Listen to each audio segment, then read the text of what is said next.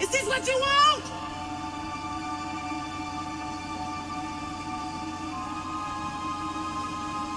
What kind of game you got, Dad? I'll fucking wait. Who wanna debate? Straight, let me cook. Fish frying while season and marinate. Every season, there's no reasoning, just unanimous decision. Smash the noti bell, and thanks to all subscriptions. Mama brutality, stop fouling me, I'm goated. Body shots got them folding, every word they can quote it. Smoking bud, watching bud, smoke these niggas Mayweather with the defense, nothing short of genius. High step into the end zone like prime time, point me to the limelight, mic check, it's my time. The pod god every time I deliver. You're now tuned in to GOAT Thriller. I'm here to stay, all the chatter, y'all can dead it. Let's start the show. Yeah, I said it. Yeah, I said it. Dinging on them. Yeah, I said it.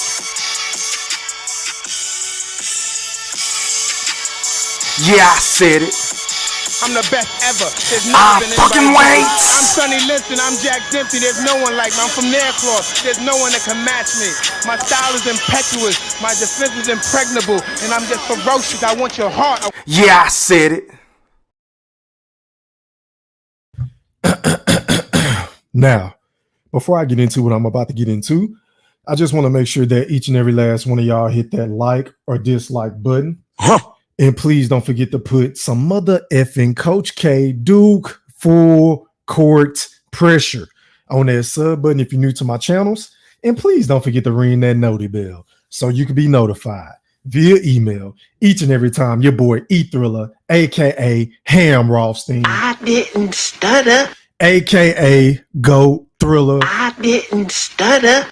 AKA the motherfucking Black Picasso, because I paint these pictures so vividly with my words on a sport of boxing whenever I feel like it. And once again, fight fans, ladies and gentlemen in the Wolf Chat, welcome back. Now,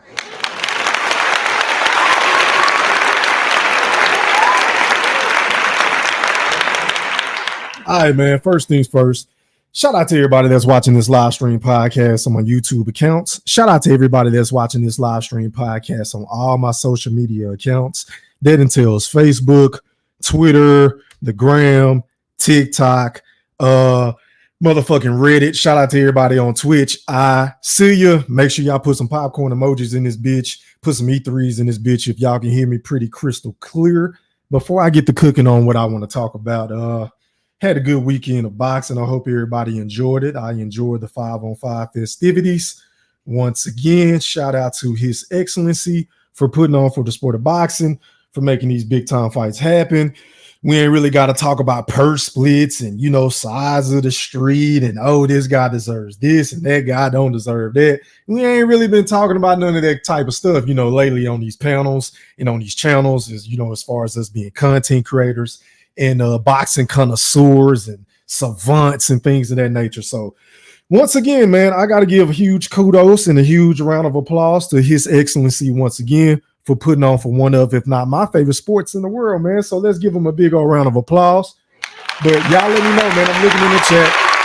Y'all let me know if y'all can hear me, because my internet been fucking up a couple of days, man. I just want to make sure my mic ain't going in and out, make sure my shit ain't lagging, because it's lagging on my end, but I can't really tell if it's lagging on y'all end. So y'all put some E3s in the chat if y'all can hear me, man, if I ain't going in and out. And I'm going to get the cookie, man, because I'm going to be in and out like a stick up. You feel what I'm saying?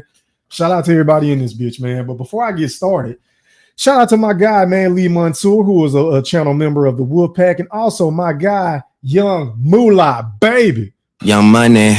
For supporting the channel. I really appreciate you guys' love and support. And each and every time I go live, these dudes end up sending me a super sticker, a super chat, or cash app. These dudes make me feel very appreciated. Man, I need more like y'all, man. So if anybody else want to donate to the channel, the cash app is Yeah I Said It E3 on the screen. And also, the super chat option is available 24/7, 365. Facts, E-Thriller, big facts. But anyway, y'all already know I got 2 cash apps. Well, not cash apps, but super chats. So I got to get y'all 2 clips. Hit it!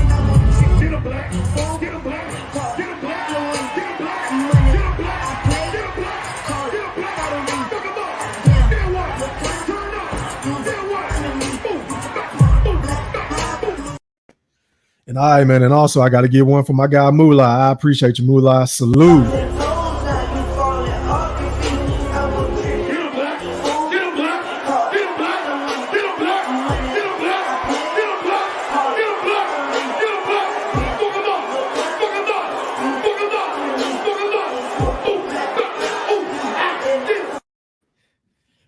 Already, I appreciate it, my brothers. Now, back to what I was about to say. All right, man. So first things first. So, of course, I watched the fight this weekend, and it really pains me to do this episode because, you know, my energy level, it really ain't there like it normally be because let me preface my comments by saying this. First and foremost, if you're new to my channel, make sure y'all hit that like button, sub up to my channel, join the Wolfpack if you want to become a member of the Wolfpack. And if you want me to go live, you'll be able to call shots, give me certain topics to talk up on, and, you know, things of that nature, man. I really appreciate each and every last one of y'all. Everybody in the chat, playback gang, shout out to y'all. Shout out to everybody that's working overnight shift. Shout out to everybody that work early in the morning, during the day. I see ya, right? And it really pains me to do this show tonight, right? Because I am a Deontay Wilder fan. So before anybody come in here and saying, oh, E-Thriller, you're hating. Oh, E-Thriller, you're being too hard on him. Oh, E-Thriller, you're capping. Oh, E-Thriller, oh, he still got a lot left in the tank. It's bullshit. You feel what I'm saying? Because I watched that fight not only this past weekend, right, with Zhang. And congratulations to him. He did exactly what I predicted for him to do because I had him stopping Deontay Wilder in dramatic fashion, right? So kudos to him. But let's focus on the Deontay Wilder, right? Because it really amazes me as to how a guy like a Deontay Wilder went from being a guy who would sit down on his punches, right, to land that bomb of a right hand. You know, that's why we call him the Bronze Bomber. That's one of the main reasons why everybody that's a casual fan, that's a hardcore fan, that's a mediocre in-between fan, people really that don't know nothing about the sport of boxing, that's what drew a lot of people to a Deontay, the Bronze Bomber Wilder, right? Being able to sit down on his punches and knock motherfuckers out to get his opponents up out of there, right? Whenever he was up on the Mark Breland. Shout out to Mark Breland. Because, like, whenever he was running the show, this dude was a showstopper. He was must-see TV. You feel what I'm saying? But all of a sudden, this dude has turned into a guy who appears to be overly cautious.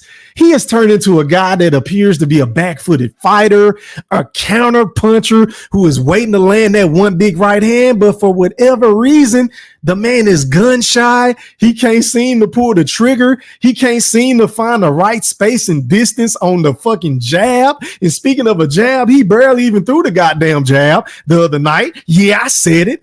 And then he barely even threw punches against Parker. So I'm looking at a Deontay Wilder and I'm starting to make a comparison of this dude is basically the heavyweight version of an Adrian the Problem Broner. This is AB 2.0 all over again, right? And we could say what we want about AB. We know that he used to be the guy. He used to be one of the best trash talkers, still is one of the best trash talkers, one of the most entertaining fighters you will see in the sport today. You feel what I'm saying? AB has rarely had any boring fights because his fights are normally action-packed. But the same could be said about a Deontay Wilder of the past, the Deontay Wilder of old. But I'm looking at this guy underneath of Malik Scott, and he just is a shell of himself, y'all. Like, he doesn't have the confidence. He doesn't have the ring generalship, in which he never really had, because let's be honest, if you are a true boxing fan or a true fan of a Deontay Wilder, right, then you will know that this dude was never a counter puncher. He always lacked the core fundamentals of the sport of boxing. Yeah, I said it. You know, the ability to, you know, feint and move his head and slip and punch and parry shots and catch and shoot and things of that nature. Fighting, being able to go punch laterally, being able to fight off his back foot. The only thing that Deontay Wilder was great at doing was coming forward and knocking motherfuckers out, right? And I'm going to tell y'all this, because I feel like a lot of people love to point to the trilogy between himself and a Tyson Fury as to, oh, that was the breaking point for Deontay Wilder. But I'm going to take it a step further, because I feel like a lot of people slept on this fight because mainly Deontay Wilder won this fight. So I did a little soul searching, because like my heart is hurting right now, because I am truly a fan of Deontay Wilder. But y'all know me, right? I'm the dude on YouTube that's going to tell y'all what y'all need to hear, not what the fuck y'all want to hear. And I went back and watched that first fight with Luis King Kong Ortiz, right? And Deontay Wilder was getting he was getting outboxed, outclassed, outslicked, outwitted all night long. And Deontay Wilder, y'all go back and watch this fight. Y'all do y'all research. Go back and fact check me.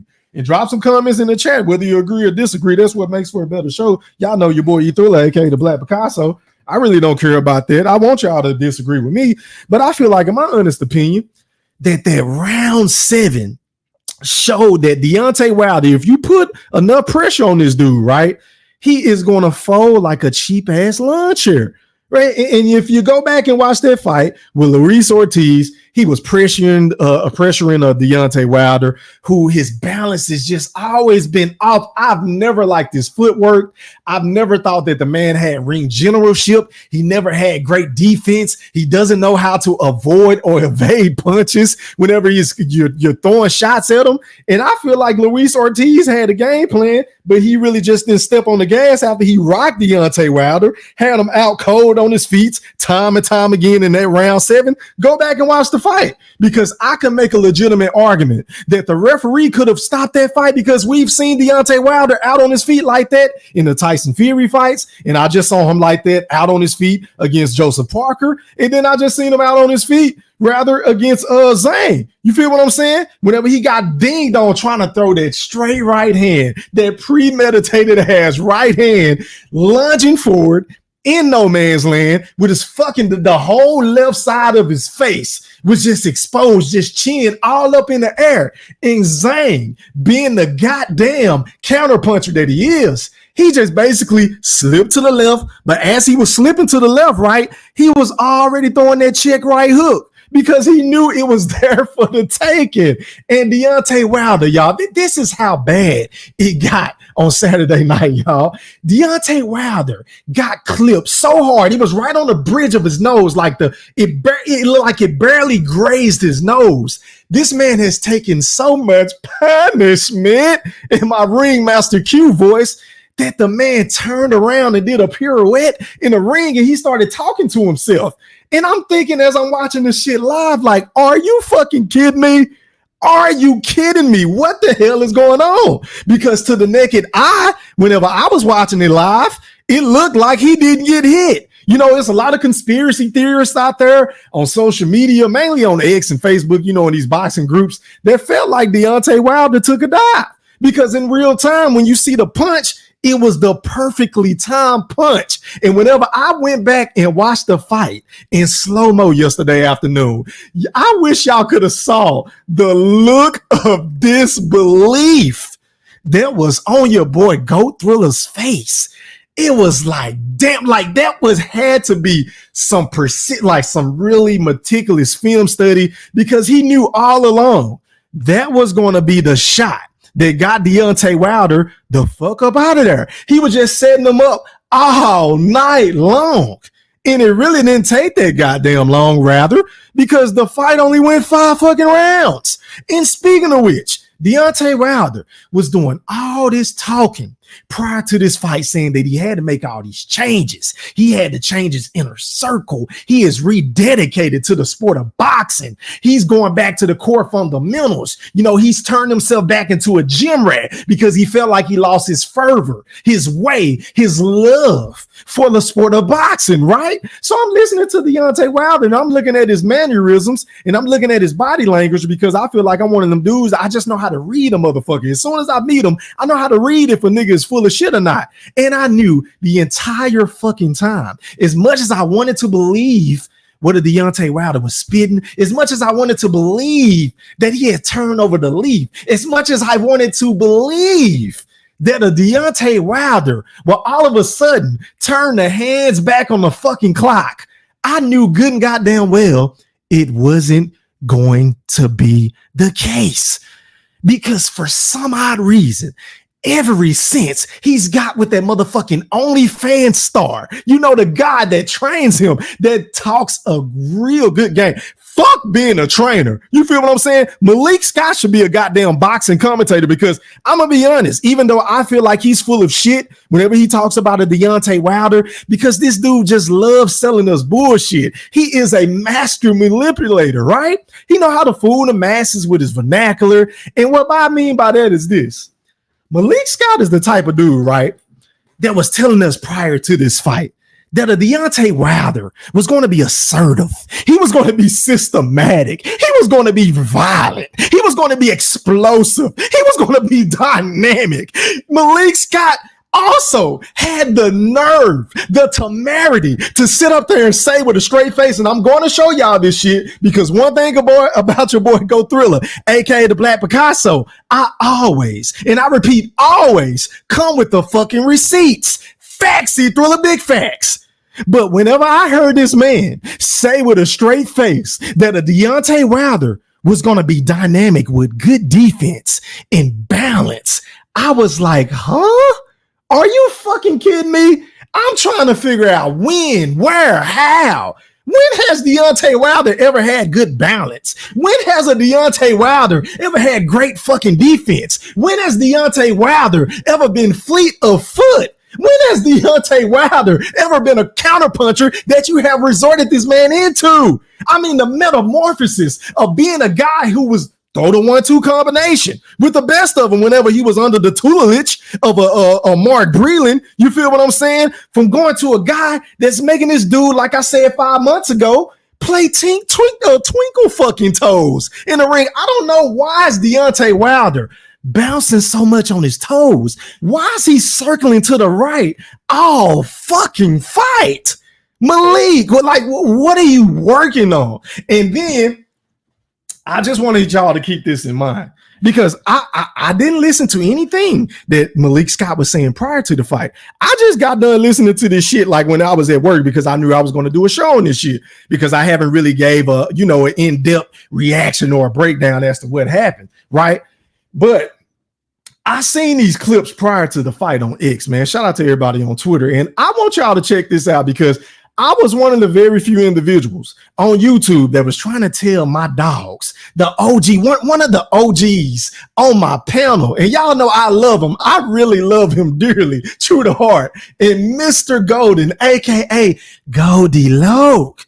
The last couple of shows that I've done, whenever I had a panel, I was trying to tell my big homie that, look, man, you're reaching, bro. I just don't see a Deontay Wilder being able to beat this Zhang dude. You feel what I'm saying? Because Deontay Wilder started doing reggaeton. He started doing psychedelic drugs. He isn't training properly. He got some issues going on in his personal life with him and his brother that I ain't even going to talk about. It appears as though him and his old lady that he was with for a long time is no longer together. Like, this dude got a lot of shit outside of the ring going on. And don't even get me started on the shit that's troubling him inside of the ring, which once again, I point back to the core fundamentals of the sport of boxing: head movement, punch placement, accuracy. Ladies and gentlemen, what in the flying fuck has happened to a Deontay Wilder's accuracy? Because I see this man every single time he tries to throw that straight right hand from the hill, he's smothering his work.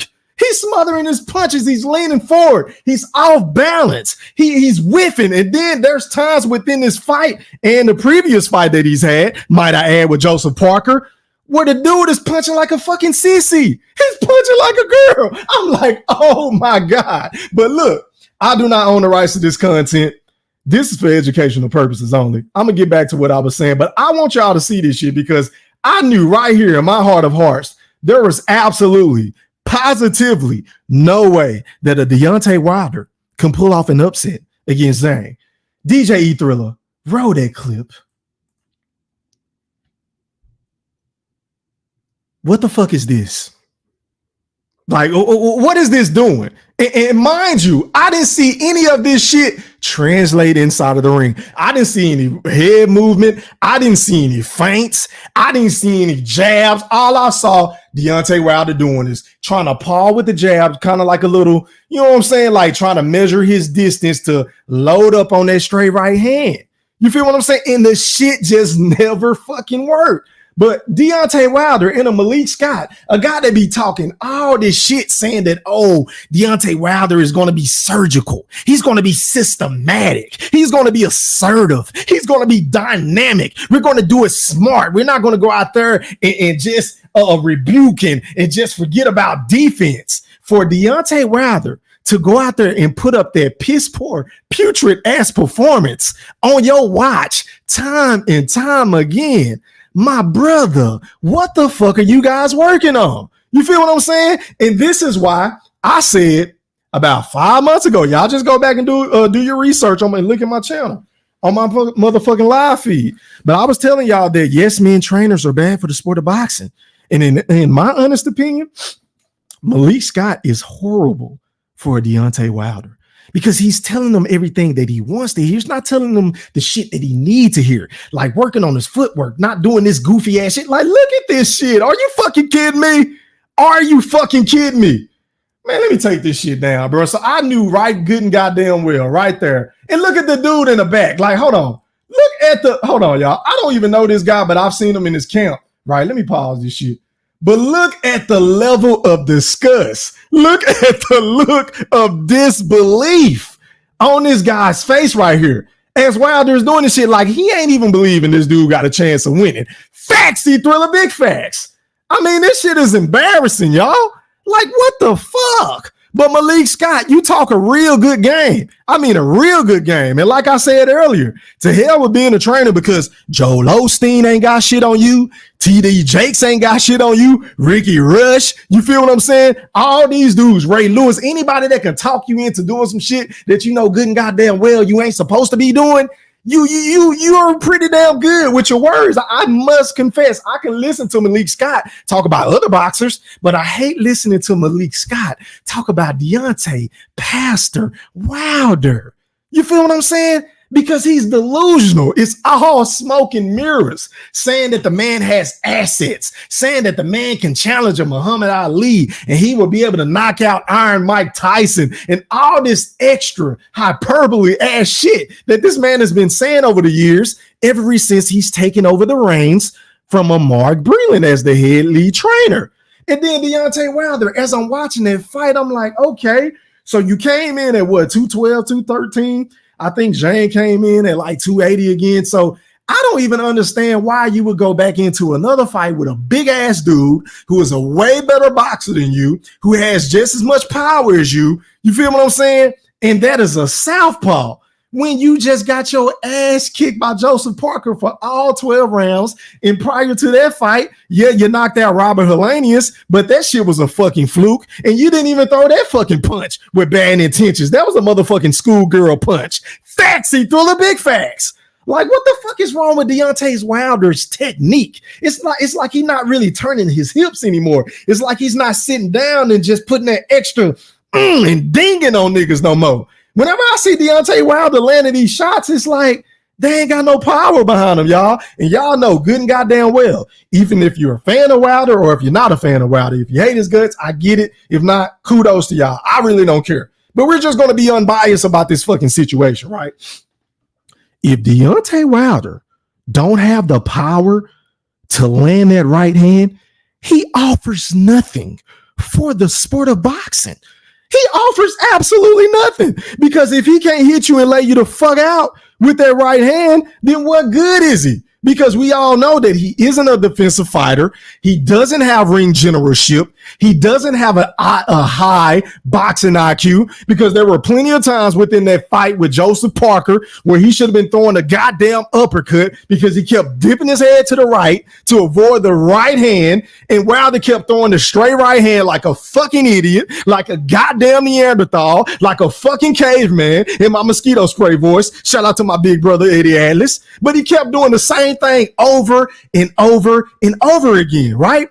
So it had me thinking to myself when I was at work earlier today, like, is this really a Malik Scott issue, or is this solely on Deontay Wilder, or hey, is this a joint venture? Like, is this a co-issue type of thing? Because I'm starting to blame both of these motherfuckers, because at the end of the day, I think at this point in his career, Deontay Wilder is 38, 39 years old, just lost to a 41-year-old.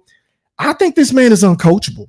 I think Deontay Wilder is just hell-bent on cashing out, on getting these quick-ass paydays, but he know good and goddamn well he wasn't going to win these fights because listen to how he was signing prior to the fight.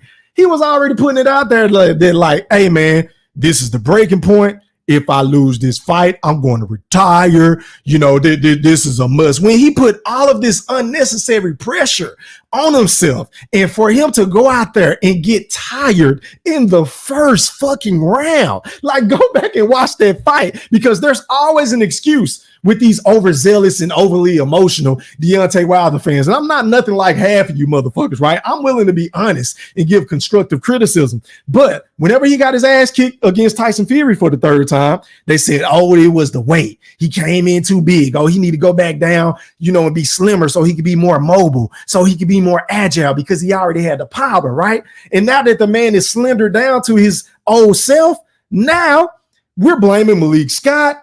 You feel what I'm saying? And we're blaming everybody else. But at the end of the motherfucking day, at some point, we got to start looking at Deontay Wilder and saying, this dude just doesn't have it. And it is a fucking miracle for this dude to make it as far as he made it in the sport of boxing and who also has the possibility to become a fucking Hall of Famer.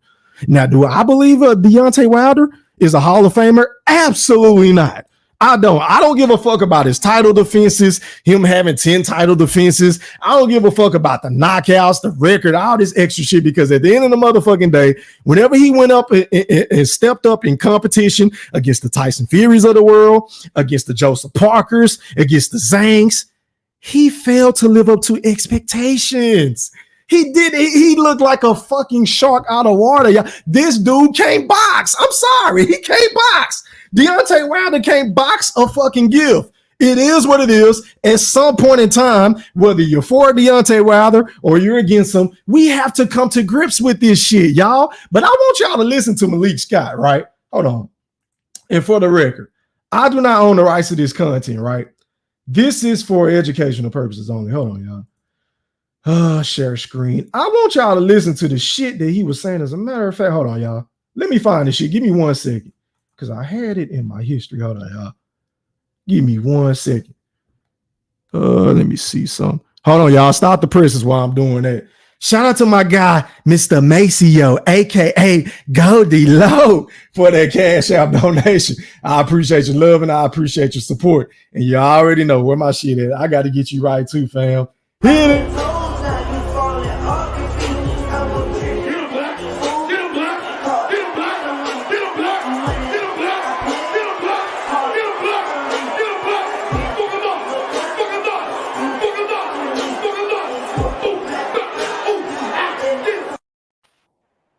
All right, man, I appreciate that, Goldie Low, once again. And as always, if anybody else want to donate to the channel, the Cash App, pardon me, is I said it E3, and the Super Chat is always available. But let these ads run. I want y'all to listen to Malik Scott. I want y'all to get a good sense of all the bullshit he was saying prior to this fight. And once again, I do not own the rights to this content.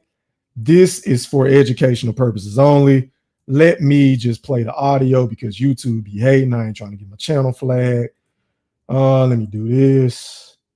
All righty, give me 1 second, y'all. I bet. So we're going to go out now. The title of this, shout out to Boxing Social. Make sure y'all go sub up to their channel and hit that like button. But the title of this video is Malik Scott hits back at Deontay Wilder. Critics opens up on Tyson Fury decline. Funny how he would say that. But DJ E Thriller, roll that clip. Weeks in camp has been very good. It's been very good, meaning violent, good meaning assertive. Good, meaning that if he do everything that I know he can do Saturday night, he's going to knock Zhang out cold. And I'm looking forward to it. I'm going to say that with this fight, obviously coming off the Parker fight, when it comes to yourself and Deontay, how much he talks about sort of falling back in love with the game. Did you feel like you saw that from Deontay? Is this the camp maybe for the Parker fight? Is this a different one now in the Zhang camp?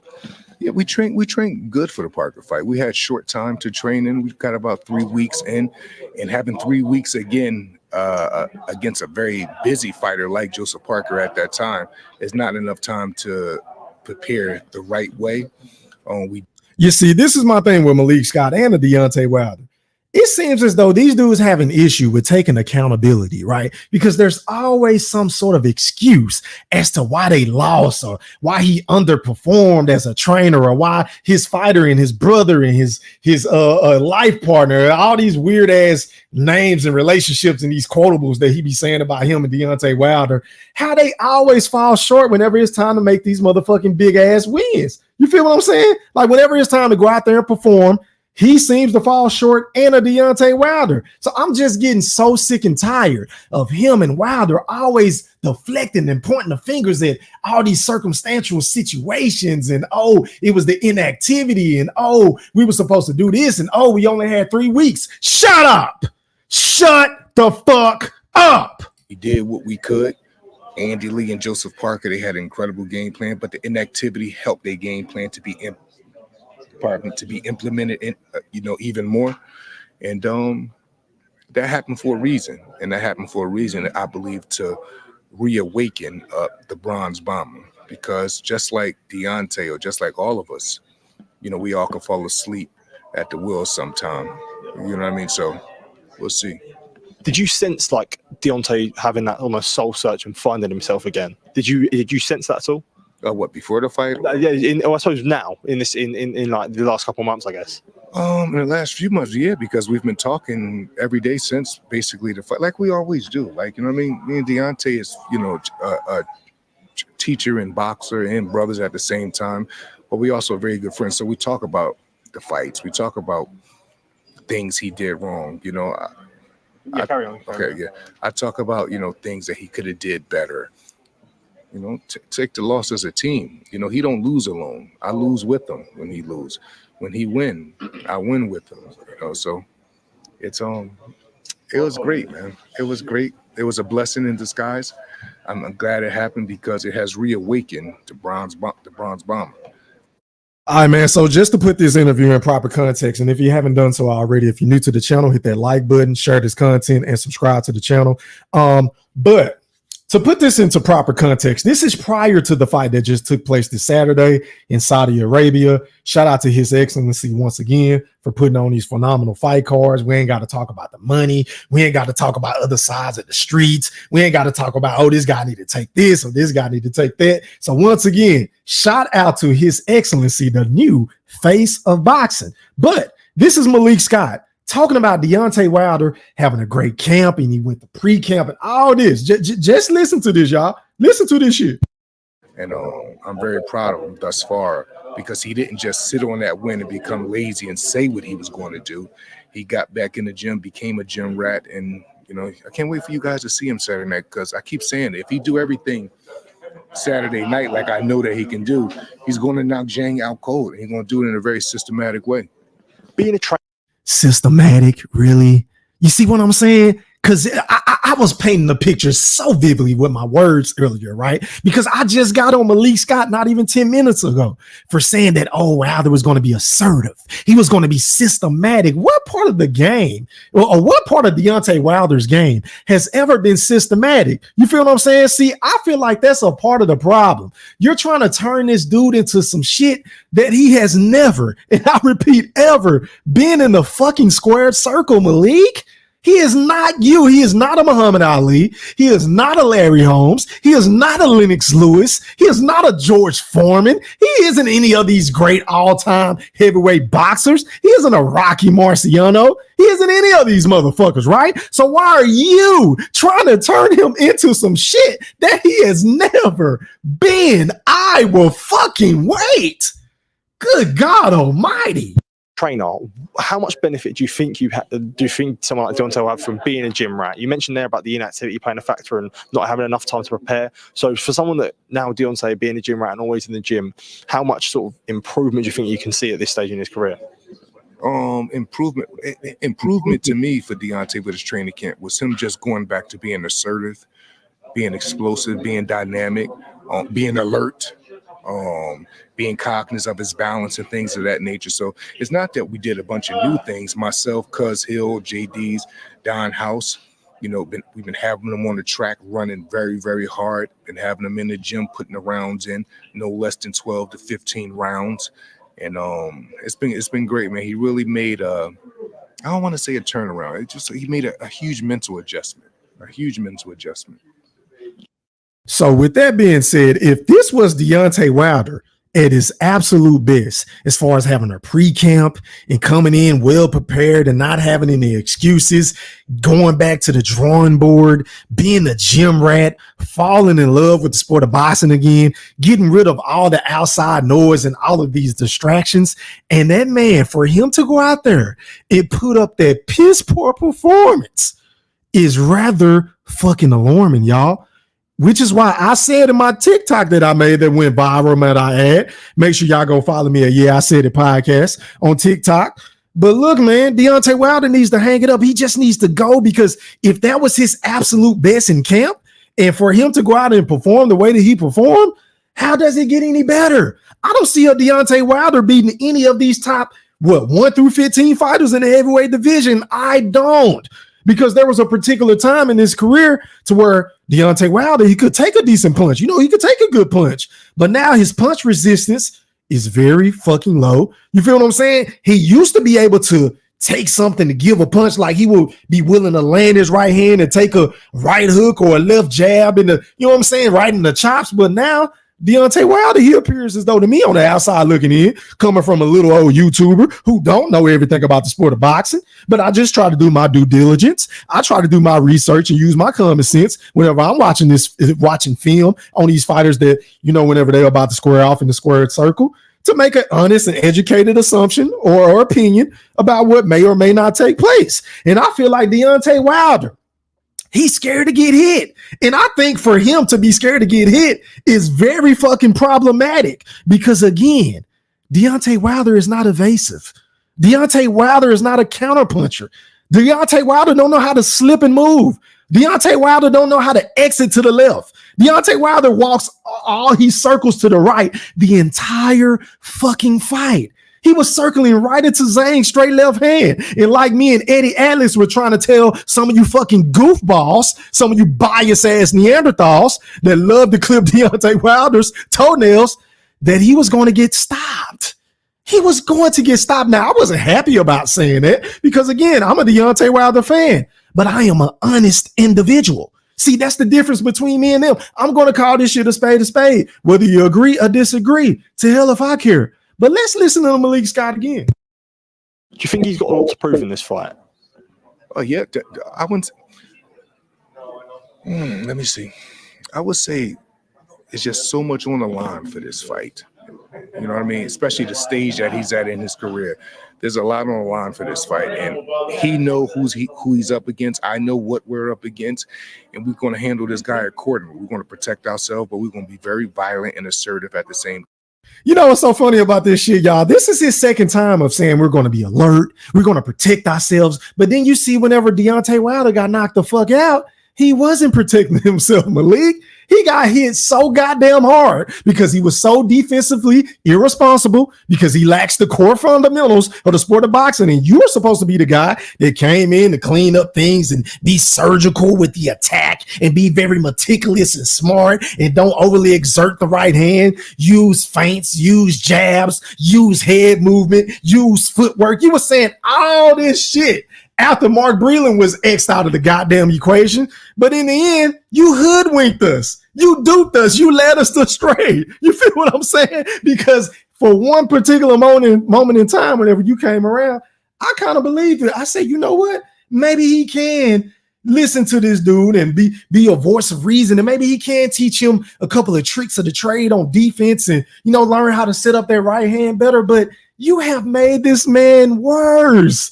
This man has regressed, y'all. So bad. I've never seen anything like this. Like, this shit is worse than Adrian Broner, because at least with Adrian Broner, he has some form of defense. You feel what I'm saying? At least with Adrian Broner, we can still say, man, if he let his hands go, he can be special. If Adrian Broner let his hands go, he can win these fights. But we can't even say the same about a Deontay Wilder, because the man has zero fucking technique. He has zero fucking defense. He can't avoid, he was getting clocked all night long to the body. He didn't like the shots to the body. He didn't like the shots up top. He was gassed after the first fucking round. He didn't know how to throw a goddamn jab. He didn't move his head one fucking time. But when we see this goddamn clip on X, he going viral. He moving his head, he's slipping and slipping and touching the guy. I don't even know what to call that shit. And then he's doing spin moves and juking like Barry Sanders. I'm like, well, what the fuck is this? What the fuck is this? But stop the presses. Stop the motherfucking presses. Shout out to my guy, David Houston, man. I appreciate that cash app. And as always, you already know I got to get you right, man, because I normally don't be looking at my phone when I'm cooking. Where my shit at? Hold on, y'all. Let me find you a clip, man. I appreciate your love and support, fam. And as always, I got to get you right. Hit it!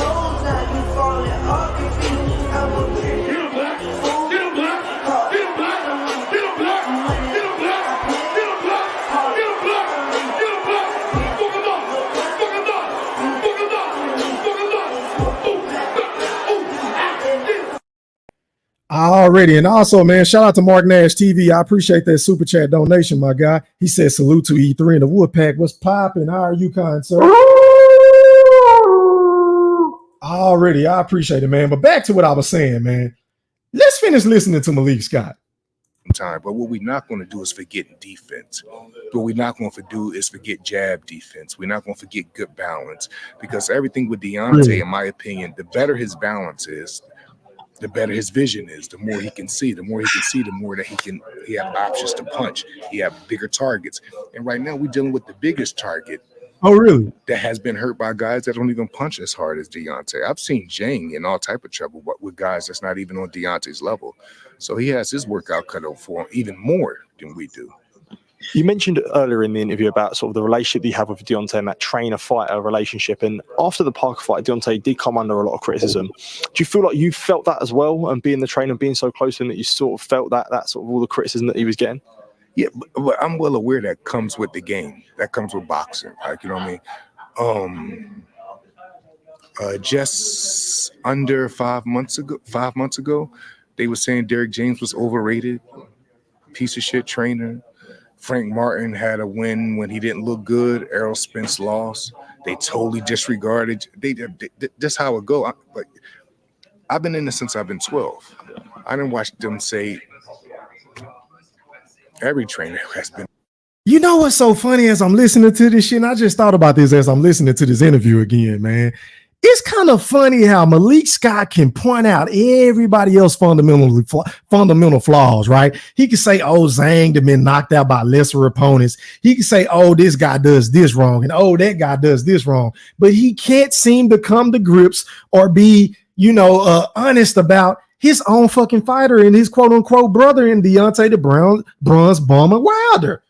Like, he can't be honest about his assessment and his lack of fundamentals. It really just baffles my mind. And this is why I say this motherfucker is a yes man, because he telling Deontay Wilder everything that he want to hear, but he's not pulling him to the side to say, look, bro, we can't be doing these spin moves during training. We can't be doing all this goofy ass head movement that good and goddamn well you're not going to do. As soon as you get hit in your fucking face, like the great Iron Mike Tyson said, everybody got a plan until they get punched in the face. And as soon as Deontay Wilder got clocked in the fucking face, he reverted back to his old self. Been a piece of shit sometimes, like, you know what I mean? I totally understand how that go. It probably will bother me. It does bother me when people that I know better will say certain other fighters that I think know better and know how this game go when they have strong opinions about certain things. It's almost like just a bunch of quack shit that go on in boxing sometimes. We're grown men like to gossip about shit just to be a part of a gossiping circle. I'm not into that. I'm into like calling things how they are, calling things fair. That's fair. The things that I don't agree with, I speak on in a respectful manner, not nothing derogatory. And I don't just hop on bandwagons. Oh, everybody's saying this about this person. Let's just start saying it. No, that's not the case, man. We both took, and I take pride in that.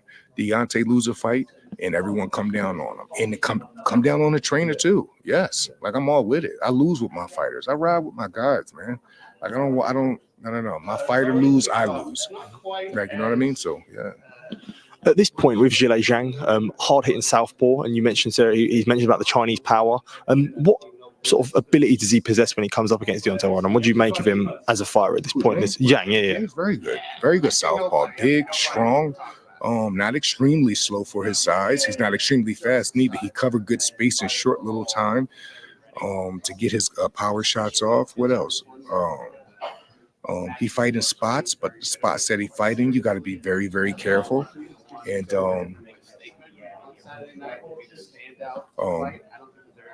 he's a good, very, very good fighter. Very dangerous. One of the most explosive. I would say one of the most dangerous heavyweights in the division right now. Easily, everyone is not jumping to fight this guy. Only one man is jumping to fight him, and he's up. We know who that is. Do you take a lot from that Parker fight? Obviously, I think the main takeaways were there was definitely a slowdown in the end. With Zhang, the Zhang Parker fight I'm talking about. Do you take a lot from that fight? Like, not giving too much away, not giving a game plan away, but I suppose is that something that you take away, the way that he boxed in that fight? Yes, the mentality. That's who Zhang is. Zhang fights in spots. If he don't fight in spots, he'll end up in a dark place if he don't get you out of there. That dark place, he doesn't behave good in it. Fatigue gets to him. He don't like to face fatigue because when he gets fatigued, he don't like the character. He becomes very, very insecure when he gets fatigued because his mannerisms just go to shit.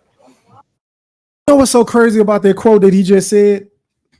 Everything that he just said about Zhang is exactly how I feel about Deontay Wilder. Because if you watch Deontay Wilder's last couple of fights, or every fight that this man has lost or almost got stopped in, he tends to gas out. He has an endurance issue. He has stamina problems, right? And he already don't have fundamentals, right? But as soon as he get tired, all that shit just goes by the wayside. It's just like, fuck, like, I'm just trying to survive. And what's so crazy about a Deontay Wilder, he really don't know how to survive. Whenever Deontay Wilder gets caught with a big time shot from these heavyweights, he don't know how to clinch.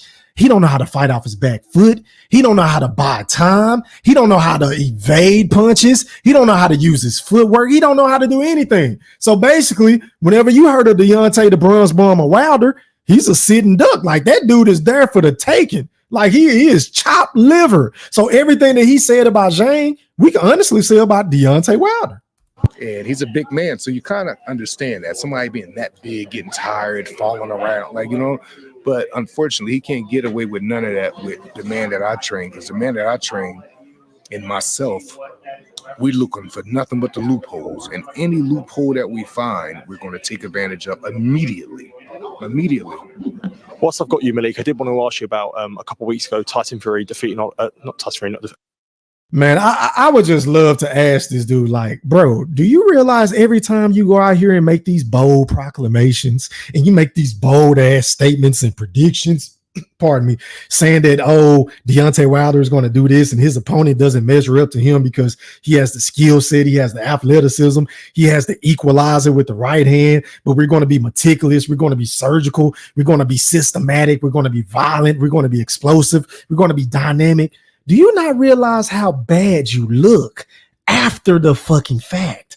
Because that dude went out there and got stripped, butt, booty, naked, in front of his excellency, in front of everybody in Riyadh, in front of everybody in Saudi Arabia, in front of everybody that watched that shit live on the Zone pay-per-view. Deontay Wilder got stripped. The man took away his jab. He took away his right hand. He took away his confidence. The man was scared to throw punches. He never even had footwork to begin with, so I can't even say that he took away that. He never even had footwork. You feel what I'm saying? He never had head movement. He never knew how to fight on the fucking inside. And speaking of inside, whenever Deontay Wilder gets on the inside, do y'all see how horrible his punch placement is? Like, this dude is throwing slapping punches, and I'm like, oh my God. Like, how in the fuck did a Deontay Wilder make it this far? And the only thing my educated guess is this. Like, I'm going to say, the PBC matched them up against fighters that were not come forward fighters. They matched them up against dudes that was sitting back, letting Deontay Wilder fight at a particular pace that he was comfortable at, to where he can pick his shots, he can throw the 1-2, get up out the way, stalk you, and then ultimately send you to fucking sleep experts with their right hand. But as soon as they started putting him in the ring with dudes who were, around his motherfucking same weight or bigger than him in height, with the same level of reach and experience and things of that nature, Deontay Wilder got exposed. Deontay Wilder was an overachiever. I'm sorry to break it to y'all. Like, it is what it is, which is why I can't call the nigga a Hall of Famer. I'm sorry. I know y'all trying to hang y'all hat on this shit to make you feel better on the inside and saying, oh, he got 10 title defenses. Oh, he would have beat Anthony Joshua. Oh, he got robbed against Tyson Fury. Shut up. Shut the fuck up. I'm focused, man. I'm not trying to hear that soft ass shit because you and I know good and goddamn well that the Deontay Wilder doesn't measure up to any fucking Hall of Famer. Even the least of the Hall of Famers, Deontay Wilder don't even deserve to be in that fucking conversation because the man can't do anything but throw the right hand.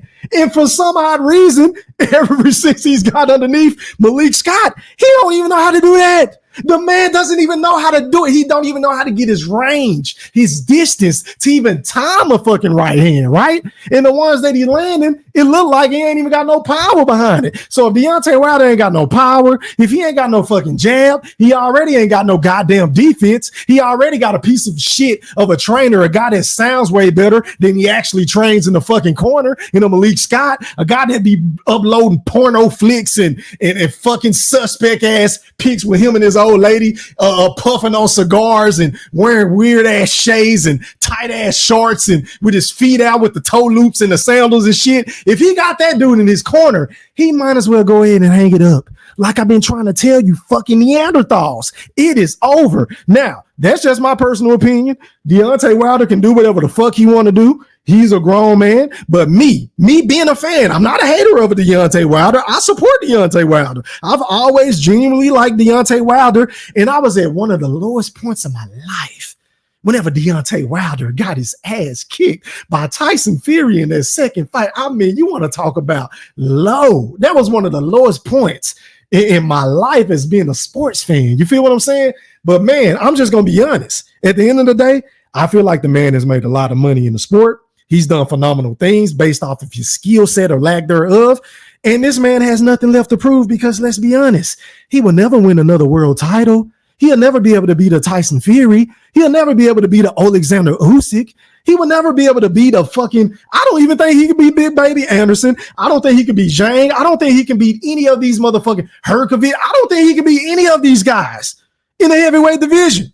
If we just being honest, if we're calling a spade, we got to be honest. See, this is the problem with a lot of you motherfucking bozos, a lot of you bias ass niggas with these channels and you fanboys that love to clip his toenails, that was lying to him about Glovegate and saying that, oh, Tyson Fury cheated. Oh, he's a cheater this, he's a cheater that. Oh, the ref robbed him, the crab in the bucket trainer and Mark Breland. Oh, he spiked his water. Shut up. Shut the fuck up. Because y'all are partially the reason why Deontay Wilder fell into this false sense of reality. It was like he was motherfucking Thanos. You feel what I'm saying? On Avengers, to where he had the reality stone. He could just, flip his fucking fingers and, he went into this, oh, well, I'm still the guy. And, oh, I really got robbed and Fury ain't better than me. And I can continue to do this. And, oh, they got to be perfect for all 12 rounds. But I can only be perfect for one particular shot. You feel what I'm saying? This is why Deontay Wilder was running around here smelling himself the way he was smelling himself, because he had these certain fucking fanboy channels pushing these bogus ass narratives, knowing good and goddamn well that this dude was never a good fucking boxer. He was never a good boxer. He was a brawler. That's it. He was a guy. He was a one-shot artist, one fucking trick pony. But if you take that one particular trick away, Deontay Wilder can't beat no fucking fighter in the world. He can't. I'm sorry to break the news to you. If I lose subscribers, god damn it, it is what it is. Because once again, I don't really enjoy having fanboys around me and niggas that want to lie and, be yes men and not tell your partners the truth. Like, I ain't with none of that shit. Like, you one of them type of niggas, get away from me, because I'm the type of nigga that's going to tell you when your breath stink, when you're musty, you got a booger in your nose. God damn, bro, you should have brushed your hair. You don't feel what I'm saying? Or why you being, you know what I'm saying? I'm that type of nigga. You feel I'm an honest ass nigga, but half the time I don't even be trying to be funny. I'm just an honest ass nigga, right? It's in my nature. You feel what I'm saying? So Deontay Wilder, if you don't listen to anybody else but your boy E Thriller, aka the Black Picasso, it's time to hang it up, bro. It is what it is. But that's pretty much my spiel on this topic. Once again, congratulations to Zhang. He did exactly what I thought he was going to do. He stopped Deontay Wilder. It's sad that it has to end this way. I know that the man would probably want to go out with a victory, but at this point, is it even worth it? Is it even worth it, my nigga? Because the way that you got clocked and you started talking to yourself, Like, bro, that shit was scary. Like, that dude is punch drunk. He can't take a good punch. He doesn't have the stamina to even avoid punches. You feel what I'm saying? Or to try to tire guys out. He don't have it, y'all. It's over. But back to the comments I go. Let me see. Let me pull this shit up. Let me turn this nigga off. Hold on, y'all. I ain't trying to hear nothing Malik Scott got to say whenever it comes to Deontay Wilder anymore. It is what it is. He's a yes man. He's not being honest with the guy. All right, but anyway, shouts out to Cypher Supreme TV. He said, salute my guy. What's poppin'? I see ya. What's shaking? Shout out to Goldie Low. Shout out to my guy Moolah. Shout out to my guy X-Man. I see ya. What's poppin'? Idiot. Yeah. Shout out to Anthony G Boxing. I see you got the E3s in the chat. I appreciate y'all for stopping by. Hey man, shout out to GQ127. I appreciate you. He said, salute. Idiot. X-Man said, get them likes up, stop ducking the like button, hit the like button and subscribe and things like that. Hey man, I appreciate that, man. Hit that goddamn like button, man. Anthony said those KOs got him scared to let his hands go. Facts, bro. He's Adrian Broner 2.0. And it's crazy though, because like honestly, can we really blame Deontay Wilder? Because in that third fight with Tyson Fury, the way that he got knocked out, like he whiffed on the punch so bad because he was so tired and his technique was off and his balance was off and he got clocked and stopped like that. Can we really blame the nigga for scaring to throw punches now? That's why I think he need to retire, because that is a part of your fucking occupation. That's like trying to become a police officer, right? And you being scared to get shot at or chase niggas down that's running away or getting in high speed chases. Like, no, this shit comes with the title, with the job description, is what I was trying to say. But shout out to you. What up, Mr. T? He said the doctor saved him. Hell yeah, the doctor saved him. Shout out to my brother in real life. The General Big Fish has entered the premises. He said that was sad to see Wilder go out like that. Yeah, man, I agree. But we must be honest about what we saw, Big Fish. It's time for him to hang it up, bro. It is what it is. But I'm going to drop the link if y'all want to come on and rock. Mr. T said, yeah, he did a 180. Yeah, man, I don't get it. Y'all in this bitch rolling. What up, man, Drew? He said Zhang was a monster on Saturday. Yeah, man. He did exactly what I thought he was going to do. He was patient. He applied mental and physical pressure on the Deontay Wilder until he folded. And he waited for the right opportunistic time to land that overhand right hook. And then he caught him with another right hook and knocked his ass out. Wilder was out cold. What up to my dog? ASAP, ASAP, ASAP, ASAP, ASAP, ASAP, ASAP, ASAP, ASAP, ASAP. Shout out to my dog ASAP, man. Was popping. He said Wilder is done. I agree. I totally agree. Mr. T says Scott is the same guy that said Wilder was 10 times the boxer Ali was. He should never be taken seriously. I totally agree. This is the type of shit that we had to listen to dealing with Deontay Wilder ever since he hired Malik Scott, which is why he's in the position that he's in, because he got a motherfucking line to him and boosting his ego when he needs somebody telling him the truth. Like, no, you would never be a Muhammad Ali. You would never be a Evander Holyfield. You would never be a Lennox Lewis. You feel what I'm saying? You ain't even a Hassan Rahman. Like, you ain't none of these dudes, man. You ain't no motherfucking Larry Holmes, Mike Tyson. You ain't none of these dudes, bro. You ain't none of these dudes. Like, but hey, man, it is what it is. It is what it is. He said he doing that Ethiopian dance. Yeah, man, I don't get it. The general said this was an excellent cash out. Yep, that's what it looks like. Does anybody know how much he made? Because I didn't even look up the purses, bro. But yeah, that was definitely a cash out performance. I just think the man has lost his way. He don't really have the heart. His heart ain't in it, man. And whenever your heart ain't into something, whenever you fall out of love and then have to try to convince yourself that you back in love with something, it's just best you just let it go. Just let it go, man. He said he panics when he gets pressured, PTSD from the Fury fights. That's when the holding and hammer fist start. Yep, hammer fist. You're absolutely correct. Let me like that comment. Shout out to the ladies of the Wolf chat. Miss LaJessica, she said, salute E3 in the chat. How are you, kind ma'am? I hope you had a phenomenal Monday. I appreciate you for stopping by. He also said he's not committing to those shots fully. He's worried about what's going to come back at him. Facts. Big facts. Boy, you talking that shit. Yeah, man. What up? One I Els, no, one O'Neill 1570. My apologies for butchering your name. He said, big facts. I appreciate it, my brother. And if you're new to the channel, man, because I ain't never seen you in my chat, fam, hit a brother with that like button and subscribe. Mr. T said he needed to build up his legs. Yeah, man. But I think he's a lost cause, bro. I think he's a lost cause. It is what it is. Y'all heard Malik Scott said this was one of, if not his best training camps he's had with Deontay. And the man still went out there and looked worse than he's ever looked. I just think he ain't got it no more, man. Or maybe he never had it. Maybe he's never been shit. Maybe he was just handpicked. Maybe the PBC was just handpicking the right opponents for him to go out there and knock these motherfuckers out left and right. I'm starting to believe it. That's just my opinion of the situation. The more and more I look at it. Let me see. Shout out to this guy. His name is the Ferocious. He said, salute, what's popping? He also said subscribe after the Ryan Garcia PED scandal a couple of weeks back. Hey, man, I appreciate your love and support, fam. Welcome to the Wolfpack. I appreciate you. Said, keep up the good work, folk. I appreciate it. David Houston, man, he said, YouTube go. Hey, man, I appreciate the love and support, man. You know, that goes a long way because I got a lot of haters. You know, I got a lot of motherfuckers, you know, they be biting my shit. They don't want to give a nigga credit what credit is due.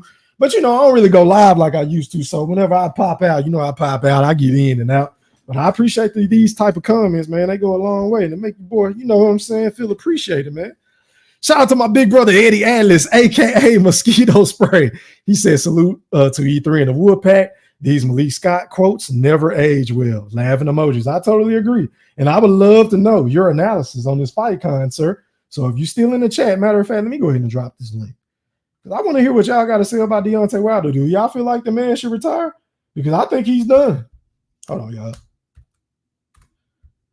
All right, man, the link in the chat. If anybody want to come on and give their take or their analysis on what took place this past Saturday and what Deontay Wilder and Malik Scott should do moving forward, feel free. I ain't going to be on here all night. I'm going to try to give y'all at least 2 hours of my time before my sons get home, because once Bubba and Quattro Man get home, all bets are off. I got to get out. You feel what I'm saying? But let me see. He said, about to go to my main channel real quick. Be right back. I appreciate it. I appreciate it. Shout out to Mark Nash again. Let me see. David said, got you right in the cash out, my boy. Keep up the good content. I appreciate it, my brother. Mark Nash TV said at the end that those were Zhang's right hand. They got routed out. Yep, I totally agree. Totally agree. Deontay T'Challa Wilder is now resting peacefully with all the other Wakandians before him. Yeah, man, it is what it is, bro. Hate to see the man go out the way that he went out. But hey, man, this is what happened when you play with the sport of boxing. When you're not dedicated, when you're not really learning the core fundamentals, when you're surrounding yourself with yes men and leeches in your ear telling you everything that you want to hear instead of what you need to hear, these are the results that you get, bro. Lackluster performances. What up to Mr. Bruce Gas, Boxing and Jazz and more? He said, yo, my brother, I said the podcast. How are you, kind sir? I appreciate you for stopping by. Already, man. Who haven't I got? He said, is this worse than Rolly? Yeah, I think this is worse than Rolly, bro. I definitely think it is worse than Rolly. Yeah, I think so. Mr. Golden said, all right, this is enough of you beating on my boy down. LOL. Hey, man, you need to click on that link because I haven't heard from you ever since your boy got his ass kicked. And I tried to tell you, but you hard-headed, bro. You get caught up in the hype and, you know, him being from Alabama and the right hand and everything that Malik Scott be saying and everything that Pastor Wilder be saying.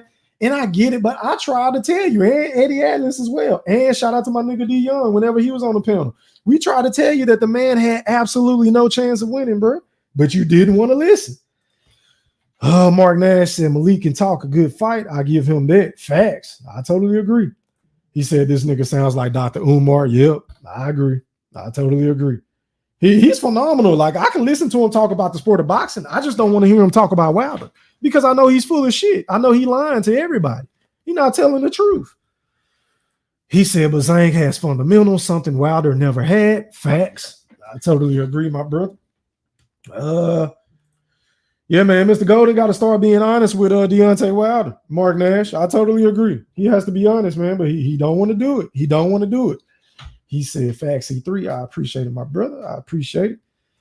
Yeah, man, that nigga got an OnlyFans channel, man. Like, it is what it is, bro. Malik Scott, I'm done with him, bro. I'm done with him being Deontay Wilder trainer. I don't ever want to see that combination ever again because I've seen enough. I've seen enough. And this man has looked worse every fucking fight. Every single fight, he's turned this man into twinkle toes, bouncing around the ring, circling around the ring all fucking fight. And I'm like, at what point do you say, but damn, sit down on your shots? All right, man, going out to Mosquito Spray, a.k.a. Eddie Atlas. You're live on the chat with the Woodpack. Talk to me, bro. What's popping? Ah, shit, he dropped off. Come back, Mosquito Spray, because I got to get your motherfucking breakdown, bro.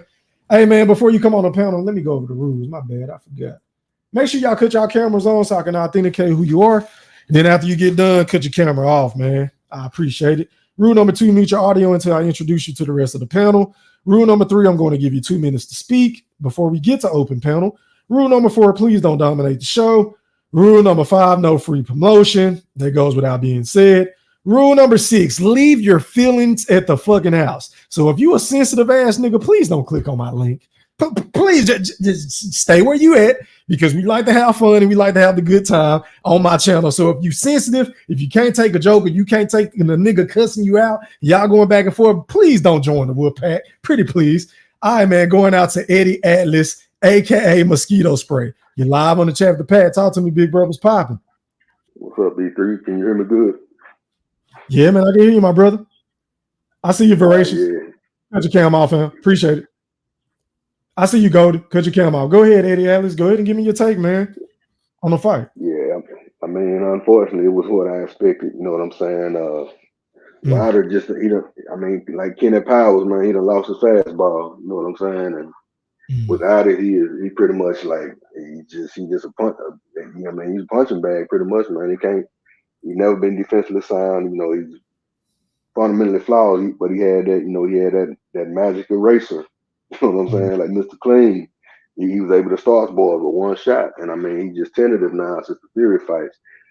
Really, man. I mean, yeah, you can. I feel like you can fault Malik Scott for not correcting the mistakes, whatever. But I mean, the problem is, I think it's under the lights. I mean, you see what he does. I mean, you're not saying he's always gonna be flawed, but he does way better in the gym. You know what I'm saying? These little highlights they put out when they hit in the mitts, and you know, he's sending guys to the hospital for sparring sessions, and you know all this kind of stuff. But once some lights come on, I think he's just gunshot now, man. Like he's freezing up, and he just ain't the same, man. He's not the same fighter. He's not aggressive no more. I mean, he used to, you know, get in the wide stance, plant his feet and sit down on everything. Now he just, I mean, he even his jab, he thought it was just a pawn jab. He was stepping away with it. He basically was like he was in survival mode from the very beginning.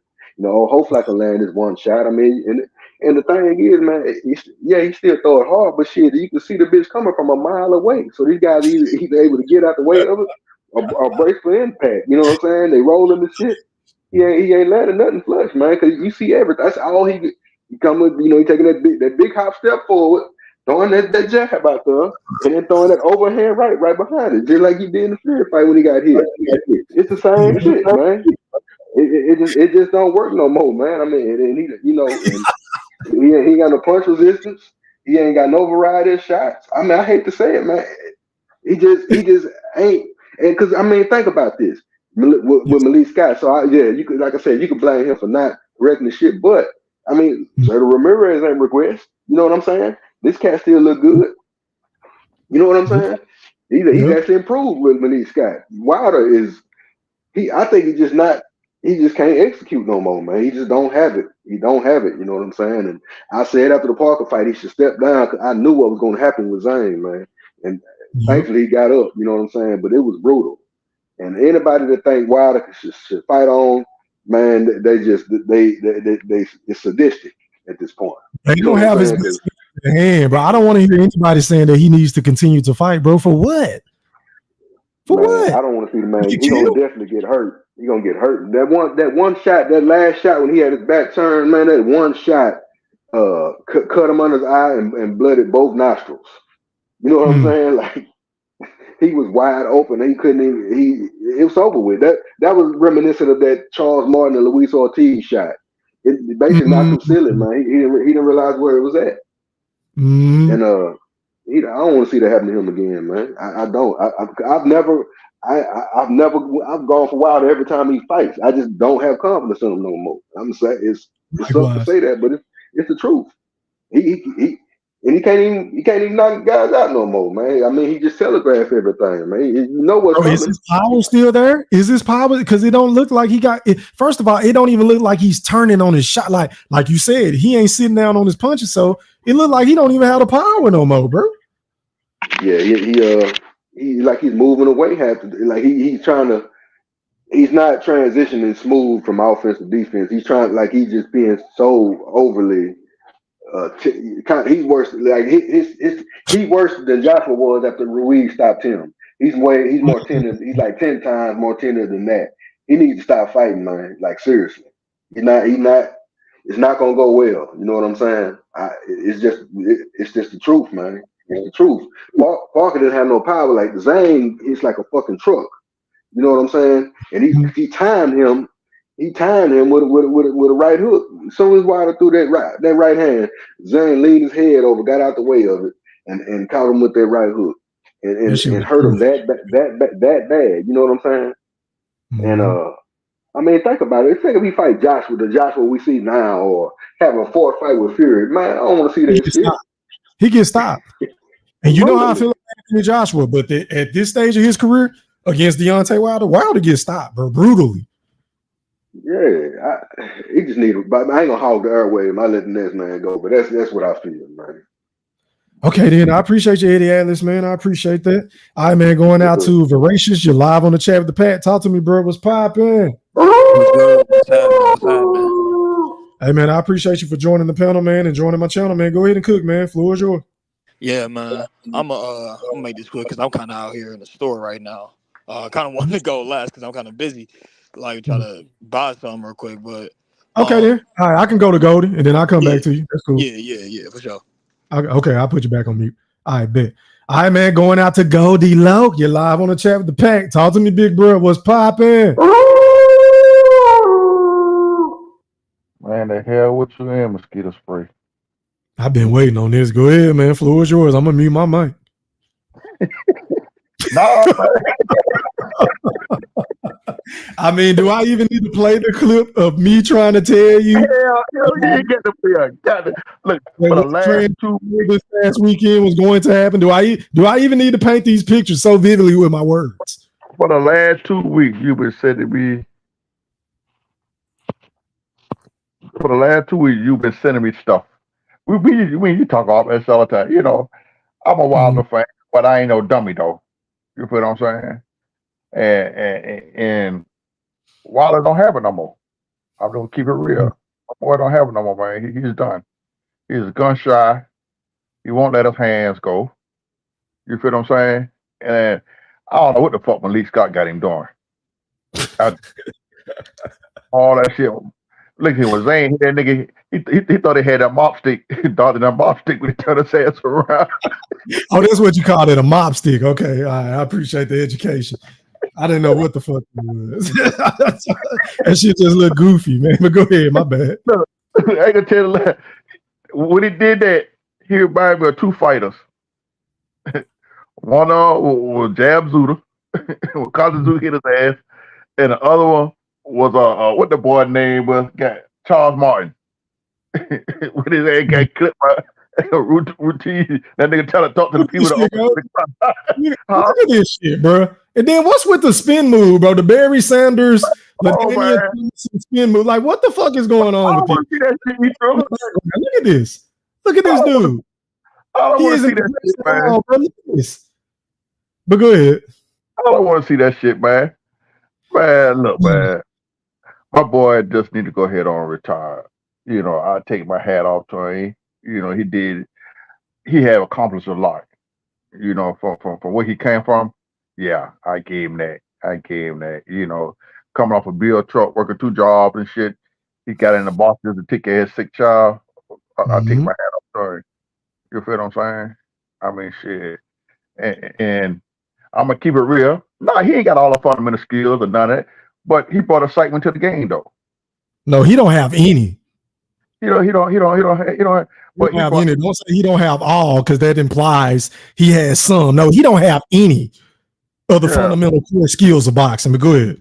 Right. He don't have any. I mean, but the little skill he do got, he brought excitement right to the heavyweight division. And nobody can take that away from him. When he was fighting, a bunch of Joker hate on him, but Joker, we looked at that shit to see what round he gonna knock a nigga ass out. And how brutal it's gonna be. You feel what I'm saying? But do you think people were hating on Deontay Wilder, or were they just being honest about Deontay Wilder? Because as I'm reflecting on his career, Mr. Golden, I'm starting to think that most of those fights where he was knocking these dudes out were cherry picks. No, they weren't cherry pick. I wouldn't call them cherry pick. I mean, the only one I can point to prior to Fury that wasn't a cherry pick was Luis Ortiz. Well, look, none of the big fighters, to me, y'all might eat me up on them, but to me, the top guys ain't wanting to fight Wilder because they didn't want to take the chance of getting knocked out at that time. Because Wilder was a threat. I see you, bro. You feel what I'm saying?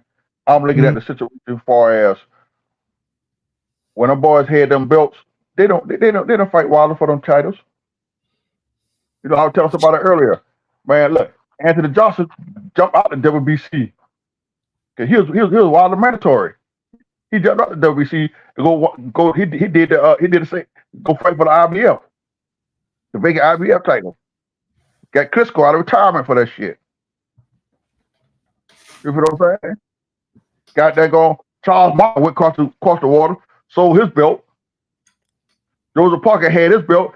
He could have fought Wilder for unification. He didn't fight him. You feel what I'm saying?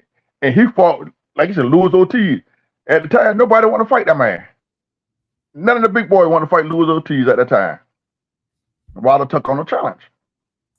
You feel me? After he got his ass beat by when him and Fury got that damn that draw, he could have said, "Fuck it, I ain't gonna make a fight that motherfucker no goddamn more." But he had heart to go back and try to redeem himself. Not only once but twice. He got beat.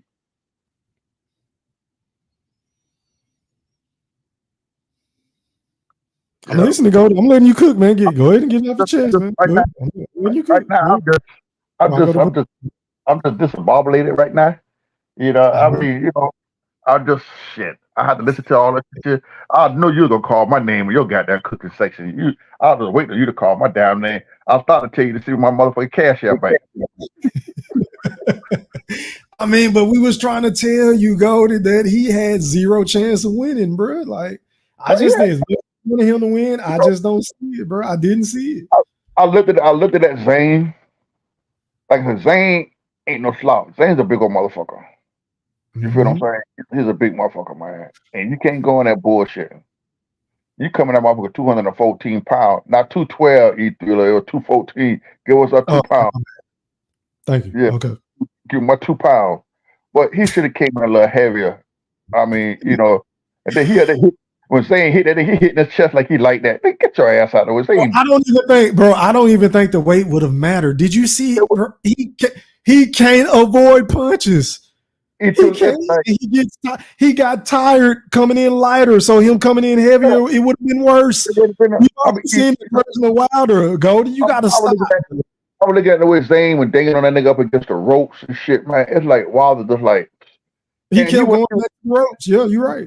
Yeah. And he wasn't even throwing a jab. He pouring with the jab, and you leaning down. What the fuck you doing, man? He didn't want to get hit. Yes, sir. What up, Eddie Atlas? Yeah. I'm sorry, Mr. Golden, interrupting, man. I gotta say something before you go to the next person. Though it is one thing I do disagree with you.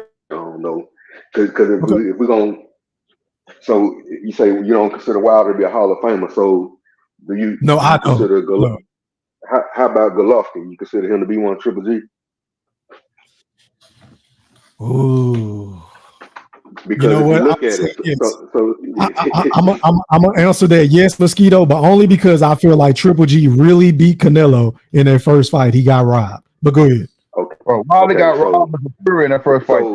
If we're looking at it from a big picture standpoint, you know, Golovkin, you know, his resume, the guys he beat during his 20 defense title reign, I mean, they regardless of how the names he beat, which were not many, were not of note. You know, it's hard to beat 20 guys in a row. Hard to have 20 defenses in a row in the middleweight division. But Lord Hopkins, the only other man to do it. Now in the heavyweight division, Deontay Wilder. You know what I'm saying? Look at the guys he beat. You know what I'm saying? During his 10 defense title reign. That's hard. Regardless of them, you know, which ain't many, it's hard to do in the heavyweight division. You look at Triple G. I understand how you feel about Canelo fights, but against the Hall of Famer he faced, he went 0-2-1. Deontay Wilder against the Hall of Famer he faced, I believe, Tyson Fury, he went 0-2-1.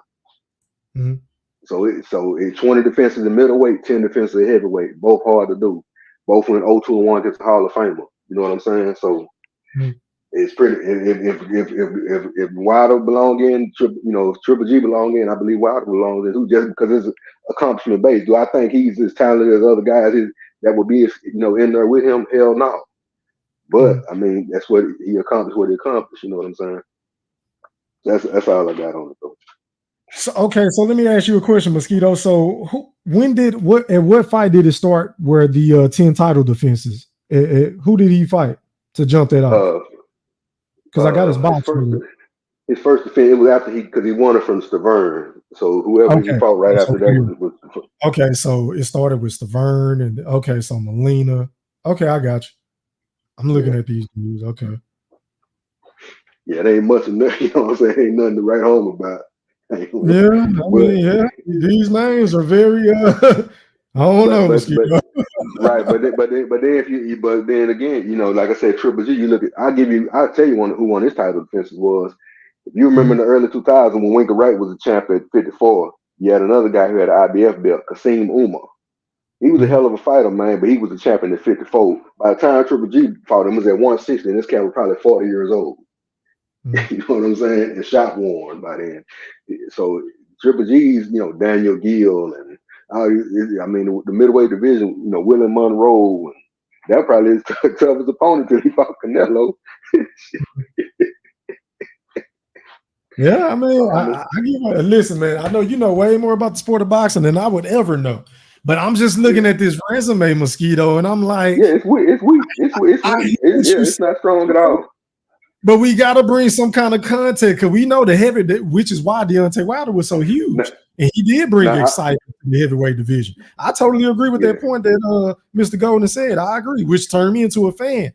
But when we look at his resume, like even though he was defending him, the title is like, bro, who are you beating? Now, two wins I do give him full credit for is Luis Ortiz. I give him credit for those. And he stopped him. And he stopped them both times. So I give him credit for those victories. So, Dominic Brazil is he was undefeated at the time. But he's not too tough. Yeah, he get credit for Dominic Brazil. He get credit for Brazil because Brazil was talking that shit. Dominic Brazil. He get credit for Dominic Brazil because I disagree with that one. I don't know, man. Y'all gonna put some respect on my boy name. Hey, man, let me go to Brim. You're live on the chat with the pack. Talk to me, bro. What's popping? Good evening to all. I would first like to say the name of this story is Straight Right, Deontay Wilder story, the overachiever. The story of a C+ fighter the story of a C+ fighter with one-dimensional skills who overachieved and became a champion, and with 10 weak but 10 title defenses at heavyweight, who will go down as a Hall of Famer, but in the generation that he fought, will be considered the 7th best heavyweight in the generation that he fought. The Deontay Wilder story. Straight right. Okay, then. Straight right. Crazy. Now let me ask you this: Did you write that shit down, Brendan? What happened was I said that earlier on somebody else's channel, and I memorized it, and then I just freestyled a little bit in with what I already had in my head. So it was the Deontay Wilder story. Straight right. Oh man, now I know if there was anybody in the world that was excited about what transpired this past Saturday, it was the Excited. I actually spoke like this, E3. This is how I thought of. I would Listen. love to see if Deontay Wilder was able to win and do something because it might have motivated the masses and it might have been good for the heavyweight division. But we knew going into this fight that he was going to get sparked out. You know, it's not that he's old. It's not that he fired Mark Breland and he hired Malik Scott to do the dirty dancing. No, it's none of that. It's just simply pound for pound, skill for skill. Deontay Wilder is who he is. He accomplished what he accomplished, and what he did was a tremendous feat considering the skill set. My bad, bro.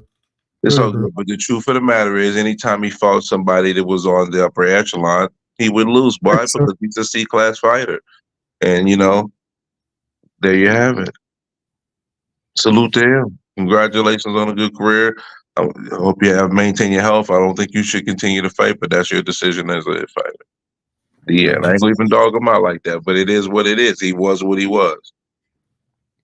Okay, then, Brim. You got anything else to say before I go to Voracious? I'll go ahead and slide it down faster to the next man. All right, Voracious, are you ready to speak, kind sir? Yeah, I'm ready now. I go ahead and cook, bro. All right. First of all, salute to everyone on the panel. Salute to the host. All right, let's dive into Deontay Wilder. So, how I view Deontay Wilder, he's just, to me, and this may be controversial to some, but to me, he's just another Mike Tyson with less skills and less fundamentals. Well, zero fundamentals, to be honest. So, the whole career of Deontay Wilder, most of his wins were off of bums. We're just gonna be honest. It was off of bums. People who had losing records, people who didn't have any name for him to build up his bronze bomber moniker. Now, I'm not going to disrespect the man. I'm only going to be honest. Deontay Wilder brought a lot of entertainment back to a dead heavyweight division that nobody was taking into. Even though they had, the white boys, Klitschko's, and all them and everything, they were entertaining. They had no viewpoint on the sport. So Deontay brought back the entertainment sport. And, having knockouts and everything similar to Mike Tyson, it's very entertaining. People tune in to see people get KO'd. Whenever he stepped up in competition, though, similar to Tyson Fury, now Zhang, and even who he faced, Joseph Parker, right? Whenever he stepped up in competition, he got exposed, and that's part of his own arrogance. I recently watched an old video of Deontay Wilder back when he was in his prime. I want to say when he was like 30 wins to his career, 30-0, and he said specifically that he has no reason to train. He's blessed with God-given ability, God-given talent with that right hand, that overpowered right hand. So what's the point of even training? See, it's one thing to say that when you already been training and you already know some type of fundamentals.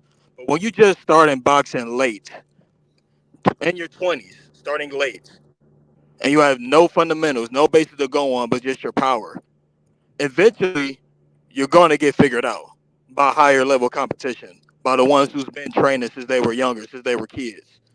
So part of his own demise is his own arrogance, and of course his idolaters that follow him that encouraged him to be the person who he became to this day. So, but besides that, he was great for the sport. I'll say he was just, like how the other brother said, a C-plus fighter who had great entertainment spots, but he wasn't like that, and he got figured out. He brought in good entertainment. Like I said, I view him as another Mike Tyson because similar to Mike Tyson, he was very entertaining, high knockout percentage. Everybody tuned in to see him. But as soon as he stepped up in competition, what happened? He got his ass taxed, unfortunately. So, and to go to the point of, do I see him being in the Hall of Fame? I wouldn't mind him being in the Hall of Fame. If Mike Tyson's in the Hall of Fame, I feel like Wilder should be in the Hall of Fame. just off of the boxing technical premises. Because I like watching boxing, for the authenticity of the sport. How good you are, not just how many views you can generate, not just how your persona, is your skills, your your ring IQ, all that kind of stuff. But he was great for the sport. He just he wasn't like that. He eventually got figured out, and the reason why he keep on losing is because he keep on trying to conjure up a dead spirit, similar to the Hulk and Infinity War and Endgame. Listen, Excellent Once the analogy. Hulk got his ass beat by Thanos, Mm-hmm. he couldn't conjure him up back, and we seen him trying to conjure him back up, and that nigga said, Yep. "No, I'm not ready Yep. for the smoke again." He It's was the never same the thing with same. the You're Bronze right. Bomber. Ever since Yep. Deontay Wilder, released them tears after knocking out his friend, and he was like, "Man, you see, this what the sport do to us." Come on, man. Mhm. You supposed to be the Bronze Bomber. You supposed to be the killer. You supposed to be the brother that we root behind. We can't root behind a sympathetic ass nigga who came out in his career talking about, I want to catch a body. Yep. So it's like, he can't conjure up his Hulk. He can't conjure up his Bronze Bomber no more. So I believe he should retire. He had a good career. And, that's that. Those are my thoughts on it. Appreciate it, boy. You was cooking like a motherfucker. Great points. Great analogy as well. All right, man. Let me go out to the General Big Fish. You live on the chat with the Pat. Talk to me, bro. What's popping? Hey, Thriller, what's going on, boss? What's good, my brother? How are you? Oh man, I'm doing fantastic, man. I've been waiting for this moment for a long time, and it finally came. We Go ahead and got pop a the shit. we got a retirement party for one of the most overrated fighters in the history of boxing. Hell with you, big fish. Hey, E3, excuse me, sir. E3, you remember that video we was talking about the other day, boy? That was a shocker, boy, to watch stuff in slow motion and see a good documentary and see how Mike Tyson, like the gentleman before me just spoke about how Mike Tyson was fucking fabricated and put together. Boy, I'm so hurt by seeing that. Like, I love Mike Tyson is possibly my favorite fighter ever. I still love Mike Tyson to this day, but I just got to be honest. Mike Tyson's resume coming up, it was trash, and everybody that was good that he fought, he got his ass kicked. That's just 100. Yep. Even though he's my favorite fighter. So with that being said, fast forward to right now, Deontay Wilder, bro. I just scanned that resume heavily, bro. I started out, I couldn't stand them. I was like, man, I like watching fighters with skills. I'm not a knockout artist type of watcher. I don't like that shit. I like Floyd, people like that, Sweet Pea, like, you know what I'm saying, E3. So to see somebody like this dude just a simple 1-2 the whole fucking night, man, not throwing no punches, terrified to get hit, man. I can't stand watching it. But what made me respect Deontay Wilder, though, what made me become a fan of his, E3, when that boy was about to get stopped that night against Ortiz, and so that boy, I don't know, I guess it was that spirit, oh boy, was just talking about again, was holding him up, because it damn sure wasn't them 10-pound legs that he had. So he fought through that shit, man, and came back and stopped that dude. So I had to give him respect for that, and that made me pay attention for the rest of his career up until now. But man, the boy, he is not a Hall of Fame talent.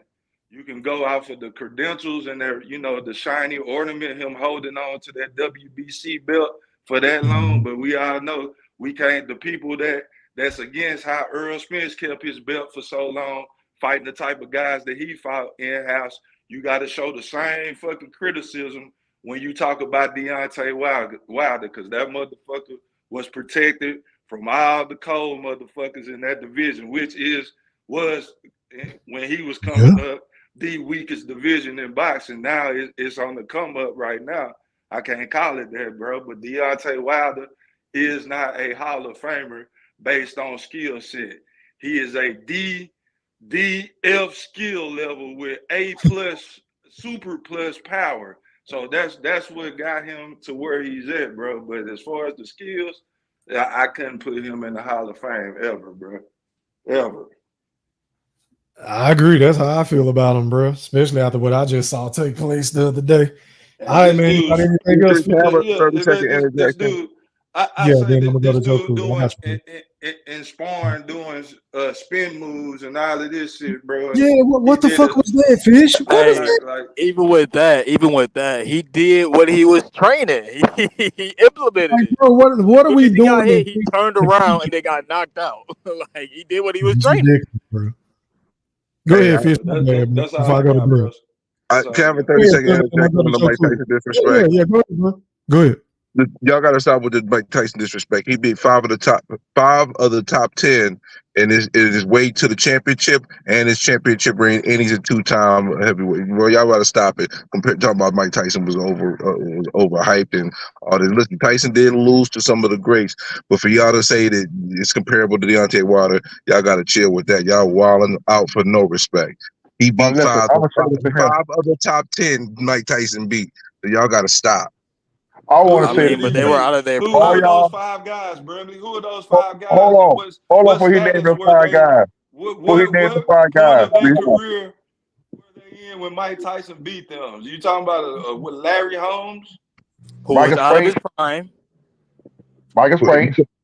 Go ahead. No. Don't help him out. Go ahead, Brim. Yeah, Respond to that. I say Michael Spinks was like his only respectable win, like during his prime.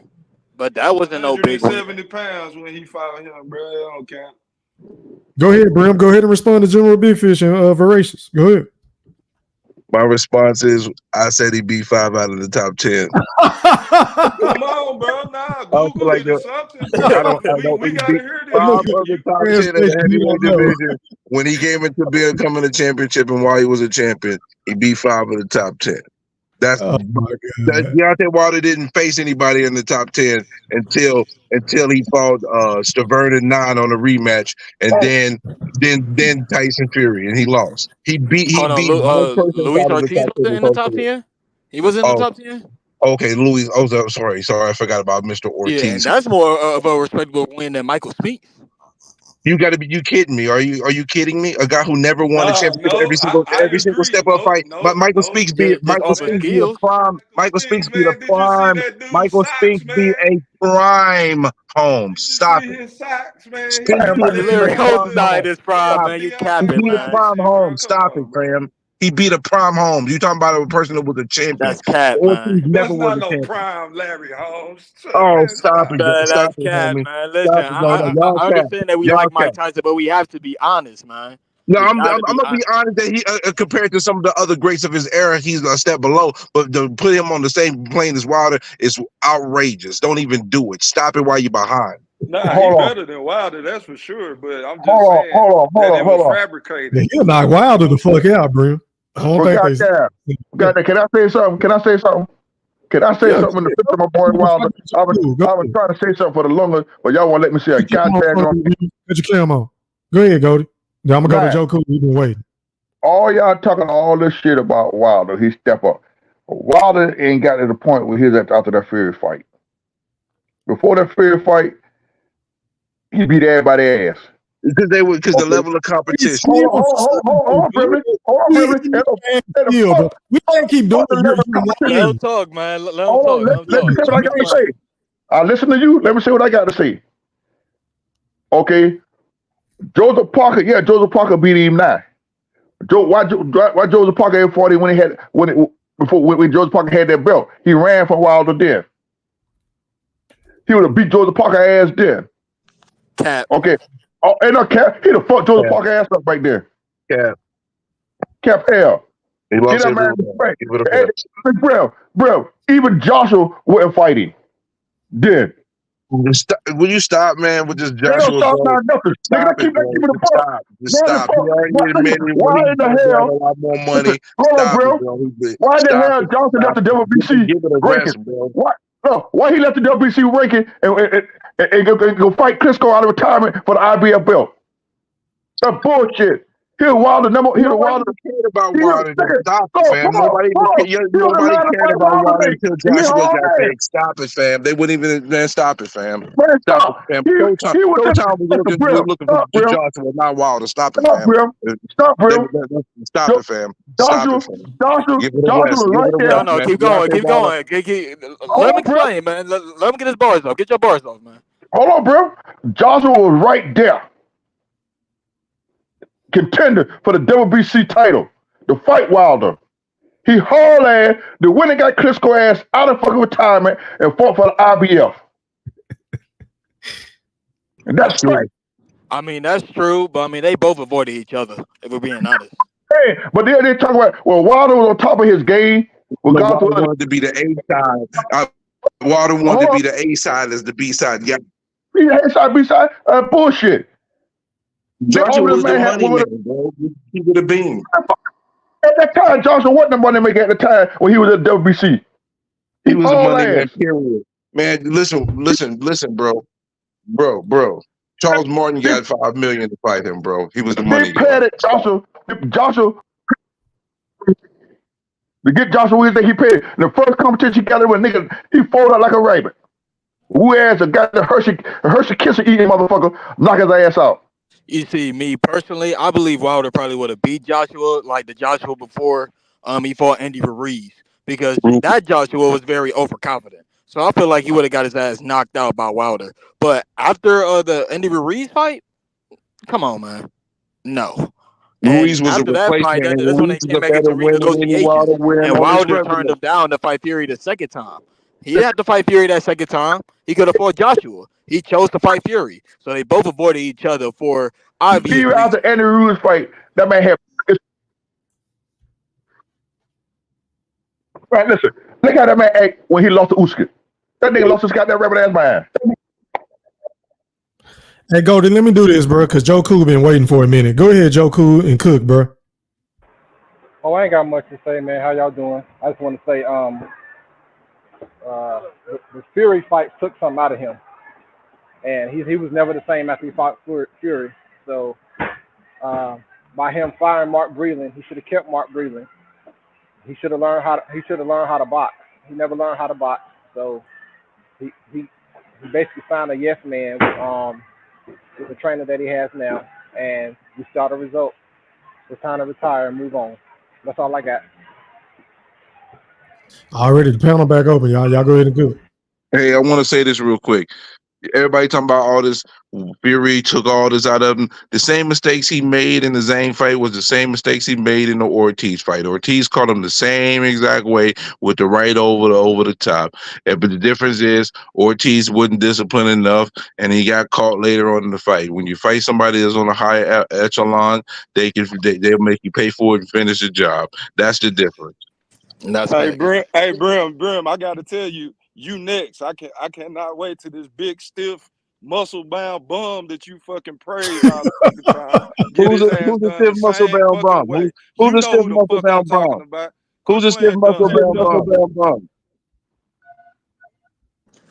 Who's I think you're talking about AJ Brimley. You talking about your guy AJ Brimley? The one that came yeah, I know Usyk is a much better fighter than AJ. We know that, and the jury is out if Tyson Fury is better than AJ. So I mean that goes without being said.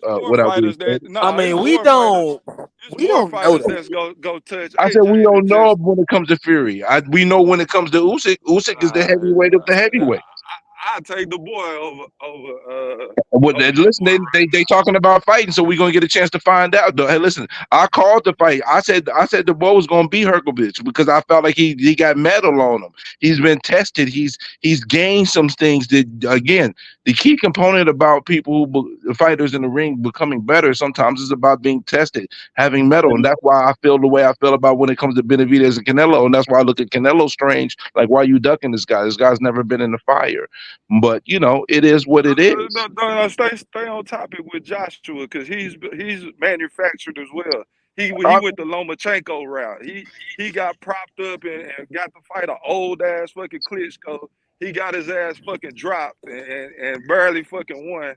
And you think this motherfucker's supposed to be somebody that's considered a highly skilled fighter, bro? I mean, he was manufactured until he got exposed by Andy Ruiz. After that, that's when he started to take a real do we say route. he got exposed or he just got beat by a person who happened to have some skill? And Joshua was not a perfect fighter. I mean, but that's what part of being exposed is. He got exposed for his lack of skill, and then he went to go work on his skill, and then he got better. He's not better than Usyk, obviously, but he got better. If he did get better, then why is he winning currently?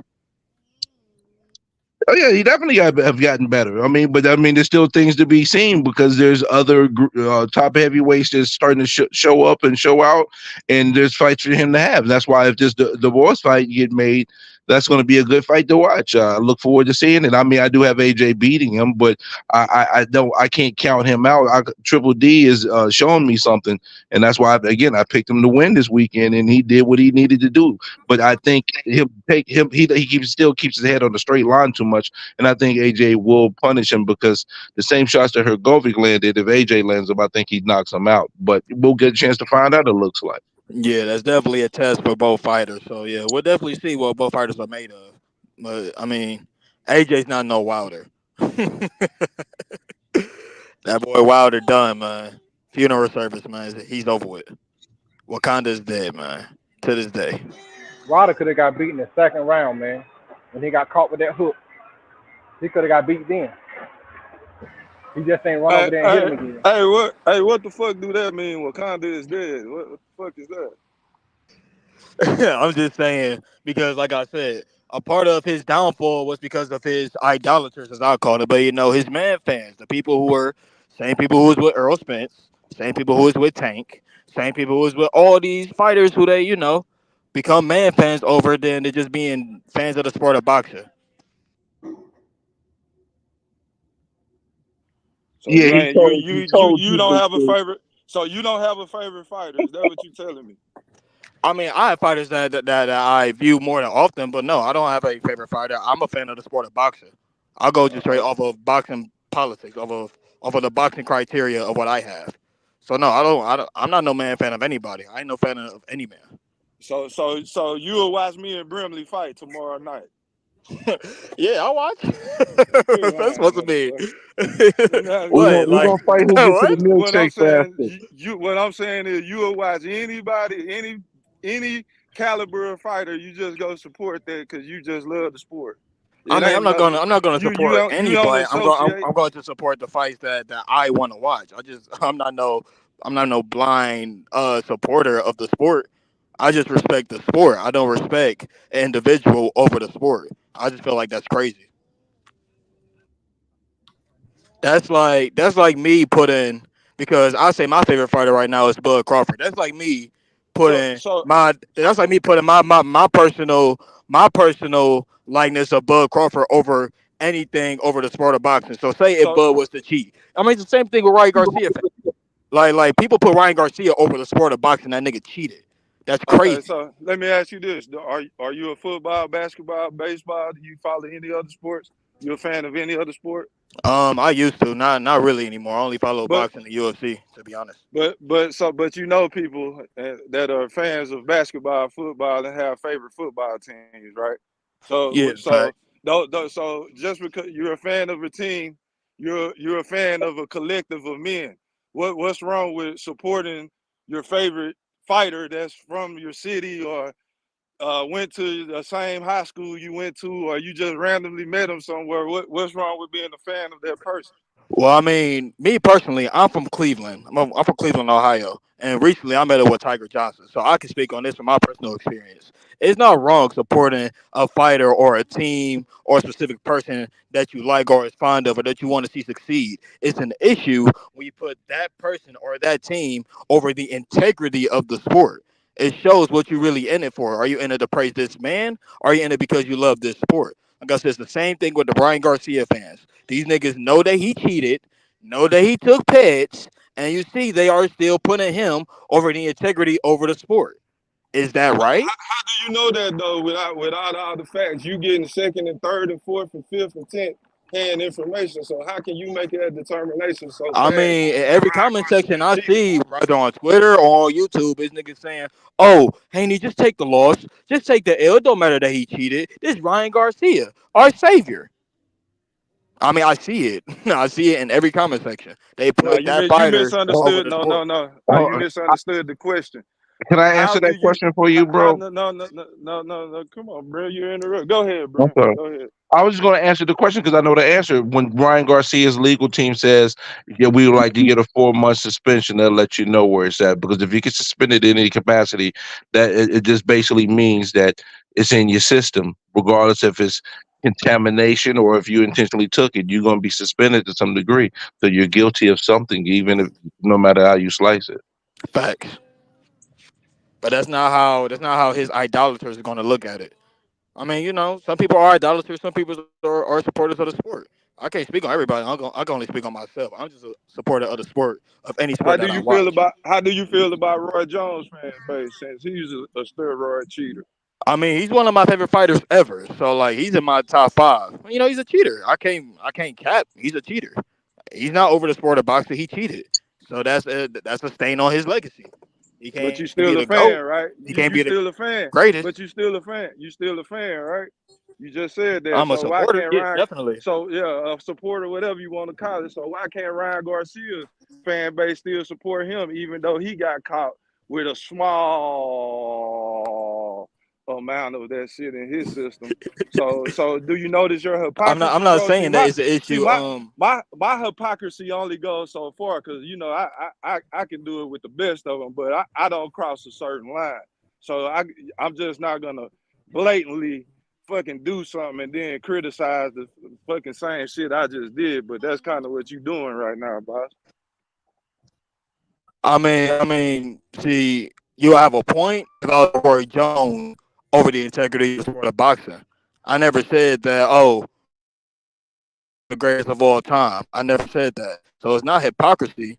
It's Who me still said staying Ryan on Garcia that is the on that greatest of line. all Because time? like I said, Who said Ryan? Who Garcia. said Ryan? I'm sorry But to see, cut you off, here's but what I'm saying with who's Ryan saying Ryan Garcia though. With Garcia is Ryan the Garcia, greatest of because all you time? asked me a No, but Devin Haney's became his the villain idolaters are because saying of that. something that Devin Haney didn't even do. But no, The only let me answer his question though. Let me answer his question because you said since I'm doing this with Roy Jones, what's the issue with people doing Ryan Garcia? Like I said, people with Ryan Garcia. Hold on, real quick. But like I was saying, people who are idolaters of Ryan Garcia, they are putting what his stain is for his boxing record over the integrity of the sport of boxing. I'm not doing that. Just like Floyd, illegal IVs, and we all fuck with Floyd. I fuck with Floyd heavy, but he had illegal IVs. How you know That's a that? stain on his How do you legacy. how do you know Floyd had illegal IVs? What paperwork did you see? And why Floyd, as big as he is, and as many people like Bob Arum and Oscar De La Hoya that hate him, why didn't they push for him to get suspended, fined, or something by the Nevada State Athletic Commission? Please answer me I that. mean, Floyd got pulled. We should all know that Floyd got pulled. So There goes what I'm saying. But why? But Oscar De La Hoya does too, and Bob Arum does too. Please answer that question, bro. I'm pretty sure they did. We go look in the history. I can't go back in that time frame, but I'm pretty sure I'm gonna go out people and just pushed say for it. But I mean, it is what it is. that's a Floyd got rumor. pulled. That's a rumor that hasn't been proven, bro. And facts on hasn't. this fish side. That is a rumor that's not been proven. What documentation do we have behind that? But I'm gonna leave that alone.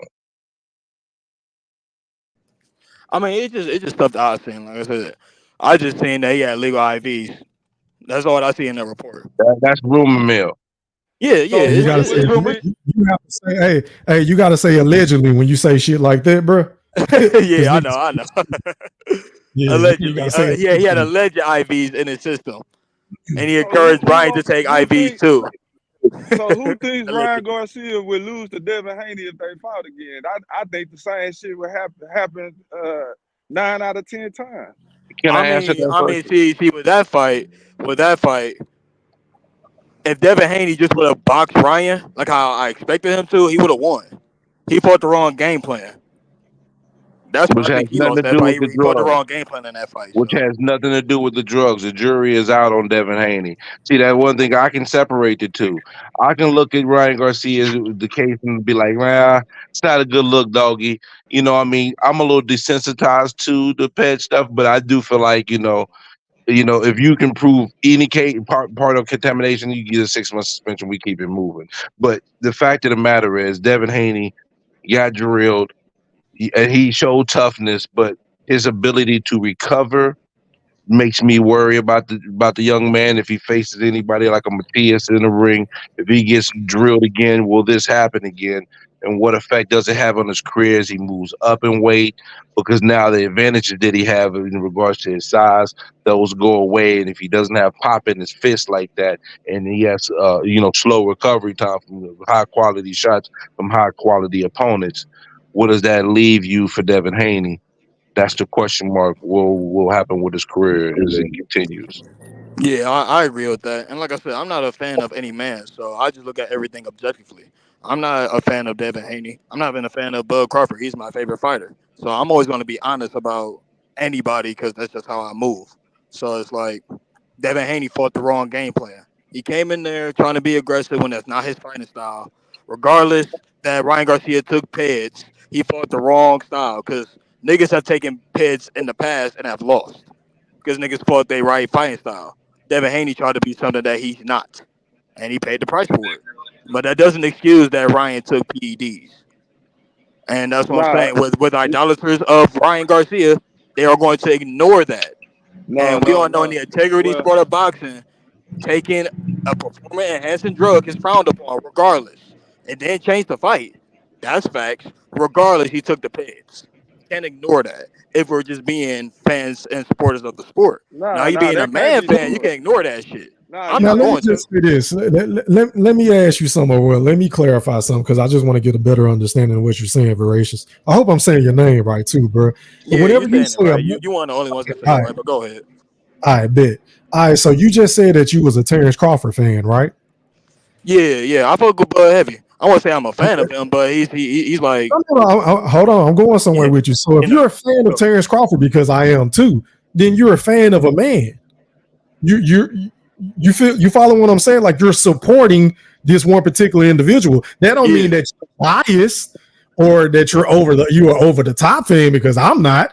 I can be honest whenever Bud do some shit that I don't like, and you sound like that kind of individual as well. So I think yeah. it's kind of you know what I'm saying. Like I think you putting a certain twist on it to where it kind of got like a negative connotation. Yeah, I already know. Listen, I'm using the word supporter for a reason.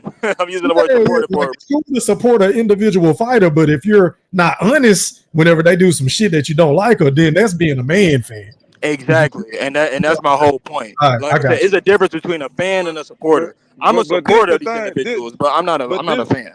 but this the thing, bro. Everybody got the right to choose how they want to support whoever they want. If they want to be a groupie or whatever the fuck you want to call them, let them be that. Oh That yeah, make it no, good I'm for not them. judging anybody. So Listen, so listen, I'm so my own man, like how everybody else is their own man. I'm not judging anybody for how they move. That's them. I'm just me. So like how I move, I'm going to move objectively with any human being, whether I support them or not. Because I'm not a fan of any man. I'm a supporter. It's a difference. That's why I'm using them words exactly. I'm not a fan of any man, but I support certain individuals. I support certain teams here and there, but I'm not a fan of anybody. Because if I was a fan, I would ignore their bad doing, and I would just be like, man, it's Bud over everybody. Shit, it's Roy Jones over everybody. Shit, it's Floyd over everybody and everything. TBE. No, I'm not. I'm not like that. That's Hey, just let how me I do move. this real quick, y'all. Let me do this, not to cut you off, bro. Let me go to Terrence Thorne. Hey, Fish. Hey, bro. How much time do you have? Because I got to hop off. If y'all want to keep on cooking, I can let you run the panel, bro. But I got to get off. shit, go ahead. I got it. Okay. All right, man. Hey, Q, go ahead and cook, bro. I appreciate y'all for coming on, but I got to get off, fellas. Hey, shout out to John Kramer for that cash out. Go ahead, Fish. Take it over, bro.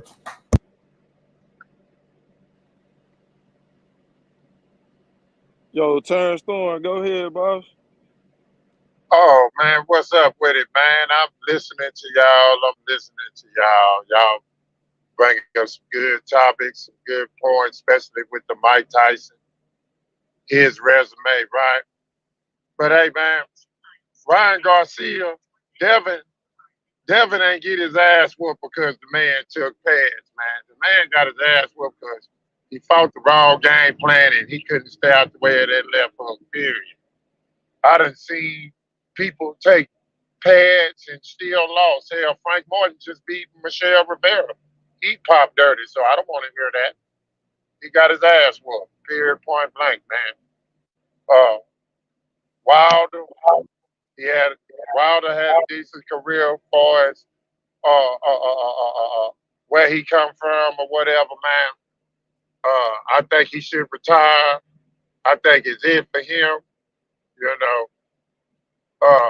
And I disagree with y'all talking about the man ain't got no skills, you know what I'm saying? Because to knock somebody out, that's skill. It takes skill to knock somebody out. Everybody just can't knock somebody out. You got to set that knockout up.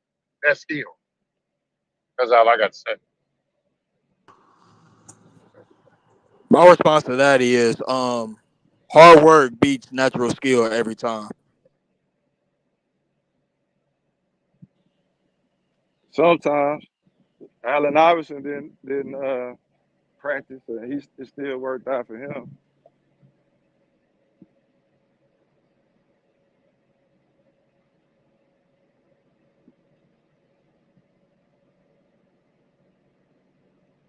Yeah, AJ next. So who is AJ fighting next, Q? Who we got on deck so we can see his retirement party? It might be Triple D, like I was telling y'all. There's the negotiations going on for that. So when is the I fight wouldn't date mind set up? seeing that fight. They definitely don't have a date yet. They're just in the preliminary talks for it. But it'll be sometime. It'll probably be sometime either in the third quarter, early fourth quarter. So who Hey, y'all got for Brill. that fight, man? Who y'all got for that fight? I got Joshua just for the fact that Daniel, he's a tough cat, but he keeps his head on the line too often. And, Hergovic landed a lot of good, clean shots that he was able to take. I think if you give AJ those same opportunities, I don't know if he will survive those clean shots coming from him, because Hergovic is not the same puncher as AJ. But, Triple D at this point is battle tested. So he's not someone you just count out as an easy win in any capacity. You see it go the distance, or someone getting knocked out? Man, I still haven't dug deep enough. I still haven't dug deep enough to come up with that determination yet, especially since the fight is just now like on the table. Something like it may come to the table. I haven't analyzed it that deeply, but I think it might be still a knockout, a late knockout, but it could be a UD. But I can't call it quite as of yet. I gotta give Triple D that much respect. I would have to actually really analyze some of their strengths and weaknesses a little deeper to really determine on how the fight was going to play out. Hey, who is that with the GPS? I know they traveling, man. They going to pick up some Uber. Whoever got the GPS going, could you please mute your mic? Yeah, you're going to pick up Uber Eats. Hey, Bradley, did you notice the crowd in the Wilder fight? Did you see what I saw? What did you see? It didn't look like it was packed. It wasn't. This event wasn't. The Fury and the Fury Usyk was packed to the T, but this one wasn't packed. And I think that's because this was British boxing in Saudi Arabia to some degree. I think that's why I think Turkey is doing fights in other parts of the country, because it's no longer rider season. It's one thing. Rider season is done kind of. So that's why I think it's imperative for Turkey, for his goals for boxing that I see in the way he's acting, to have these fights in America and to have the fight and to have the card in the UK. That's where the discussion is. That Daniel Dubois and AJ might be the card that's going to be in the UK, which makes sense because that's a sellout. So Brim, this is why I like talking to you, Brim, because you be knowing all the little intricate shit that I don't know.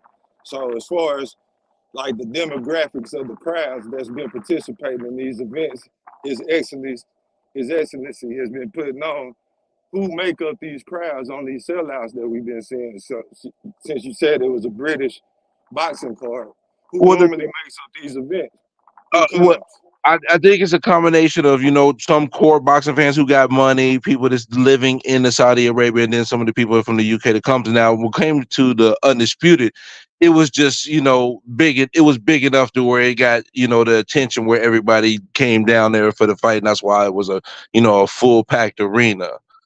For that, because it was Undisputed heavyweight, it had a little more meaning. This last card was a 5-on-5, Matchroom versus Queensberry, which was a really good card. But in Saudi Arabia, when it's a little bit outside at the end of the rider season and then it's an event, it probably didn't have the same drawing power there locally. Even though I don't know if that matters as much to Turkey and what he's doing, but just saying in regards to noticing the crowd. That's why I just try to just give as much clarity as possible in regards to that aspect. So the reason why I asked that is because you have to get some return on your money. That's how most promoters look at things, Brim. So with that being said, is he willing to throw a boatload of money if the Mexican fan base and the American fan base don't come and support a Canelo versus Crawford? Does he have that fear? Or is there going to be something I think that's the I, outlier the to that? way the turkey's moving, this is how I would look at it. He's moving in a way to try to set up events that's going to be financially successful, right? But if it isn't, it's not the end of the world. That's not what he's doing it for. But at the end of the day, since you're putting this money up and you're setting up an event, the goal is it for it to be financially viable and successful. And that's the one reason why he stacks the cards and pays the fighters what he pays them to create the cards that no, like right now, he's reworking the August the 3rd card. We don't know exactly what's up, what he got up his sleeve, but there's some adjustments that's going to be happening to this card because of the Virgil Ortiz and Tim Tszyu fight being canceled. He said he's going to be looking to upgrade the card, so I don't know what he's going to do next.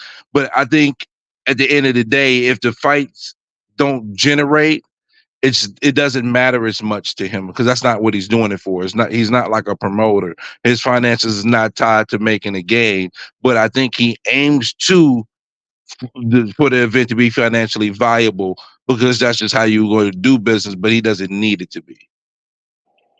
Okay, so that's not the mission to make money. The mission is to make big fights for the fans. To make boxing shine, to have the best boxing matches and the best fights, and because he's a pure boxing fan. Yeah, I think his message is to bring back big time boxing. I mean, just stuff that we've been asking for as fans. You feel me? Fans of the sport. We tired of seeing everybody talking about come to the other side of the street, holding up other fighters, holding up fights just because they're selfish for their money. You know, he's good on money, so I just think he's doing it out of the love that he has for the sport, like how we all do, and I respect that.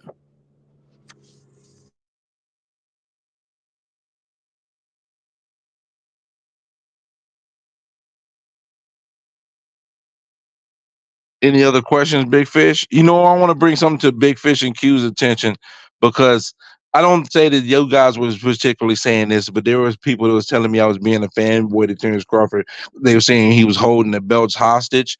And I was saying, bro, he's holding these belts for leverage. He's utilizing them for what they are. And we've seen this situation play out, with him being put in recess, that puts him in position for that belt. Then the WBO, and then that's why he was holding the belts. He's just gonna drop them as he moves up to 154 once he secures his fight. And everybody that's been fighting for in terms of 147 should be stepping up into those titles, like Brian Norman for the WBO. But I'm hearing something different about the WBC, where it may not be Barrios is going to get the shot, but he is the interim, I think. So, and then Stan Leonis. So I'm hoping that the division moves pretty quick and Boots is able to secure a fight with Stanley Onis or Barrios or whoever's in line for the WBC or WBA, and that Norman can be able to fight one of those two guys as well. And then at that point we got two unifications, and it can quickly turn into another undisputed fight. Because Norman really arrived on the scene as the potential, fighter for Boots. They could potentially be the fight for the undisputed, and if they play this properly, I see that could potentially happen. What a Boots and Bud fight? No, I said Brian Normal and Boots for end up being undisputed at some point within the next year. Yeah, I can see that happening. I'm looking for them to both have. I'm looking for both of them to look to unify. How many fights do you think do y'all think that Boots gonna take before he move up to 154? I think he can. If they able to line everything up in a row, he might be able to try to get his hands on undisputed at 147 in 3 fights, and then move up. Yeah, I was gonna say that too. I can see him moving up in like 3 to 4 fights because I think he really wants to. Crack at Bud, and we've seen that I fucking said the word wrong. His Excellency wants that fight too. So I can see him getting what he needs to accomplish 3 to 4 fights, and then he'll move up to 54 to catch the smoke up there. Here's the problem with that though. I think because His Excellency loves. Well, I'm not going to call him. I'm going to call him Turk. I mean, he don't even like being called that. I haven't said that in a while. Big Turk, right? I think because Big Turk likes good, high quality fights, he was looking at the Boots fight for Bud and looking at the Canelo fight for Bud because those are both excellent fights any way you slice it, right? But if we get to the point where Bud's, let's say he beats Madronov, and the rumor now is that Canelo and Bud is going to fight sometime early next year. If they fight at 168, I think Boots fighting Bud will probably be out the window at that point. And so then Boots will just be having his own personal career carved out if that happens. Now, if that doesn't happen, then Boots, winning this fight that he's fighting right now, right against Crowley, then getting a unification fight, and then hopefully being able to fight the next fight is undisputed because Brian Norman or Stanley Otis or Barrios, whoever doesn't fight him, is able to make a unification fight themselves. You can quickly get to undisputed and then go up to the next weight class. But if Bud is fighting Canelo next year, that kind of kills that, I think, and then he just carves out his own career path.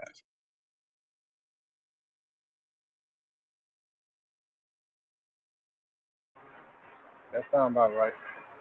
Bro, can you hear me?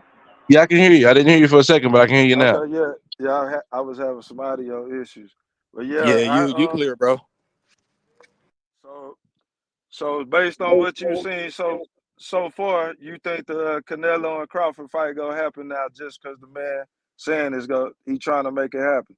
It's just that when you got like some of the more trusted reporters, from the Mexican side of reports, saying that it's the possibility of that fight coming into fruition is increasing and increasing. It's over the 50% mark in sentiment in regards to that aspect from what I've seen. So it's not a foregone conclusion, but it's leaning towards a Bud. If Bud looks really good against Madronov, it's a possibility Canelo and Bud will be fighting next year. Is the Canelo losing that belt though? Yeah, he's not undisputed anymore. So, do you think Bud would want that fight now? Because I think the only reason why he was wanting to fight Canelo but was the thing because is, to be though, undisputed. that's part of it. I think the undisputed was part of it, but Canelo fight is a multifaceted legacy fight where undisputed is a really important part. But if you strip it away, it doesn't take the value of the fight because of who Canelo is, what he's accomplished, and and what it represents. Hey, Veration, you lied to me, bro. You a Bud buddy, man. If you thought Bud Crawford was trying to fight Canelo for some fucking belts, and that's what he cared about, you a fucking Bud buddy, bro. Stop. Yeah, no, I mean, hold on, Big Fish. I'm only No, going don't over do his that, Big words. Fish. Don't do that, Big Fish. He does care about that, but Canelo is such a commodity. If you take one of the belts away, and it's just 3 belts. It doesn't take away the value of the fight itself. Yeah, And it's what still it a legacy represents. fight to begin with. I'm just seeing like where Crawford's mentality would be at because we all want to see that fight still, just from being boxing I fans want and to see it, but everything. I'm not doing a backflip over it if it doesn't happen. You know Oh, what I mean? same here. Shit, if it happens, it happens. If it doesn't, it doesn't. So you mean to tell me that Bud want that fight a little bit less now because it's not I undisputed? don't think he wants it a little bit less. But it may. But again, I think I just don't fully know. You know why? I think it's just him allowing himself to have as many open options because the battle in the business of boxing is the battle that it is that I don't even blame PBC for anymore. I just say it is what it is, right?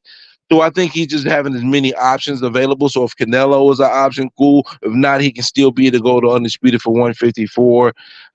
He's just trying to do as much as he can in a short amount of time, it looks like. So, I mean, it is what it is. You just got to see how it plays out. I think it's forever moving and forever changing. You just never know what tomorrow. Edit that statement. Can you edit that statement to say he's trying to make as much money as he can in a short amount of time, bro? Can you I mean, please change I it think that's to the part. truth? I think No, that's part of it, but it ain't just Brim, about the stop money. it. I think the money is a very big factor, but listen, that's one of the things though, but that's not the only thing. Yeah, See, man, that's the main I thing. think, me personally, I think That's Terrence Crawford 99% values of it. legacy more than the money. just based off what he said Oh my previously in the God. No, past. I disagree with that too. I But disagree with that. It's a yeah, no, no, no. combination I'm of His them not. both. It's a legacy I combination mean, of like them I suspended, said, both. I'm bro. not gonna we say don't anything His he's know. doing You is feel doing me? for We legacy, don't legacy. know. I can just his only go off of what legacy, that his man said. It's legacy, a combination of both because his if he wasn't trying legacy to is go for cemented. legacy, he wouldn't position himself to be in a position for 3 of the 4 belts already at 154. He has put Exactly. himself in position He for 3 of has the no 4 belts. choice. No, This it was has not, option no, he D. had a This choice. was option D. He didn't have to do the legal paperwork to Brim. put all those Can things in. He didn't have to do can you all not that. cut me He off? did that. Can I, Brim? Can you What not you cut talking me about? off Yeah, and let me get your Can I parts off, make my man. reply? Get your Can I parts make off. my reply, Brim? You being rude. He had option A was Canelo. No, first option A was supposed to be the rematch. Earl Smith, we know what he did. We're not gonna get into that. So that was option A. Option B, really, which was option A in Crawford's mind, would be fucking Canelo. That fell through.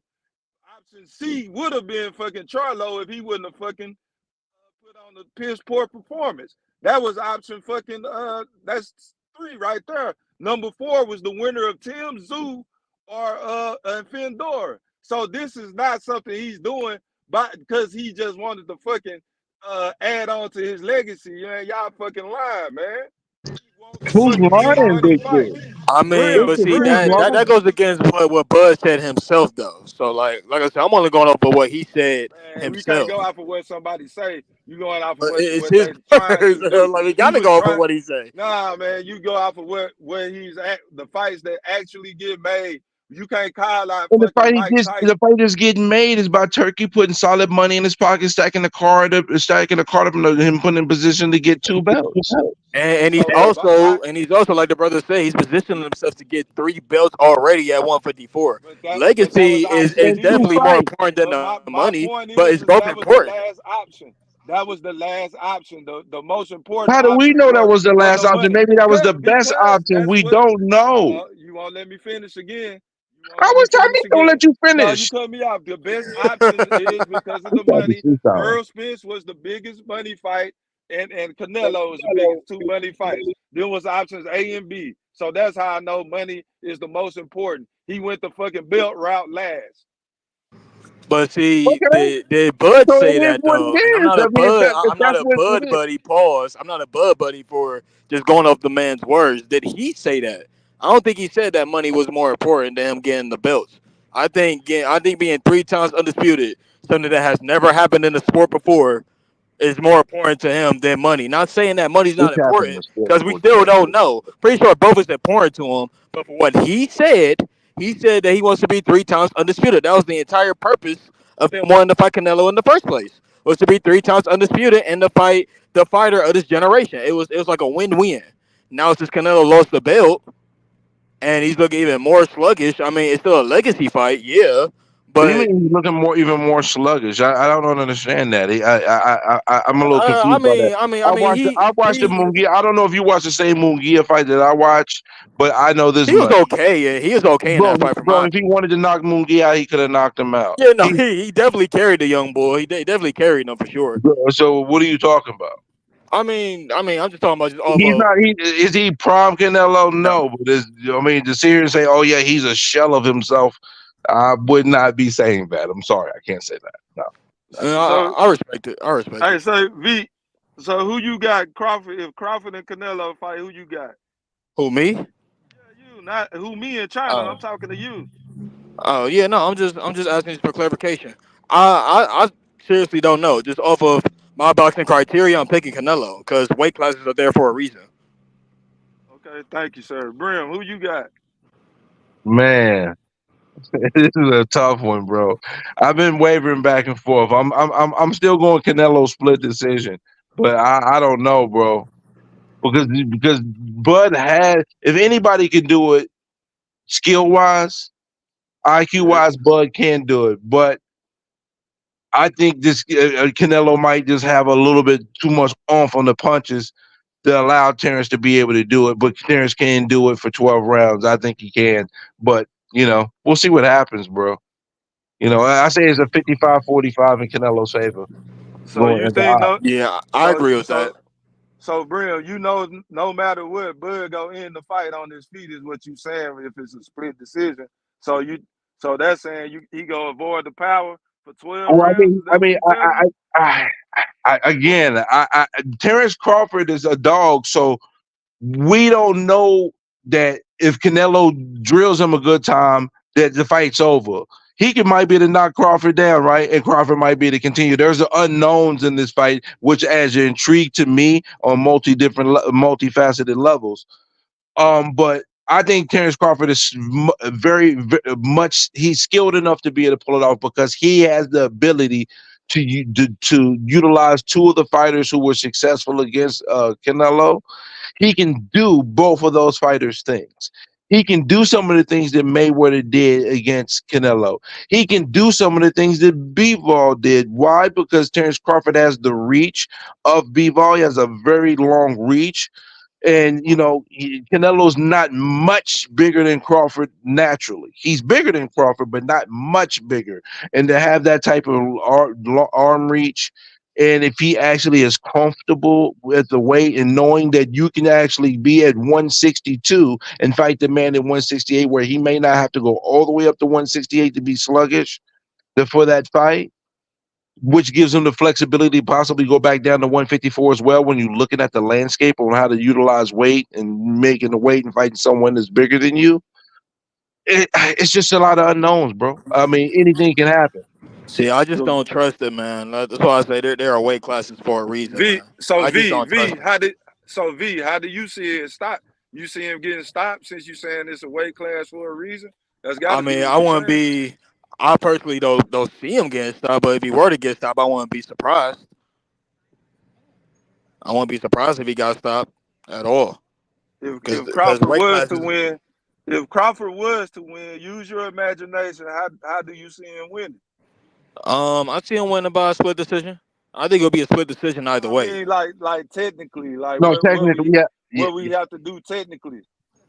Oh, I mean, see, Crawford has a lot of tricks in his bag, but he had to do exactly what Bivol and Floyd did: use his defense, use his reach, use his angles, footwork, all that stuff. Because Canelo's very predictable. So, I mean, he just try to beat down your arms, beat down your body parts.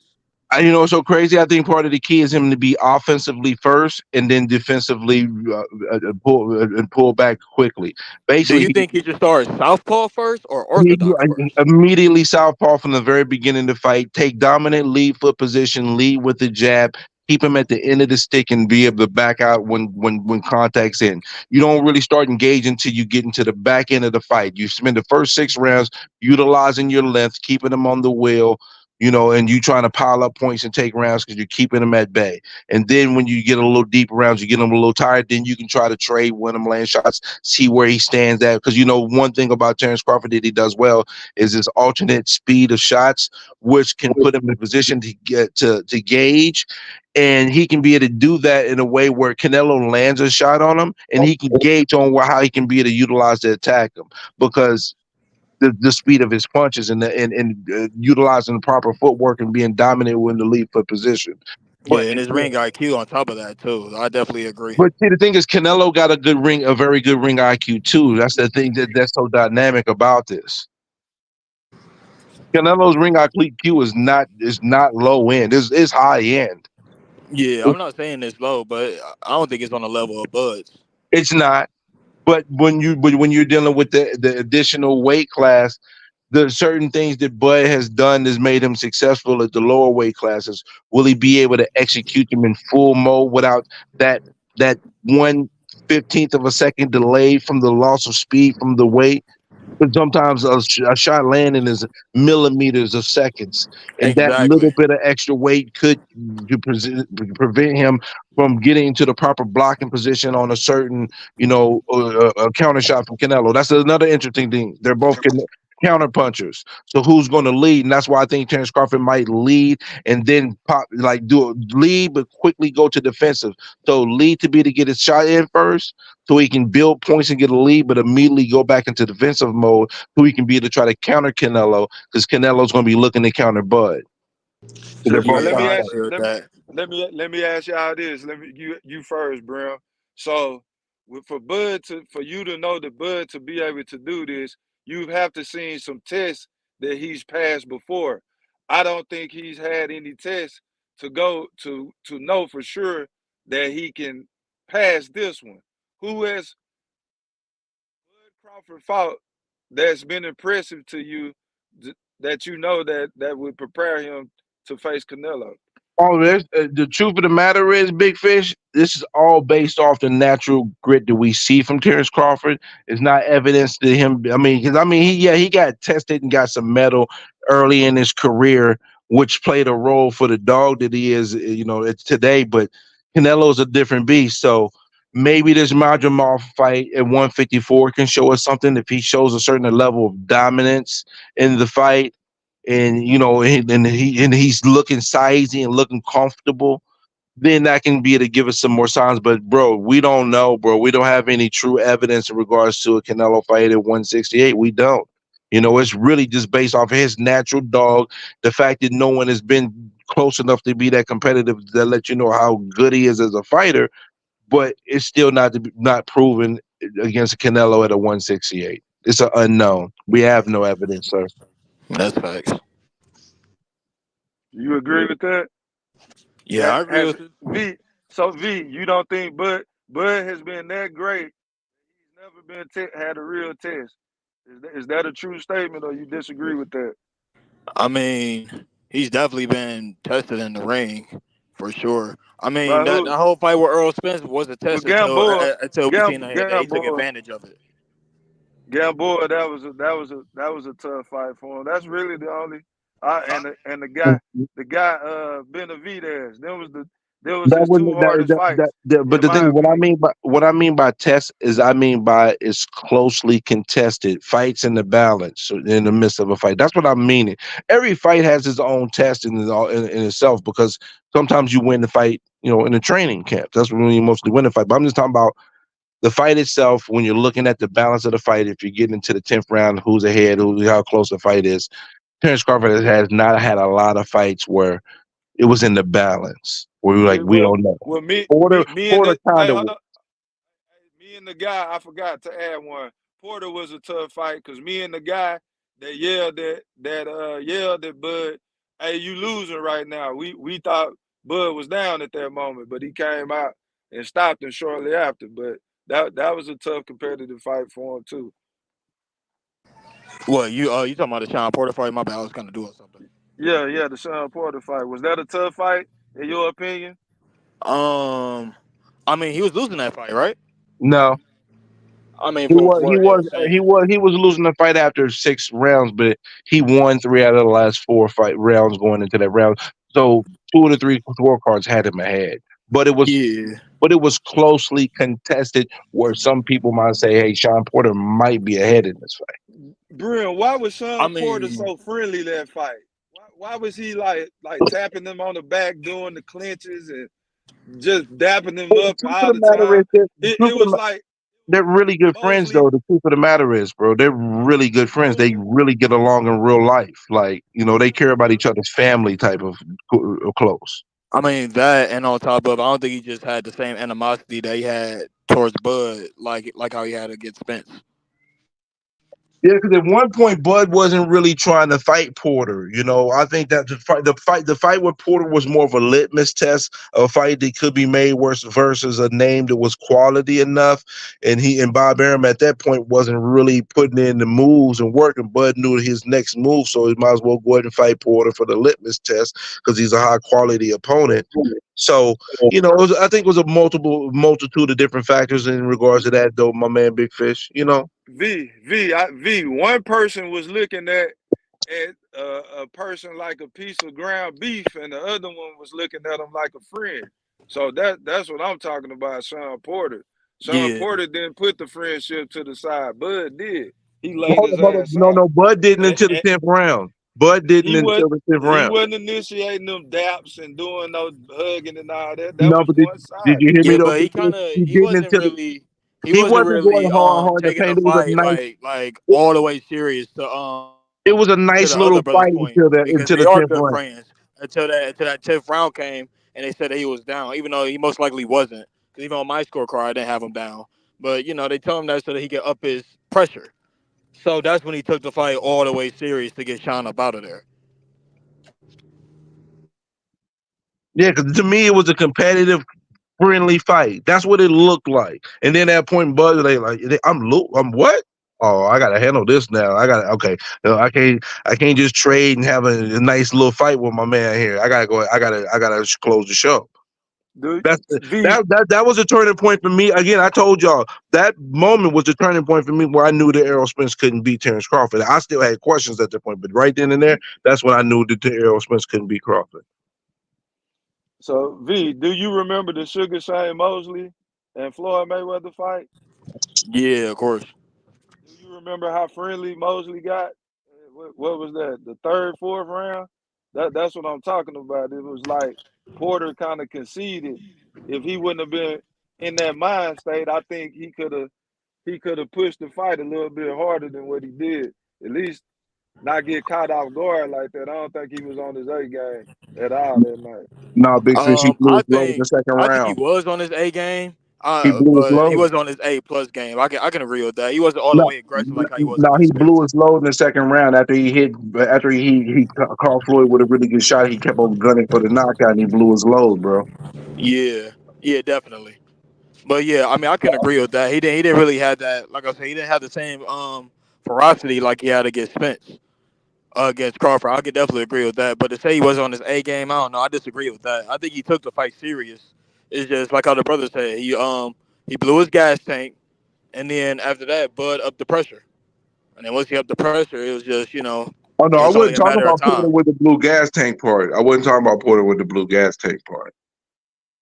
But no, that fight right there again, that was a friendly little fight until Bud realized that okay, and I think Porter approached the fight really well because when he came in with educated pressure. He didn't just bull rush because if you just try to bull rush Bud, he gonna make you pay. You gonna get hit with something you can't see, and that's a wrap. And Porter fight like a football player to a degree. You're like he a fullback. Yeah, no, I feel you.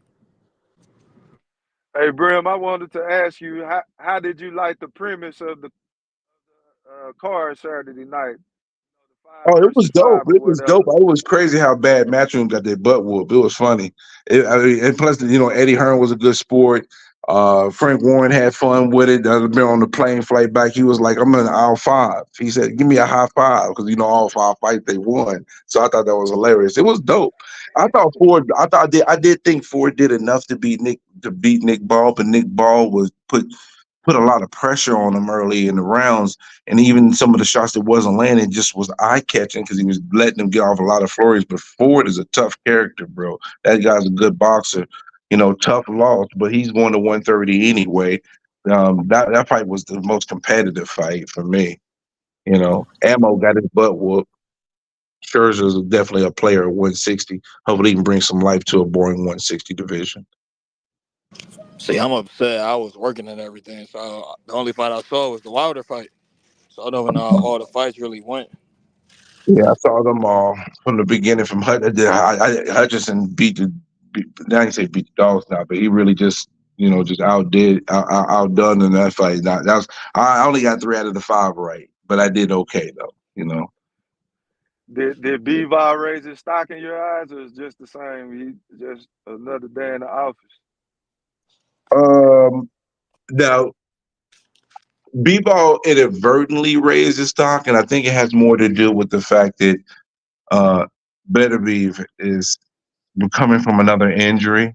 And it's like, how many more injuries you gonna come from before you start to have some regression? So I had because the way Beterbiev looked in the last fight, I had him winning, but Bivol closing the show and getting a stoppage is a good thing, no doubt about it. It was long overdue for him.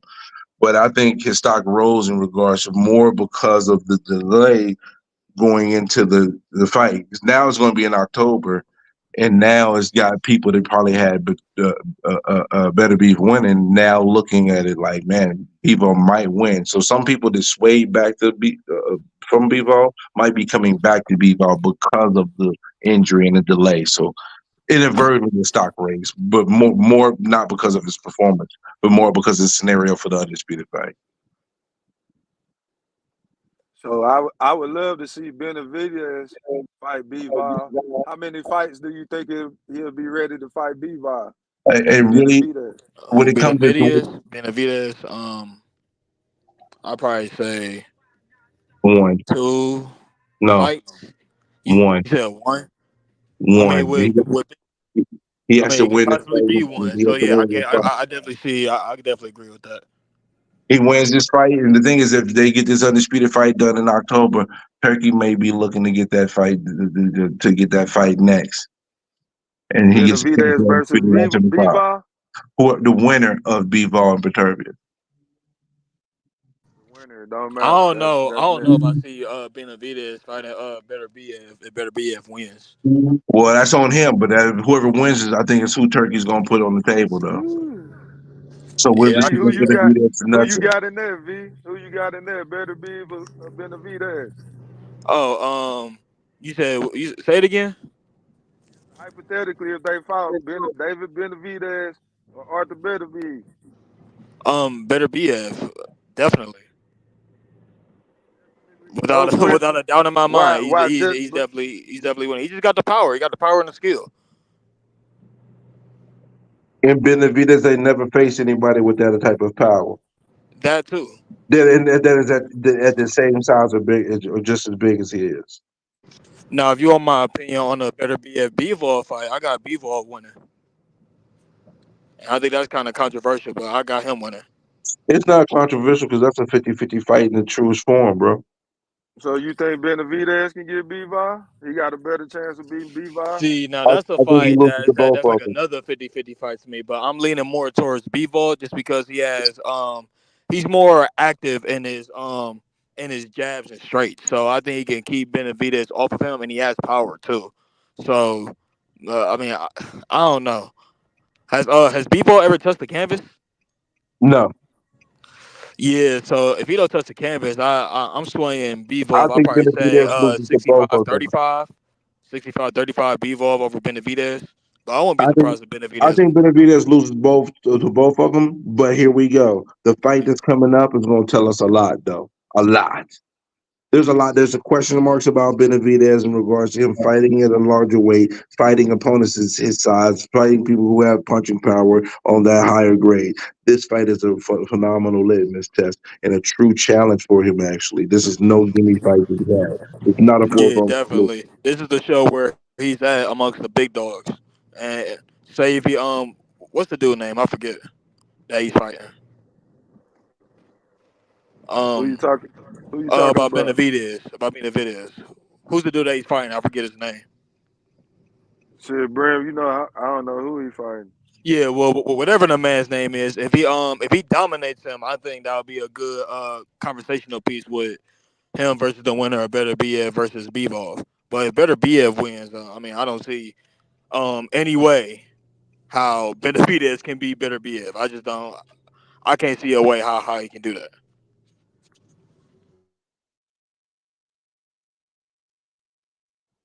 So if Benavidez can't beat him, then he might go back down to 168. Then, right? We don't know. I mean, I if he mean, I loses this doubt that fight, too because I mean, what kind of smoke is down there for him right now?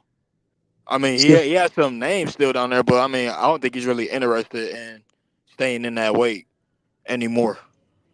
well, he was only staying for that weight for Canelo. The truth of Exactly. the matter, because he can't. I mean, because it's already tough for him to make that weight.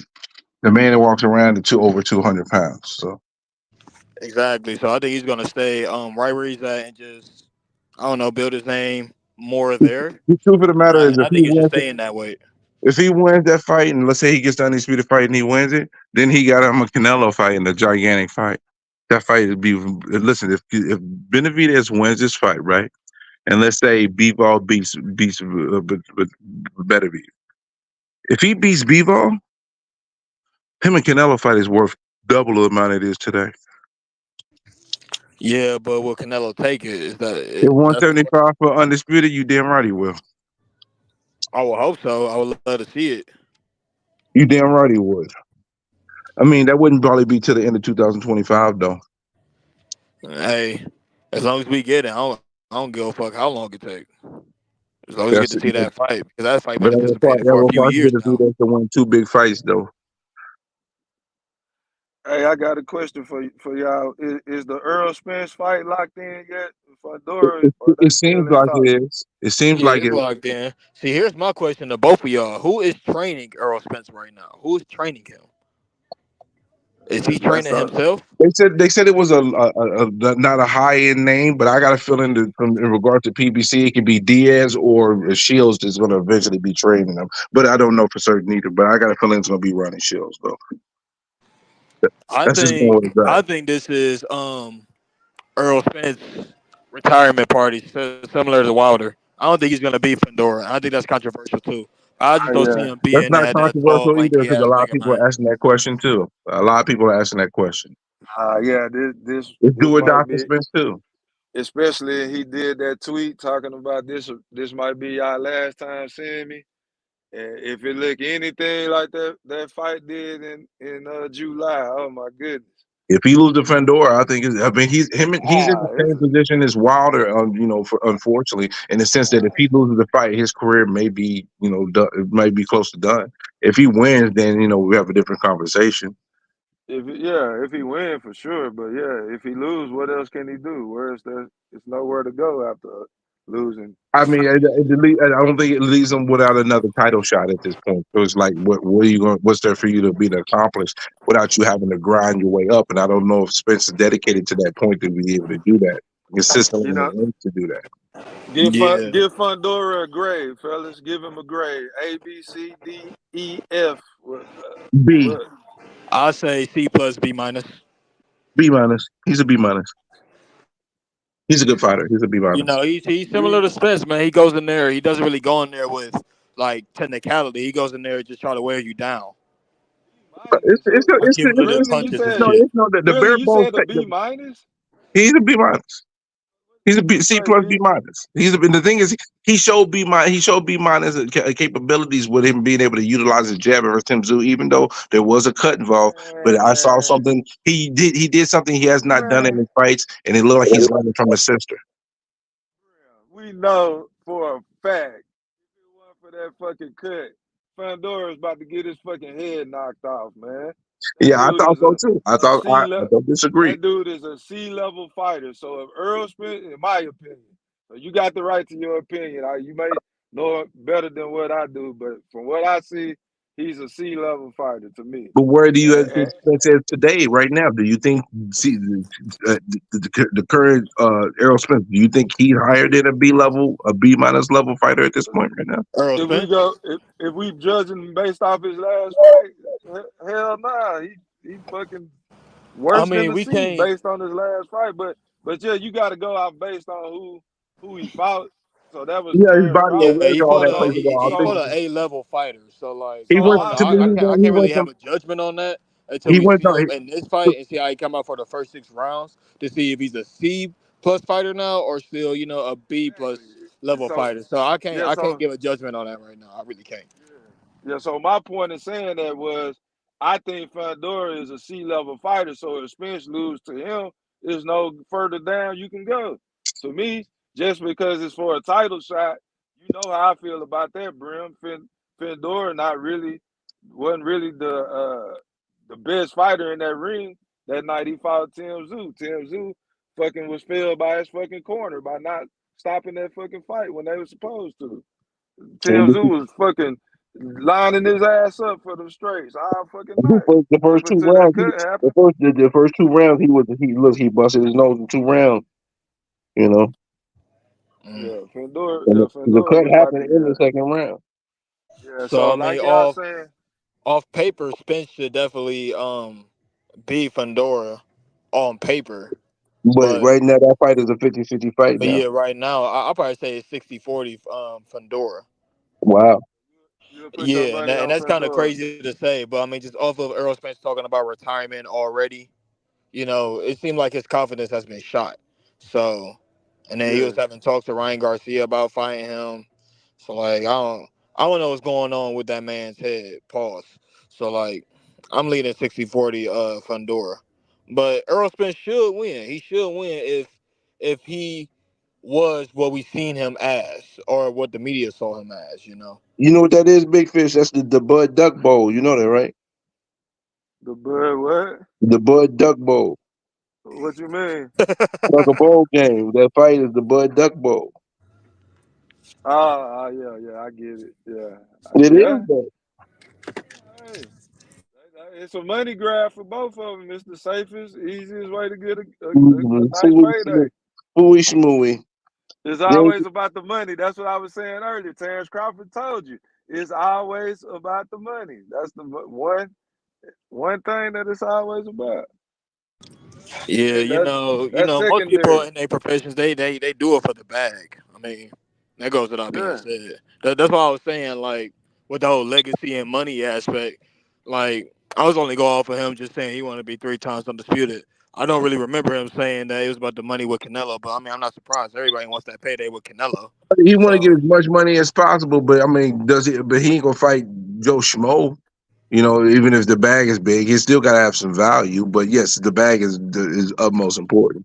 yeah, definitely. I say like when it's legacy money, especially in boxing, it's definitely 70 or 75-25.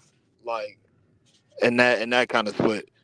That, So that's what I was 75 saying money, earlier. 25% legacy, and Terence Crawford already has the legacy. So Yeah, that's what I was telling you earlier. Yeah, but he's still going for the legacy based on his movements, though. But Yeah, he's that's what still I yeah, trying was I to secure. saying. mean, Yeah. He's eh, securing the bag in the process, though. exactly, and that's what I'm Yeah. saying is 75-25. Now just over reanalyzation, it's definitely 75-25. He definitely wants to cash out. I mean, he's old now. You feel me?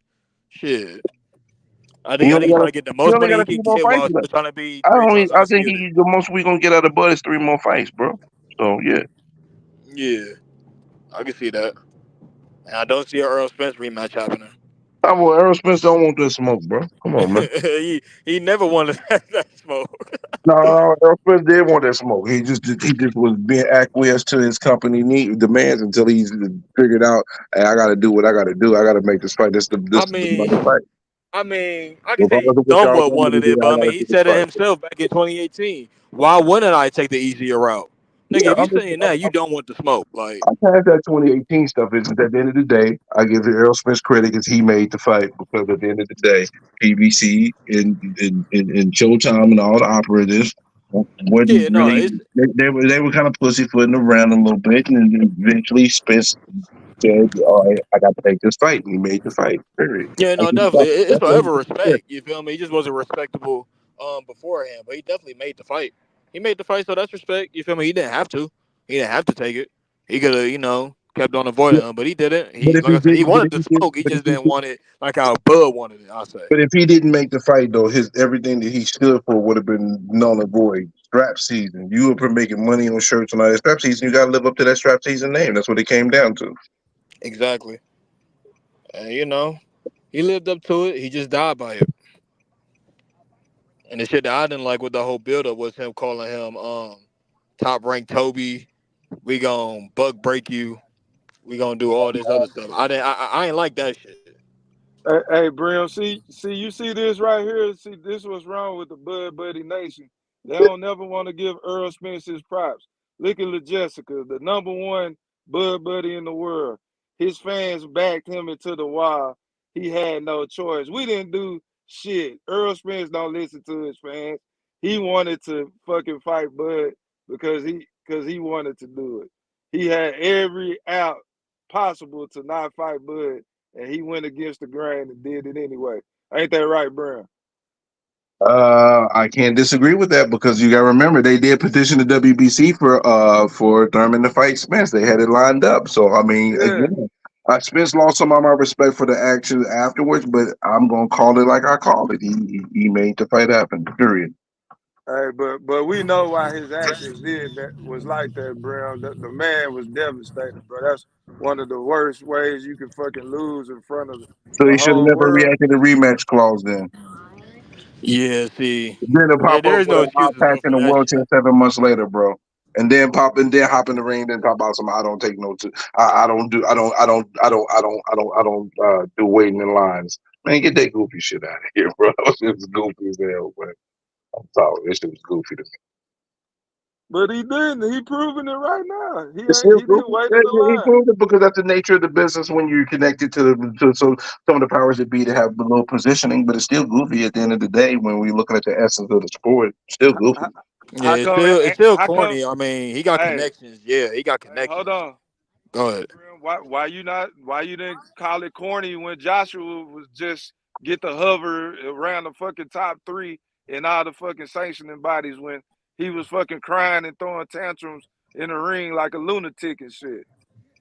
Hold Oh on, shit, hold on. I Why criticized why him. why why he didn't have to work his I way back criticized him. up? I said that nigga was crazy for doing Hold on, that shit. let me He get was this. doing too No, much. no, hold on. This question ain't for you. This question for me. He coming to me Oh because shit, they go say, "Oh, ahead. but Go Josh." ahead. Then my They bad. say I be super saving Joshua. Okay, so here's the deal. When he lost that second fight with Usyk, he wasn't nowhere near no title shot. And the reason why we know that is because look what he had to do. Look what he's had to do. He's had to fight numerous fights. He had to take fights that wasn't pay-per-view fights. So the evidence shows that the loss of that fight did what it was supposed to do. But he got knocked down a peg. He was no longer at the championship level because if he was, he wouldn't have been fighting Jermaine Franklin's on regular the zone. Are we forgetting? So it But did what no, it was. It did what it was supposed to do. but look, Earl Spence only got one loss.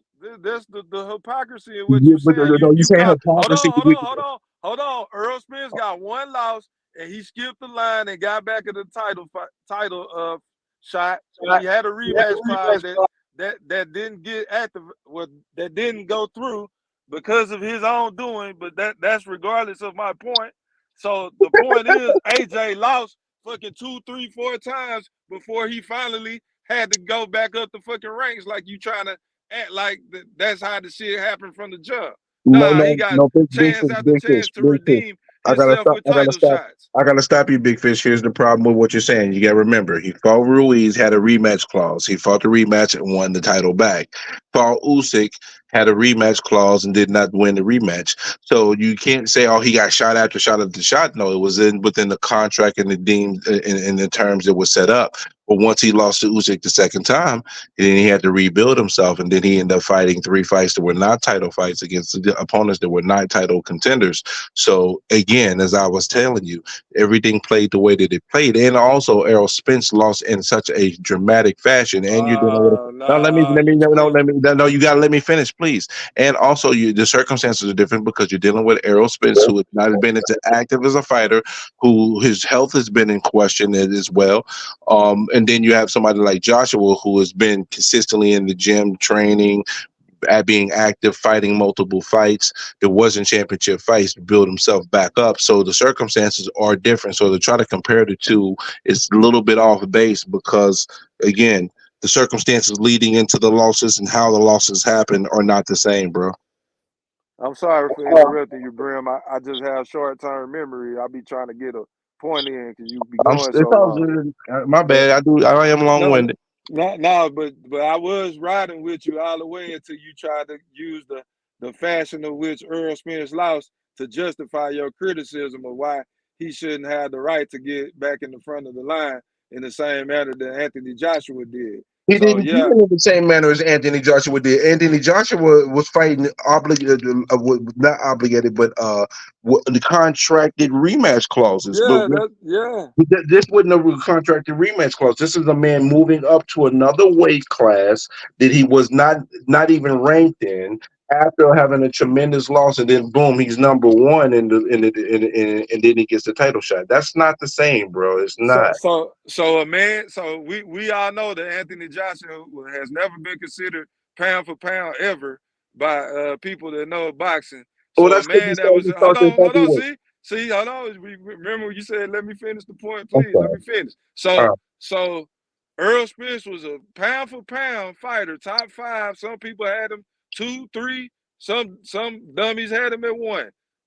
So he lose one time against the number 1 pound for pound fighter in the world, and it's just unfair to boxing that a top 3 fighter in the world can move up one weight class just coming off one loss to the best fighter that some people think the best fighter ever.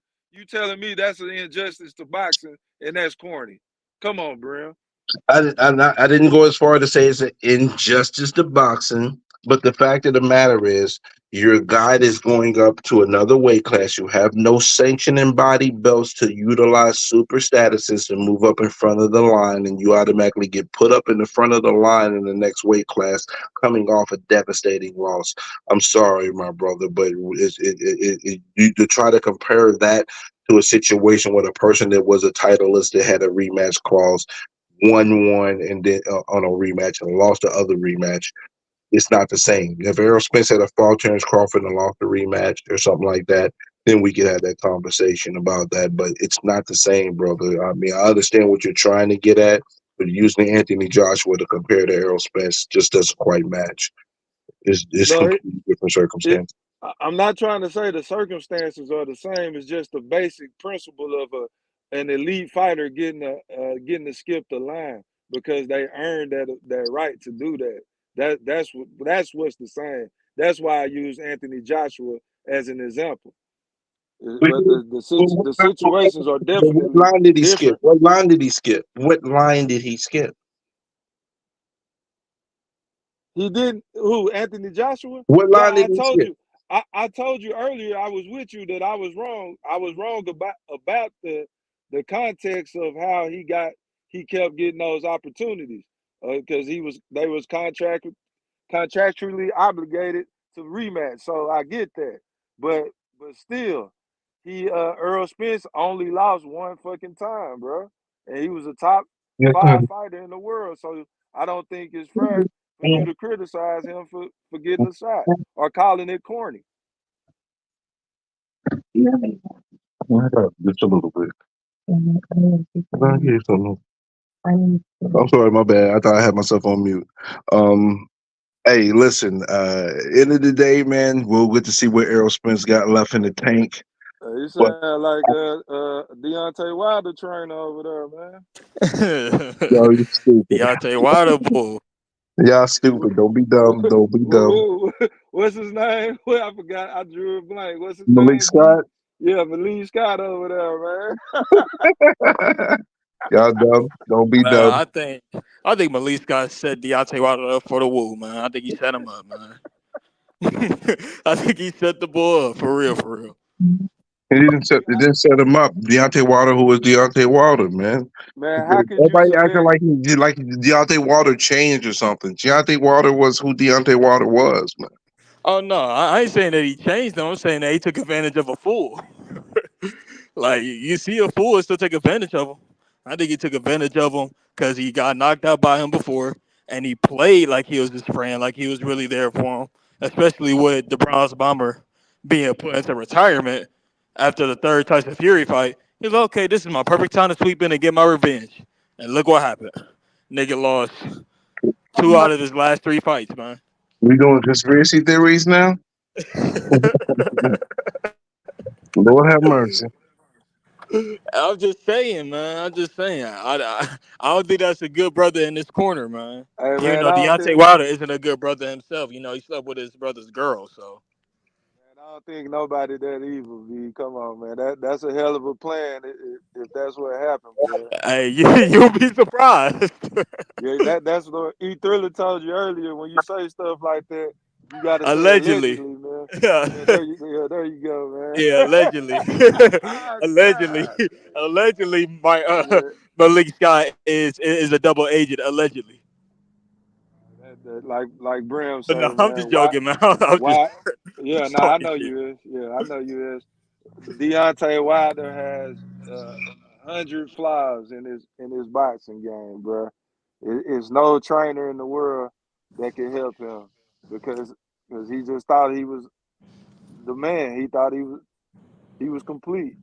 Yeah, I mean, he said it You himself. He think didn't the have to way you guys train. can get He said away? that he was blessed with You the God-given ability to knock people out, so it can get wasn't away worth the with just being training. able to land the right hand.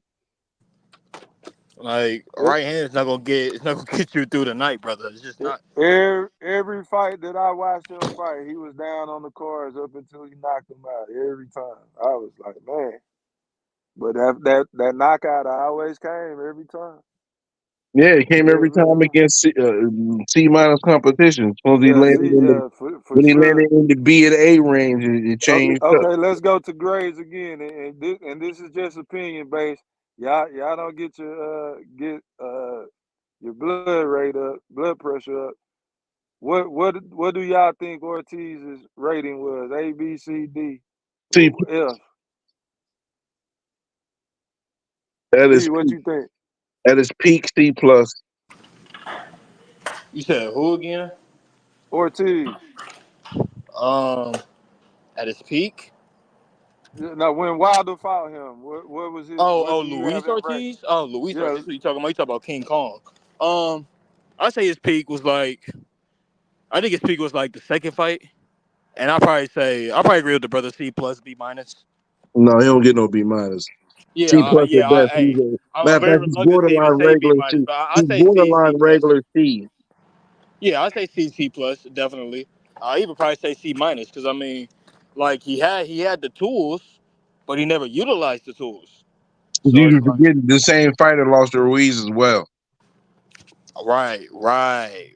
Listen, I y'all never. quit disrespecting my boy too. And We he not wasn't down. disrespecting. We just He, giving the he facts. wasn't You got to down. get. He wasn't Hey, down on listen. school. He wasn't Take down on school call. take your heart, and put it in your pocket. Listen, he wasn't down on school call when he knocked goddamn Dr. Brazil ass out. He Brazil's went. trash, man. He went down. He went down. Listen, he went down on school call when he beat what Berman. round? Hold on, Mr. Golden. What round did he knock Brazil out in? Fuck his ass up in the first round. Knock that nigga So how ass you out. down on the Fuck out. scorecards when they knock somebody out in the first round? I Go always give it lay that. Y'all down. think every fight. Go lay Y'all down, think every Golden. fight. Mr. Hold Golden, on. It's time for you to go to bed already. Real, you hear But this Burns shit? Stover, This man said he was down on the Berman, scorecard for Dominic Brazil, and he knocked him out in the first round. Go to bed, Golden. It's a wrap for that's you. bullshit. When he first went inside, the You first time that moving he like won, he Wilder wasn't was down when on he school got. card. You moving like Wilder was when he got clipped by Zhang, bro. You turning around to the ref, bro. Now, I'm asking that. Hey, Answer this question now. punch or something. Was he down That punch. in his first title fight? Was he down on I'm the not school card answering then? no questions No. no more after that. I can't answer no questions from you after that. Hey, Golden. Man, fuck that That shit. punch. Hey, Golden. That punch gave you CTE too, man. You need to go get checked out, man. Hey, Fish. Hey, Oh, Fish. man. Real. Fuck you and bro. That's the way I feel about it. Y'all. They talking that shit about my boy. Y'all gonna put some respect on my boy, man. Y'all just talking that shit because Fury took all the fight out of his ass. That's all it took. Man. Fury took all the fight from him. He took his shadow. He took that motherfucking soul. Every Hey, goddamn He Big thing. feel Fish. it. Hold on. He feel it. The hell what you talking about? He talking about Malik Golden. The hell what you got that he feel? Hey, Mr. Golden. Yeah. Wilder fight again. We gonna get a petition so you can rub his legs between rounds, man. That's what's wrong with him. His legs wasn't Listen, right, my bro. boy, I Gold don't think ain't gonna be to my do boy, that no more because ain't gonna be no more Wilder fights. I don't think it's gonna be no more. All bullshit aside, I wish my boy all the luck in the world. You don't need to come back and fight no more, dog. You don't. Unless you find you somebody who can train you properly, and you can do the Anthony Joshua did. Bro, he ain't Go gonna out learn and nothing, do bro. that. He is Other who he than that, is, Golden. he ain't got nothing, man. He ain't got nothing left for the game. He ain't got nothing else to prove.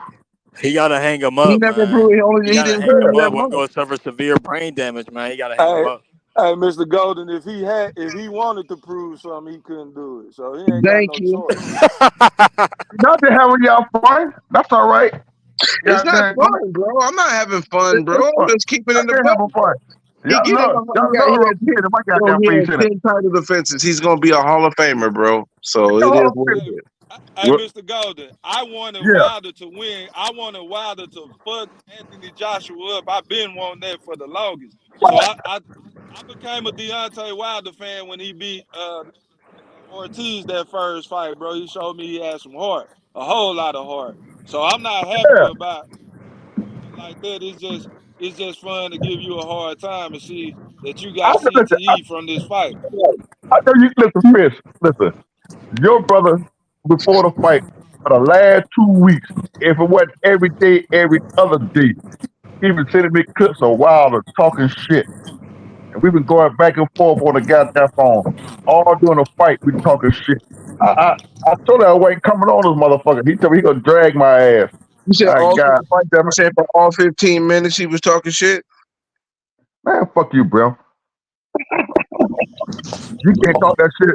You didn't talk that shit when Joshua got his ass whooped. Bro, I wasn't on YTBC at that time. So what do you Oh, want me to tell you? oh. You want to watch this when he got whooped by Usyk? I was around and I said he was tripping. I'm like, I yo, always hear that homeboy shit. tripping right now. He knew I needed to Hey, take a Fish, break from boxing the way he acted after this loss. hey, Fish, So I mean, Fish. Hey, like, I'm not even gonna lie, man. That Wilder after the first Luis Ortiz fight, man, I think he would have fucked Anthony Joshua up for I sure. doubt Yeah, it. he would have fucked his I think ass he would up. have I got him doubt the it. fuck up out I of here. doubt it. I doubt it.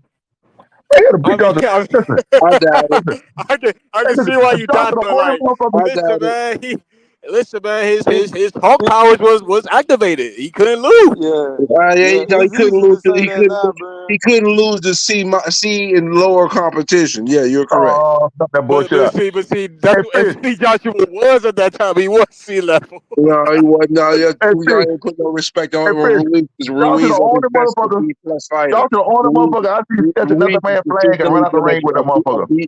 Ruiz One has been time, bro. Mr. consistently a Golden, B let him class fighter. finish. Matter of fact, Ruiz's resume is better than Waters at this point. Y'all better get it right.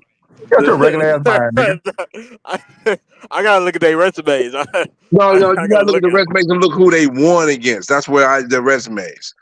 Oh, You can say TC. y'all saw this person, Who but got on listen, TC? Okay, so besides Anthony let Joshua, who's Andy Ruiz's biggest win? the same biggest win as Waters. Damn. Are you Ta-da. crazy? And then you gotta add AJ. That means his resume is better. Ta-da.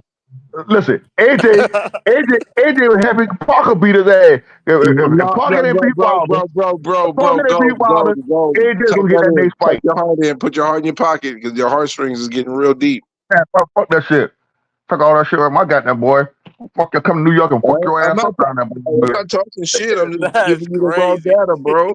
I mean, if you want to beat me up, you're gonna have to just beat me up. I mean, I hope you do a better job than Waters done recently, but I'm just saying it is what it is.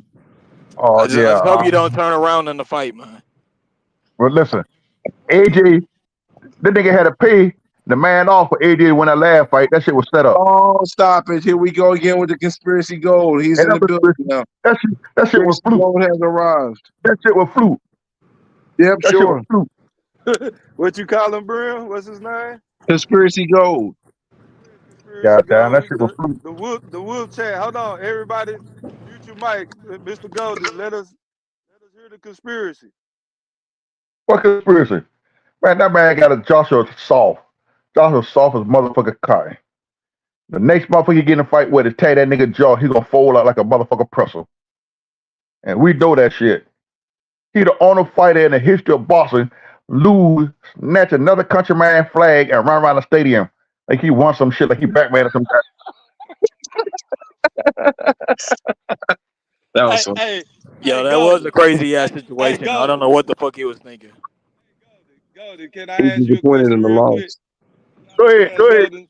Hey, Golden.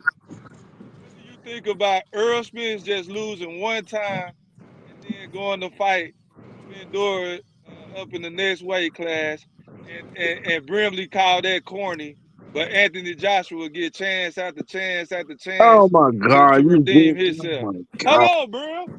Let him answer the question. Hope you get his question. Go ahead, Golden. Question I'm gonna answer it. I don't think Earl should be getting a title fight right now. I believe what Earl should have done, take him a tune-up before he jump out there before somebody else and get a fight, especially after a devastating loss like that. And to the Joshua ass, they just Eddie Hearn just pimping the shit out of his ass.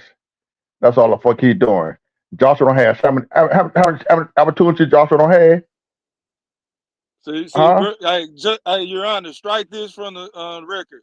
Hey, I'm gonna ask you the question again, Maceo Golden. Fuck Golden, my I'm gonna whole. rephrase the question. Go ahead.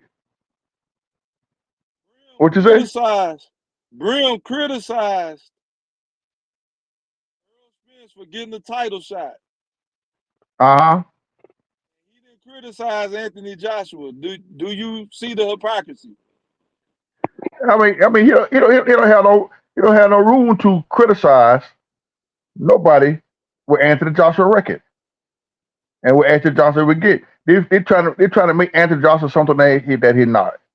So And thank you, Mr. Golden. nobody want to Big fish, serve. big fish. You cannot say thank you, Mr. Golden, after saying that I proved you wrong by that statement. And now you got somebody who hate AJ to enforce that bad sentiment. Hey, What are you I doing, big fish? just need one witness to get you convicted, man. That's all Yeah, I I need. mean, listen. Jim Jones had witnesses too. Listen, Anthony Johnson. Nobody want to see a third fight with him and Alexander Usyk.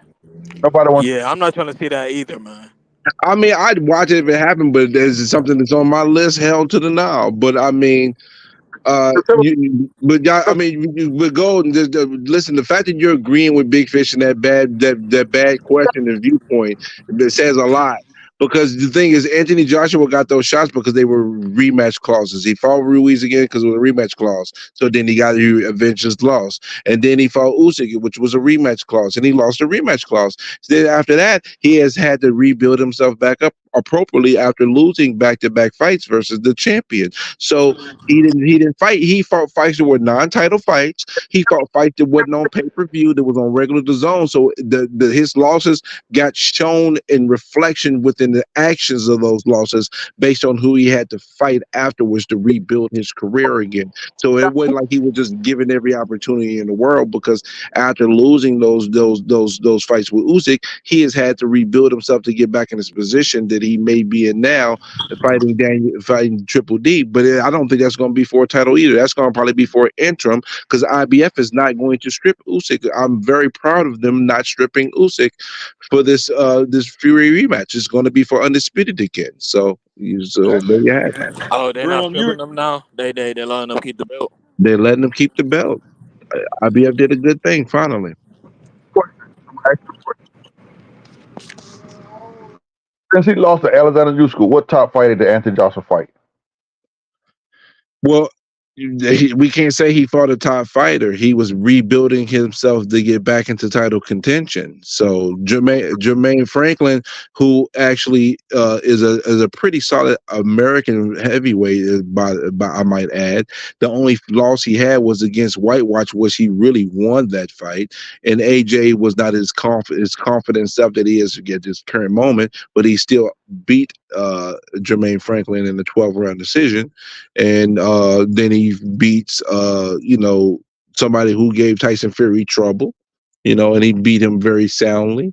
And then he beats Ngannou. None of those people are currently title contenders, so we can't say he beat the world, but he did do a good job with the competition that he had to rebuild himself to get back into title contention. That's pretty much it. So when that Anthony Joshua versus Du Bois fight happened, and let's say AJ wins, and then let's say Tyson Fury loses, who you got in that fight between AJ and Tyson? Because they're gonna make that fight. I got AJ. I got AJ too. I'm not gonna lie. Hey, Tyson He gonna get the big duster out of here. Tyson Fury don't got the legs, and then if the thing is, if Usyk can hurt Tyson Fury, you damn certain that AJ can hurt him. Tyson Fury suffered from the same thing. Wilder I don't think that's. I think for Tyson Fury is more of a lifestyle thing as well, and and it's eventually catching up to him.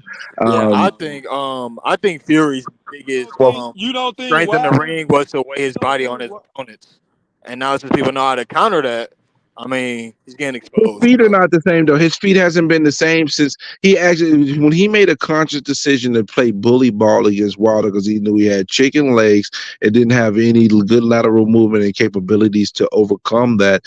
He decided to put that weight on. He would stop being as fleet of foot. Grim, don't insult chickens, man, by comparing their legs to Deontay Wilder's legs. Okay, I got you. Well, once he made that conscious decision, because the third fight, as good as that fight was, as enjoyable for us as fans, that was a sloppy fight, technically nasty. Fury, though, after those fights, the things that made Fury were kind of out the window. He had passed that stage because he put on that weight. He had already lived a lifestyle of not being a consistent, dedicated boxer. So that's why I got critical of Fury down the road because after those fights, the fights that he set up and fought afterwards shows you that he was not really serious about the undisputed because he wasn't fighting the fights to prepare him for an undisputed fight. When you're fighting a trilogy that nobody asked for you to fight Chisora for the third time. He fought Chisora because Chisora got a fan base and it'll generate some money. Because we always talk about fighters fight for the money. Because there was other fighters he could have fought that would have been more competitive, a little bit more of a challenge, but it would have been the same money. And then he fights Whitewash, another guy that then got beat up to the point where we like, okay, he's a shell of himself. He can still fight, but he's not competition to prepare you to fight the best. And then he goes off and instead of fighting an undisputed fight, he fights Ngannou and disrespects the sport of boxing by going in out of shape and almost losing to a guy who had 0 fights. That's why I look at Fury as he's not the same fighter. Not because of what Deontay Wilder did per se. It might be a contributing factor, but I think Fury's change in philosophy as a fighter and him not taking care of himself and losing the footwork and the feet that he used to have, him being gangly and clumsy to some degree versus a technically sound fighter that could take advantage of that.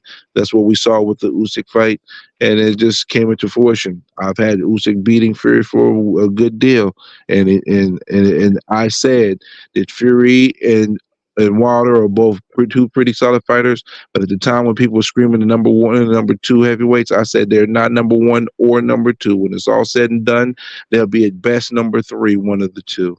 And my statements that I made are starting to come into fruition, and there's only a couple of steps for that execution to become reality. Man, Hey, Josh Ray. Graham. So Graham. who's the top 3 gonna be? What? Usyk, AJ, and Fury? Yep. Man, this is the next big man AJ fight gonna knock his ass out. Well, he's about to have. He's on the verge of having a fight with Daniel DeBose. So we about to find out. I'm not Q, but Golden. So if AJ sparks him out, I'm gonna go back, remember this video, and I'm gonna clip from the 3 minute, 7 minute mark of the things you said, and I'm just gonna ask you a couple simple questions. That man, your guy got sparked out, and his career's over with, and this guy is still fighting at a high level competitively and winning big fights. What do you have to say for yourself?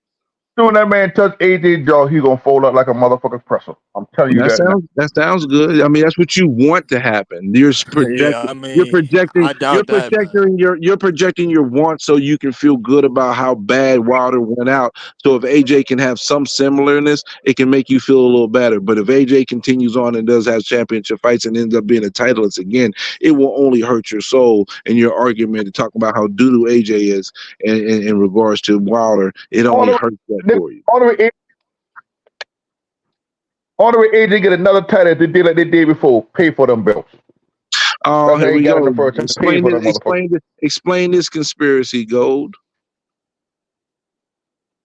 Ooh, man, come on, man. Frank Martin.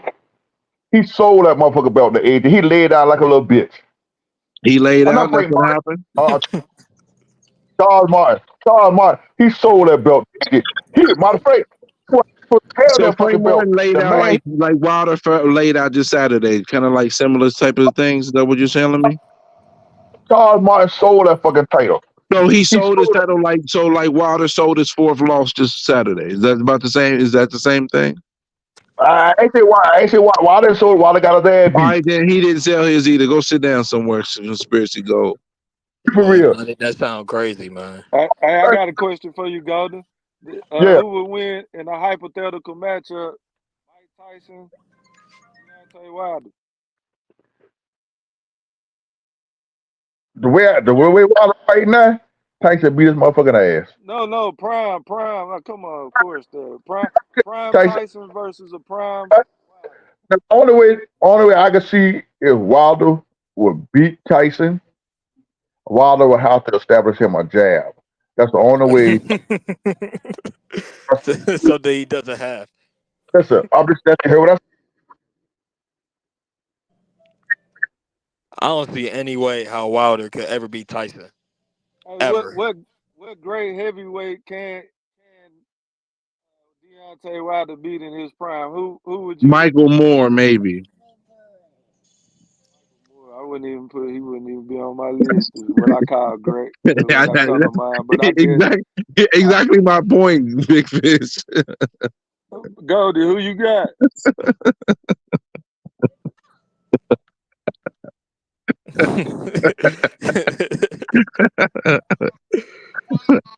Who will win between George Foreman, old man George Foreman, and Deontay Wilder, prime Deontay Wilder? Because Oh, George Foreman. Foreman just took punches on the chin. I don't know if he can take Deontay Wilder's punch. Yeah, he could. Deontay's power is a little overrated, bro. That's what you saying, Brent? Yeah, he had good power. Don't get it twisted, but it's overrated. The greatest knockout. No, this is overrated. He had good power though, but it's a little overstated. Because of the caliber of the opponent he was knocking out. That's why you saying that's not impressive to you. And I mean, if he knocked out one of these last few guys, then maybe I'd be like, okay, but I mean, he did put Fury on his back, but the thing is, the jury again. I think Fury is a little bit overrated himself as well. But I think like both of those gentlemen are a little bit overrated, and time is going to show them both being being overrated. Tyson Fury, a really good fighter. Deontay Wilder, a good power puncher, but that's See, another thing too. This all-time great talk is going to quell a little bit when it's all said and done. Fury got up. He got up all 3 times. I think he got dropped 3 times by Wilder. That's so correct. If he had this unreal, He actually got dropped 4 times by Wilder. He never got up. You feel me? He got dropped 4 times by Wilder. Twice in the first fight, twice in the third fight. Right. So he got dropped 4 times. So if he had this unreal power, that nigga should have never survived. But he survived. So yeah, his power is overrated. I could definitely see what you mean. But he did. He fucking knocked out fucking Fury that first fight, y'all. Y'all gotta give him that. No, the referee. I'm sorry, but if the referee he counts to 10, and when his count to 10 was 0.7 seconds longer than the 10 count, y'all reaching for the stars, man. Stop it. Where you get that fucking metric at? They had that little clock. They had that little clock running when he first started counting. They was over exaggerating the how long it took him to count. Just like, come on, man, y'all gotta get on it, man. Get over that shit.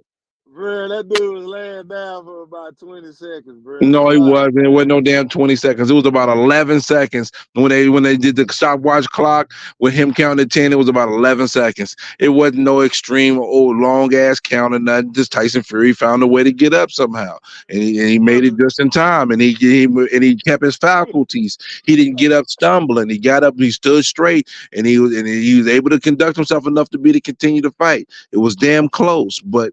Come on, we're reaching for the stars, bro. Like, come on, man. That's crocodile tear shit for real. Can I ask you a question? Was the man eyes not fucking closed? Shut. No, bro. His head hitting the canvas woke him up. His head hitting the canvas woke him up. His shit was closed when he was laying down, bro. Hey, I'm not gonna lie, and this may be some conspiracy things, but I'm with the brother on this one, man. He was definitely down for over 10 seconds, man. He was definitely down for over 10 seconds. Man. Him being down for 10.5 seconds and the referee counting to 9 and him getting up is a hell of a reach for. Oh man, they cheated. Referee, listen, the referee when he count 1, 2, 3, and he counted 10, right? And it happened to be a little bit over 10 seconds in comparison to a real stopwatch clock. Man, y'all grasping for straws, wishing and hoping. Like, come on, bro. But still, that's 10. Yeah, y'all can't say the man ain't had no power because that dude was about. I didn't say he didn't have power, but the thing is, you gotta remember what we're. Yes, you know why I'm saying over, but there's a reason why I say overrated is because of the words that came out of people's mouth and what level he was, the greatest knockout puncher of all time, and all that. That's why I say it's overrated. Just like I say Tyson Fury's overrated. He could beat Muhammad Ali. Hey, come on now, man. Like that. I can't believe niggas was saying that. But look though, man, Fury outweighed the man by a good 80, 90 pounds, bro. He dropped this He ain't dude a outweighing good by no damn 80, 90 five, pounds. six, He don't know. He 5, 6. Tyson Fury outweighed Wilder by 45 pounds in the second fight. And guess how much he outweighed Usyk by? No, what about the 40. first? Why you want to pick the one that fits your narrative? What about the It first ain't fight? no What was narrative the because I don't weight want to hear about this weight What shit. the This has first? always been the case in heavyweight. Stop crying, go out there and win the fight. What was since you know this, what was the first weight difference in the first fight? Tell me that first before you go to the second fight. Was it about 58 pounds? Okay, so that's fucking 3-4 different weight classes, bro. Shit. Bro, I don't want to hear it. Usyk was 40 pounds less than Fury, and you saw this is what you heard in the ninth round. Oh, that's what you heard. Okay, let me go. So this what I was telling you earlier, bro. Wilder fucking damaged Fury just like Fury damaged Wilder, bro. He took fucking punishment. His own dad said that shit. My son not the same no more. He took too much punishment. He wanted him to retire, bro. This dude, this is not the best version of Tyson Fury that we saw against fucking Usyk, bro. He Look at all he these got dropped. excuses. He got Flowing dropped by a everywhere. fucking UFC fighter, bro. You come on, bro. Look at That's these not the same Tyson excuses. Fury. You know what? How about this then? Since you said that Usyk ain't the same after those two Joshua fights, because he did take some raw. He got hit. The thing is, yeah, Usyk clearly won the fight, but he got hit a good amount of times in both of those fights. So Usyk ain't the same, and Usyk is older than Fury. All of these excuses, flying everywhere. That's what you giving me, and that's some bullshit. And my black ass don't care. Cause he lost. Look at all these excuses. That's all I'm hearing right now. It's excuses, bro. Nah. I'm not having that. You have to tuck that bullshit in, big fish. So you trying to tell me that there was no consequences physically from him fighting Deontay Wilder? It definitely could be, but there's consequences of Usyk fighting, but it's consequences of Usyk fighting Joshua. So we gonna make excuses. That Usyk didn't take the type of damage that Fury and Wilder submitted on each Well, other. because Usyk's a better fighter than all of them. I mean, true, but it's still an excuse, man. We can't use excuses, man. It's because Everyone takes Usyk's a better damage fighter than in all of fights, them. man. That's why they We take can't as use much that. damage. This is just something true that the great Bernard Hopkins say, man. Is with certain fights that you have, take shit off of your fucking career, bro. That's a fact. That's not an excuse. Y'all got to stop with all It's this a fucking. factual excuse. When a motherfucker give a valid fucking reason, y'all call it fucking excuses and It's try a to put a factual negative. excuse, bro. Hold I on. feel You you. try to but you're putting a negative connotation to it, bro. It's A nothing factual negative connotation. about me saying this, bro. It's a fact. That It's a fact motherfucker and beat. it's an excuse. It's a factual Yeah, both excuse. things can be true. I mean, it's a It's a fact that it fact took and it's something an out of him, excuse. It's a but you factual can't use excuse. that as a bit like, because I mean, if that's the case, then the niggas should stop fighting.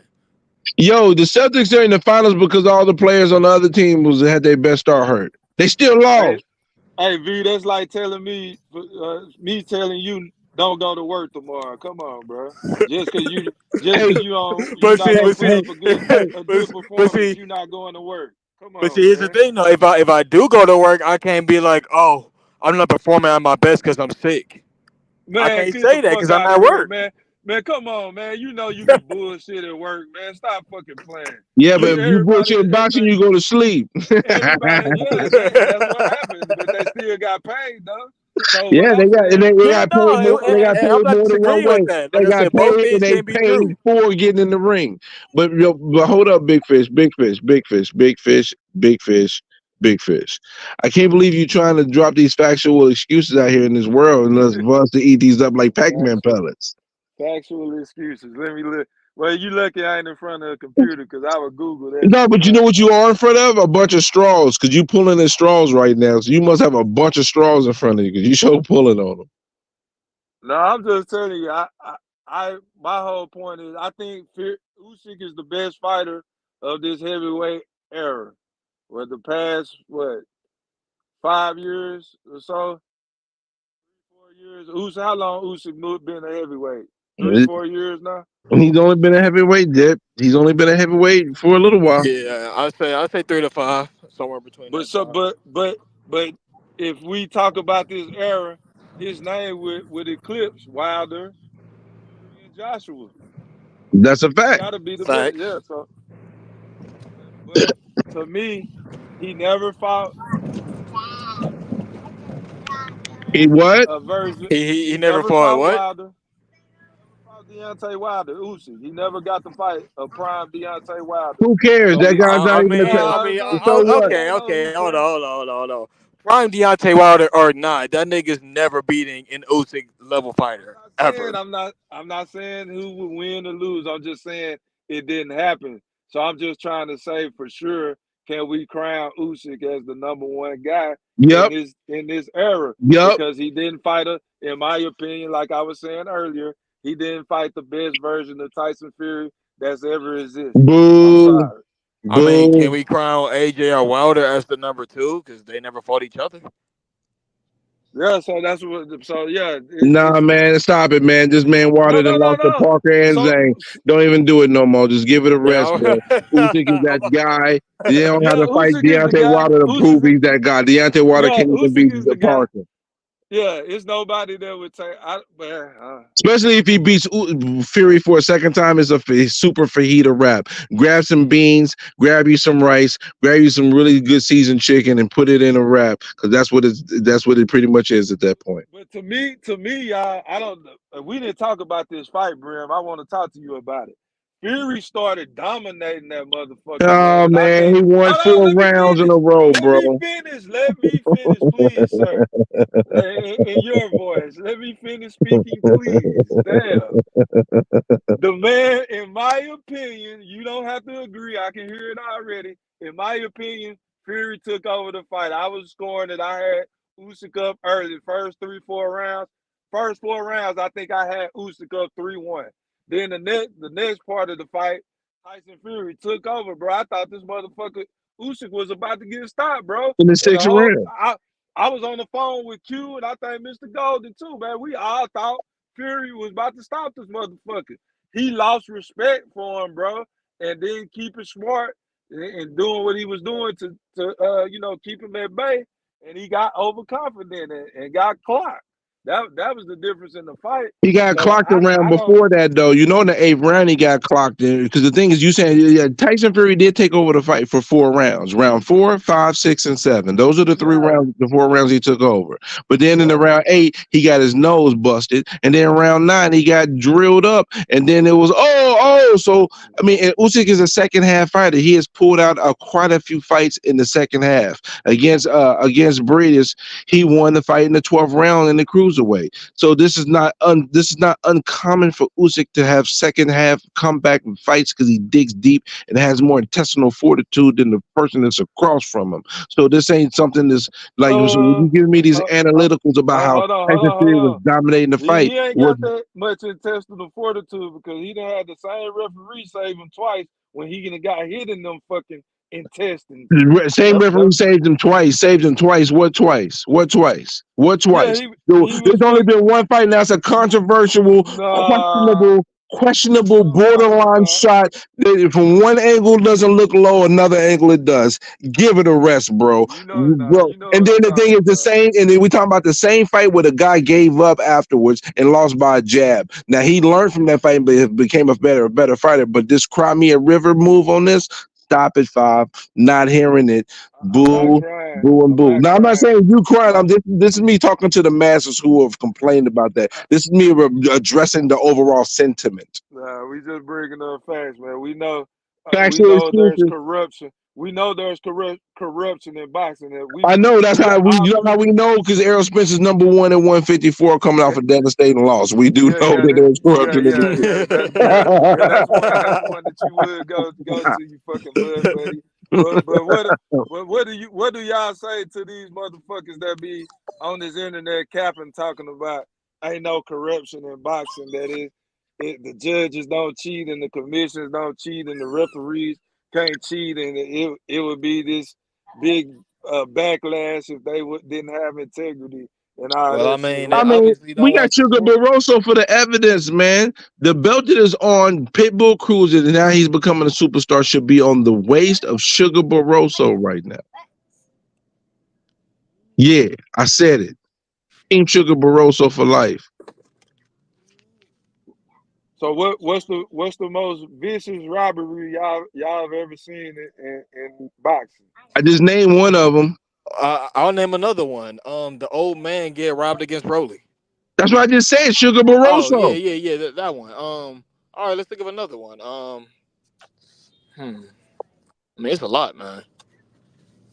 But You know what robbery ruined boxing? I want to know. what robbery, man?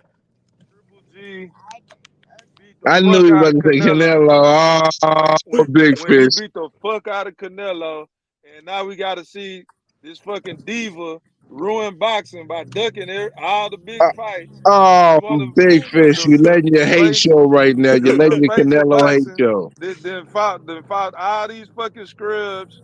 Scrubs. Went up If to Benavidez fought 175. any of those dudes, they wouldn't be considered scrubs. I'm talking about them fucking bums that he went up to 175 and fought. You talking about Was it 170? Kovalev? No, yes. Yeah, the washed up Kovalev. Yeah, I Super mean, yeah, washed up. he is definitely past his prime, but I mean, he had a Super title. washed. He had a title, so he made a power move.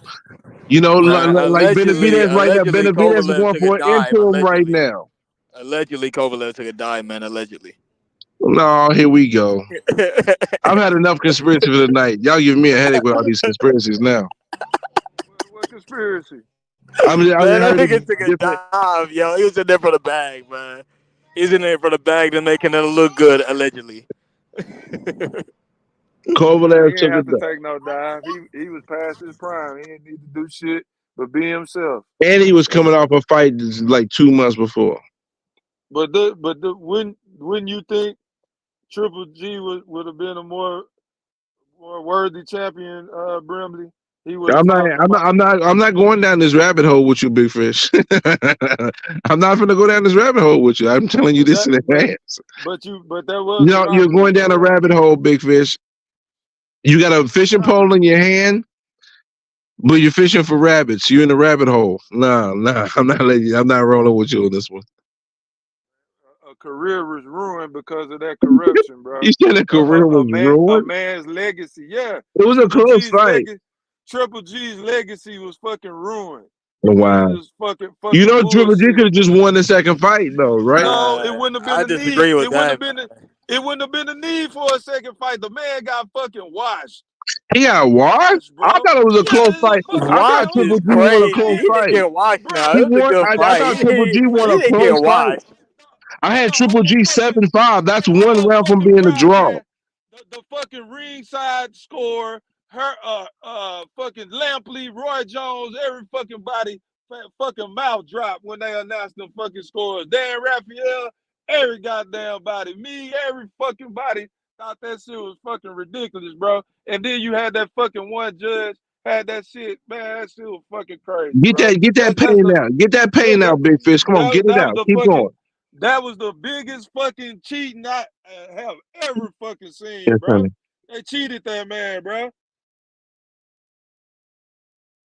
second fight. What about the second fight?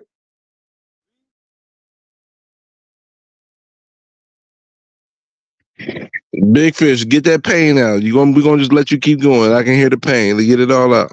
Nah, I asked the question. No, I don't want to answer no questions. I want you to answer I want you to answer your own questions so you can get all that pain It out. sounds like I'm talking to a Saul sexual. No, not at all. Saul sexual is fucking crazy. That's insane. I never heard that in my life. I call it caping for Canelo. I call it the CFP. I mean CFC, caping for Canelo. Yeah, that's what y'all doing right now. I ain't doing none of the above. I'm not doing none of the above. I said it was a close fight that I gave to Triple G. You saying he got blown out. You just reaching for the stars because you letting your Canelo hate consume your whole soul. I would say Canelo versus Laura is more of a robbery than Canelo versus Triple G. Hell nah. Are you fucking kidding me? Versus Laura? Man, that was a closer fight than what they had it. That was a close fight, but that could have went either way. The Triple G Canelo won. That shit was a fucking landslide. 9-3, 8-4, man. How can you win a fight, V? fucking fighting 1 minute out of every fucking round, 30 seconds around, just fighting in spurts, trying to Yo, steal Big the Fish, round Big at Fish, you the should end be of the real round. happy because you got your brother. I know your brother agreeing with you right now. I know E3 happy about hearing what you saying right now. He like he a Canelo fan. He ain't agreeing with what I'm saying. But I know for a fact, bro, that was a fucking robbery. No matter what you talking about, Brim, how you trying to say I'm being whatever right now, I'm just stating the facts, bro. That was a robbery. I feel you. I mean, you're a Triple G guy. I can't blame you for feeling that way. I thought Triple G won the first fight, so I'm not gonna slander you because you feel that way. I just said get it all out. I was telling you, get all that pain out, bro. I can hear it. Get it No, out. it's not about being a Triple G fan. It's about being a fan of the sport. Like my man V said, man, that was No, just I didn't hear you feel this way was from Sugar Barroso. And that Sugar Barroso was much more blatant. And I see the thing is I've been adamant about Sugar Barroso. So I didn't hear you feel that way about Sugar Barroso, and that his was way worse. So I don't. yeah. His whole Oh for the sport yeah. of boxing, it's some bull crap. Just you cloaking behind your Triple G fandom and your Canelo hate. No, that was a robbery too. I ain't saying that wasn't bad, but just the level of the fight is no comparison. That's what I Nah, was I'm not saying. hearing that. I'm not hearing that, Big Fish. You trying to mask it, bro. You're doing a good job, but I see through it, bro. I see through it. I see through that cloaked up message, bro. You posing as if for the sport of boxing, but you know it's about your Triple G fandom and your Canelo hate. Yes, it was a fight that I thought Triple G won, but it was a close fight.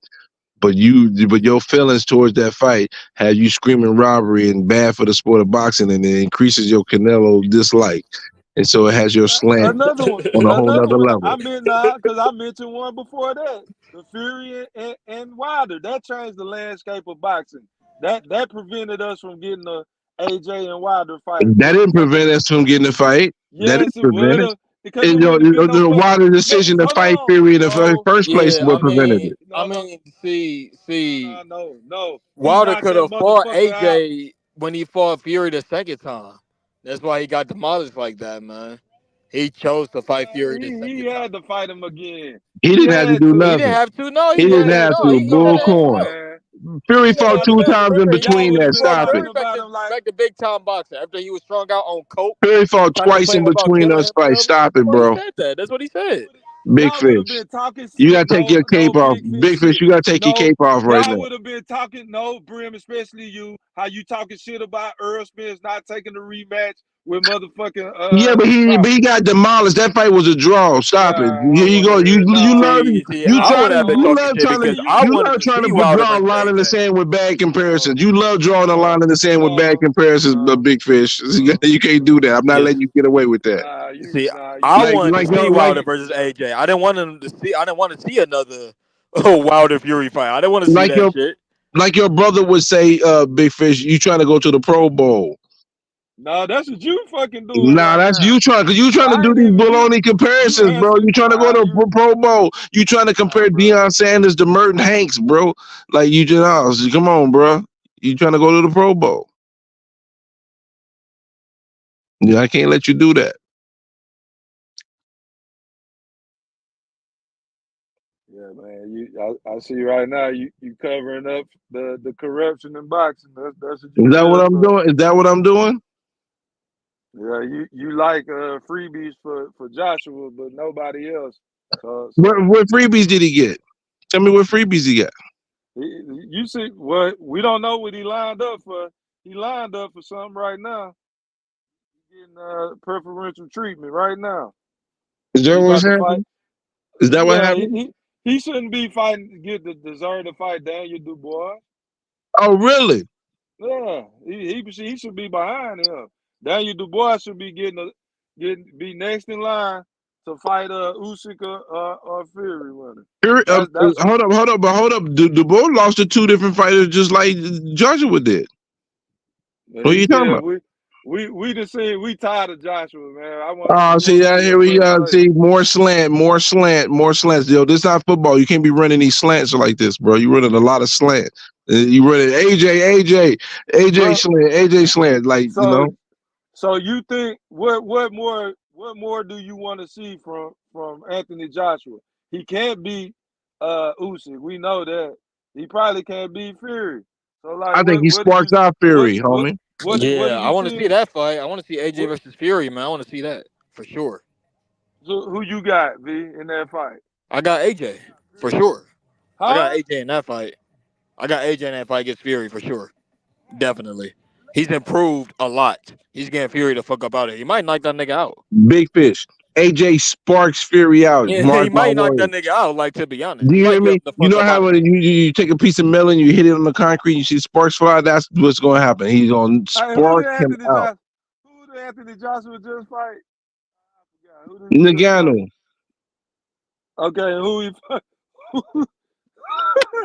You fight laughing, before but that? it's the same person that almost beat Fury. So what you talking about? Fresh is the same nigga that knocked You got Tyson Fury down. misguided giggles right now, Big Fish. Fury didn't fucking train for that fight. Stop it, He bro. wasn't Look, trying. hold Come on. on, Look it up. He man. didn't train. I said he Look at didn't these train. excuses He did flying everywhere. Train. Not trying is No, insane, did he? yo. Hey, no, I said he didn't train. TRAIN. Right? Hey, you know what that is though? You know what that is though? Another excuse. EXCUSES.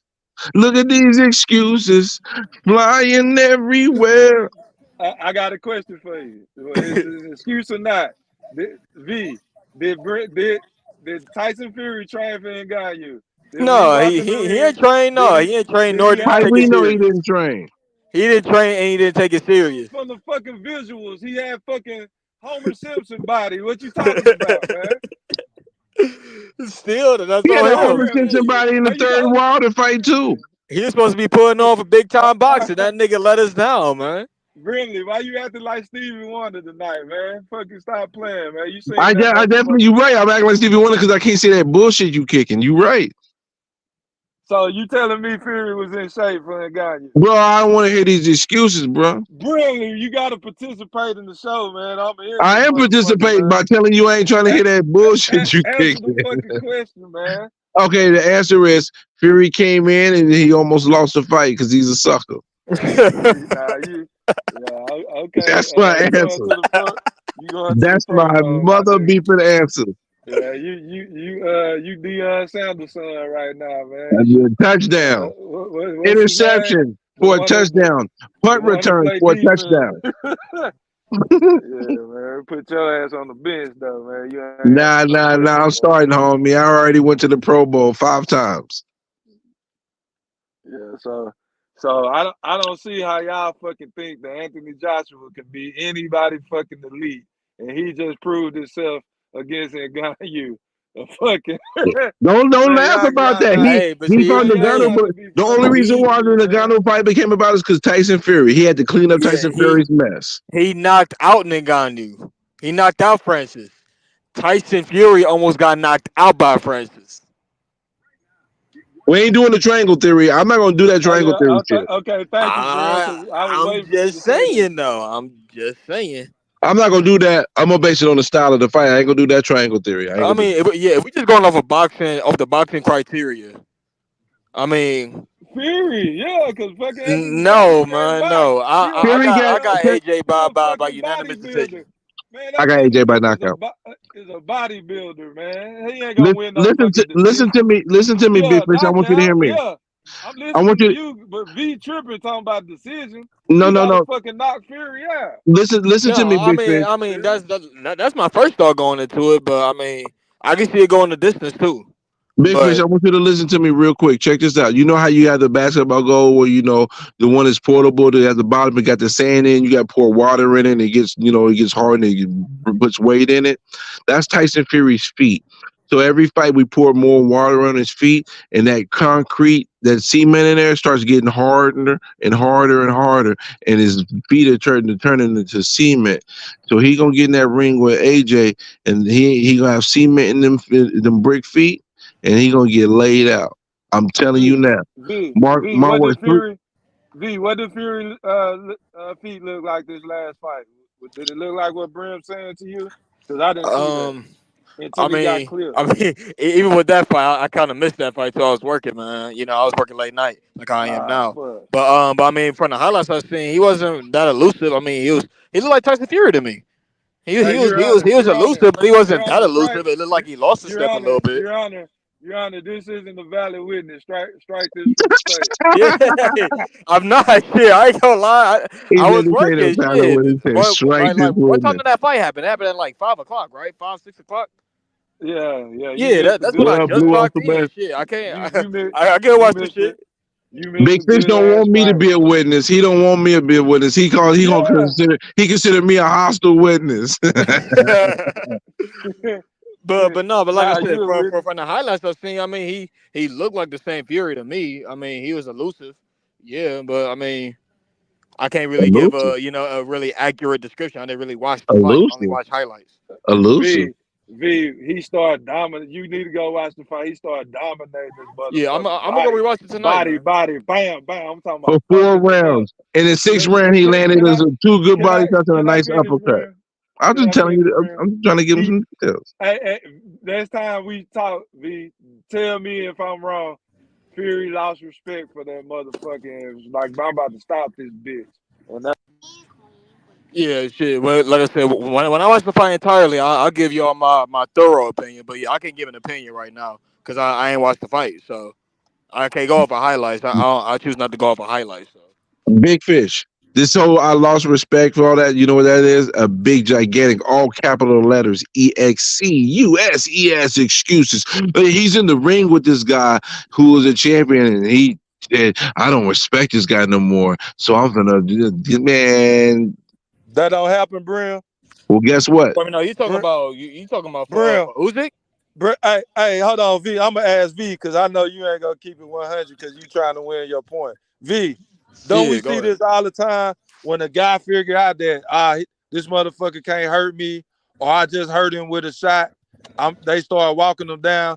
Is that the definition of kind of losing respect for them, where you ain't respecting their power no more? You just walking them down. Yeah. So come on, Brim. God damn. No, nice But try. but like I said, both things can be true too. Cause yeah, he did. I mean, from the highlights I've seen, he did lose respect. I mean, he was on the ropes, joking around and shit, doing all kind of things. You know, moving around all sluggish and everything. So yeah, he didn't take him serious. But we can't use that as a, as an excuse. They'd be like, oh shit, that's why he lost because he wasn't taking him serious. Cause I mean, he should have took him serious. He did Nah, take I it ain't saying that's the seriously. sole reason, V. I ain't saying it's one. It's multiple reasons why this motherfucker lost. Or like Brim wanna focus on, I guess, his excuses that he lost.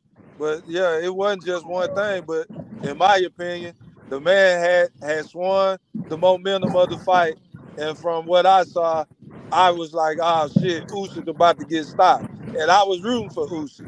I can't stand Yeah. Tyson Fury. Yeah, I mean, from the like I said, from the highlights I watched and from the other videos I've seen, Fury is catching them with some good ass uppercuts, man. So I'm pretty sure he felt more confident after that. It's like I got this shit in the bag, and then probably took his foot off the gas pedal. But you can't do that in boxing, because I mean, it only takes one punch, especially in the heavyweight division. It only takes one punch. So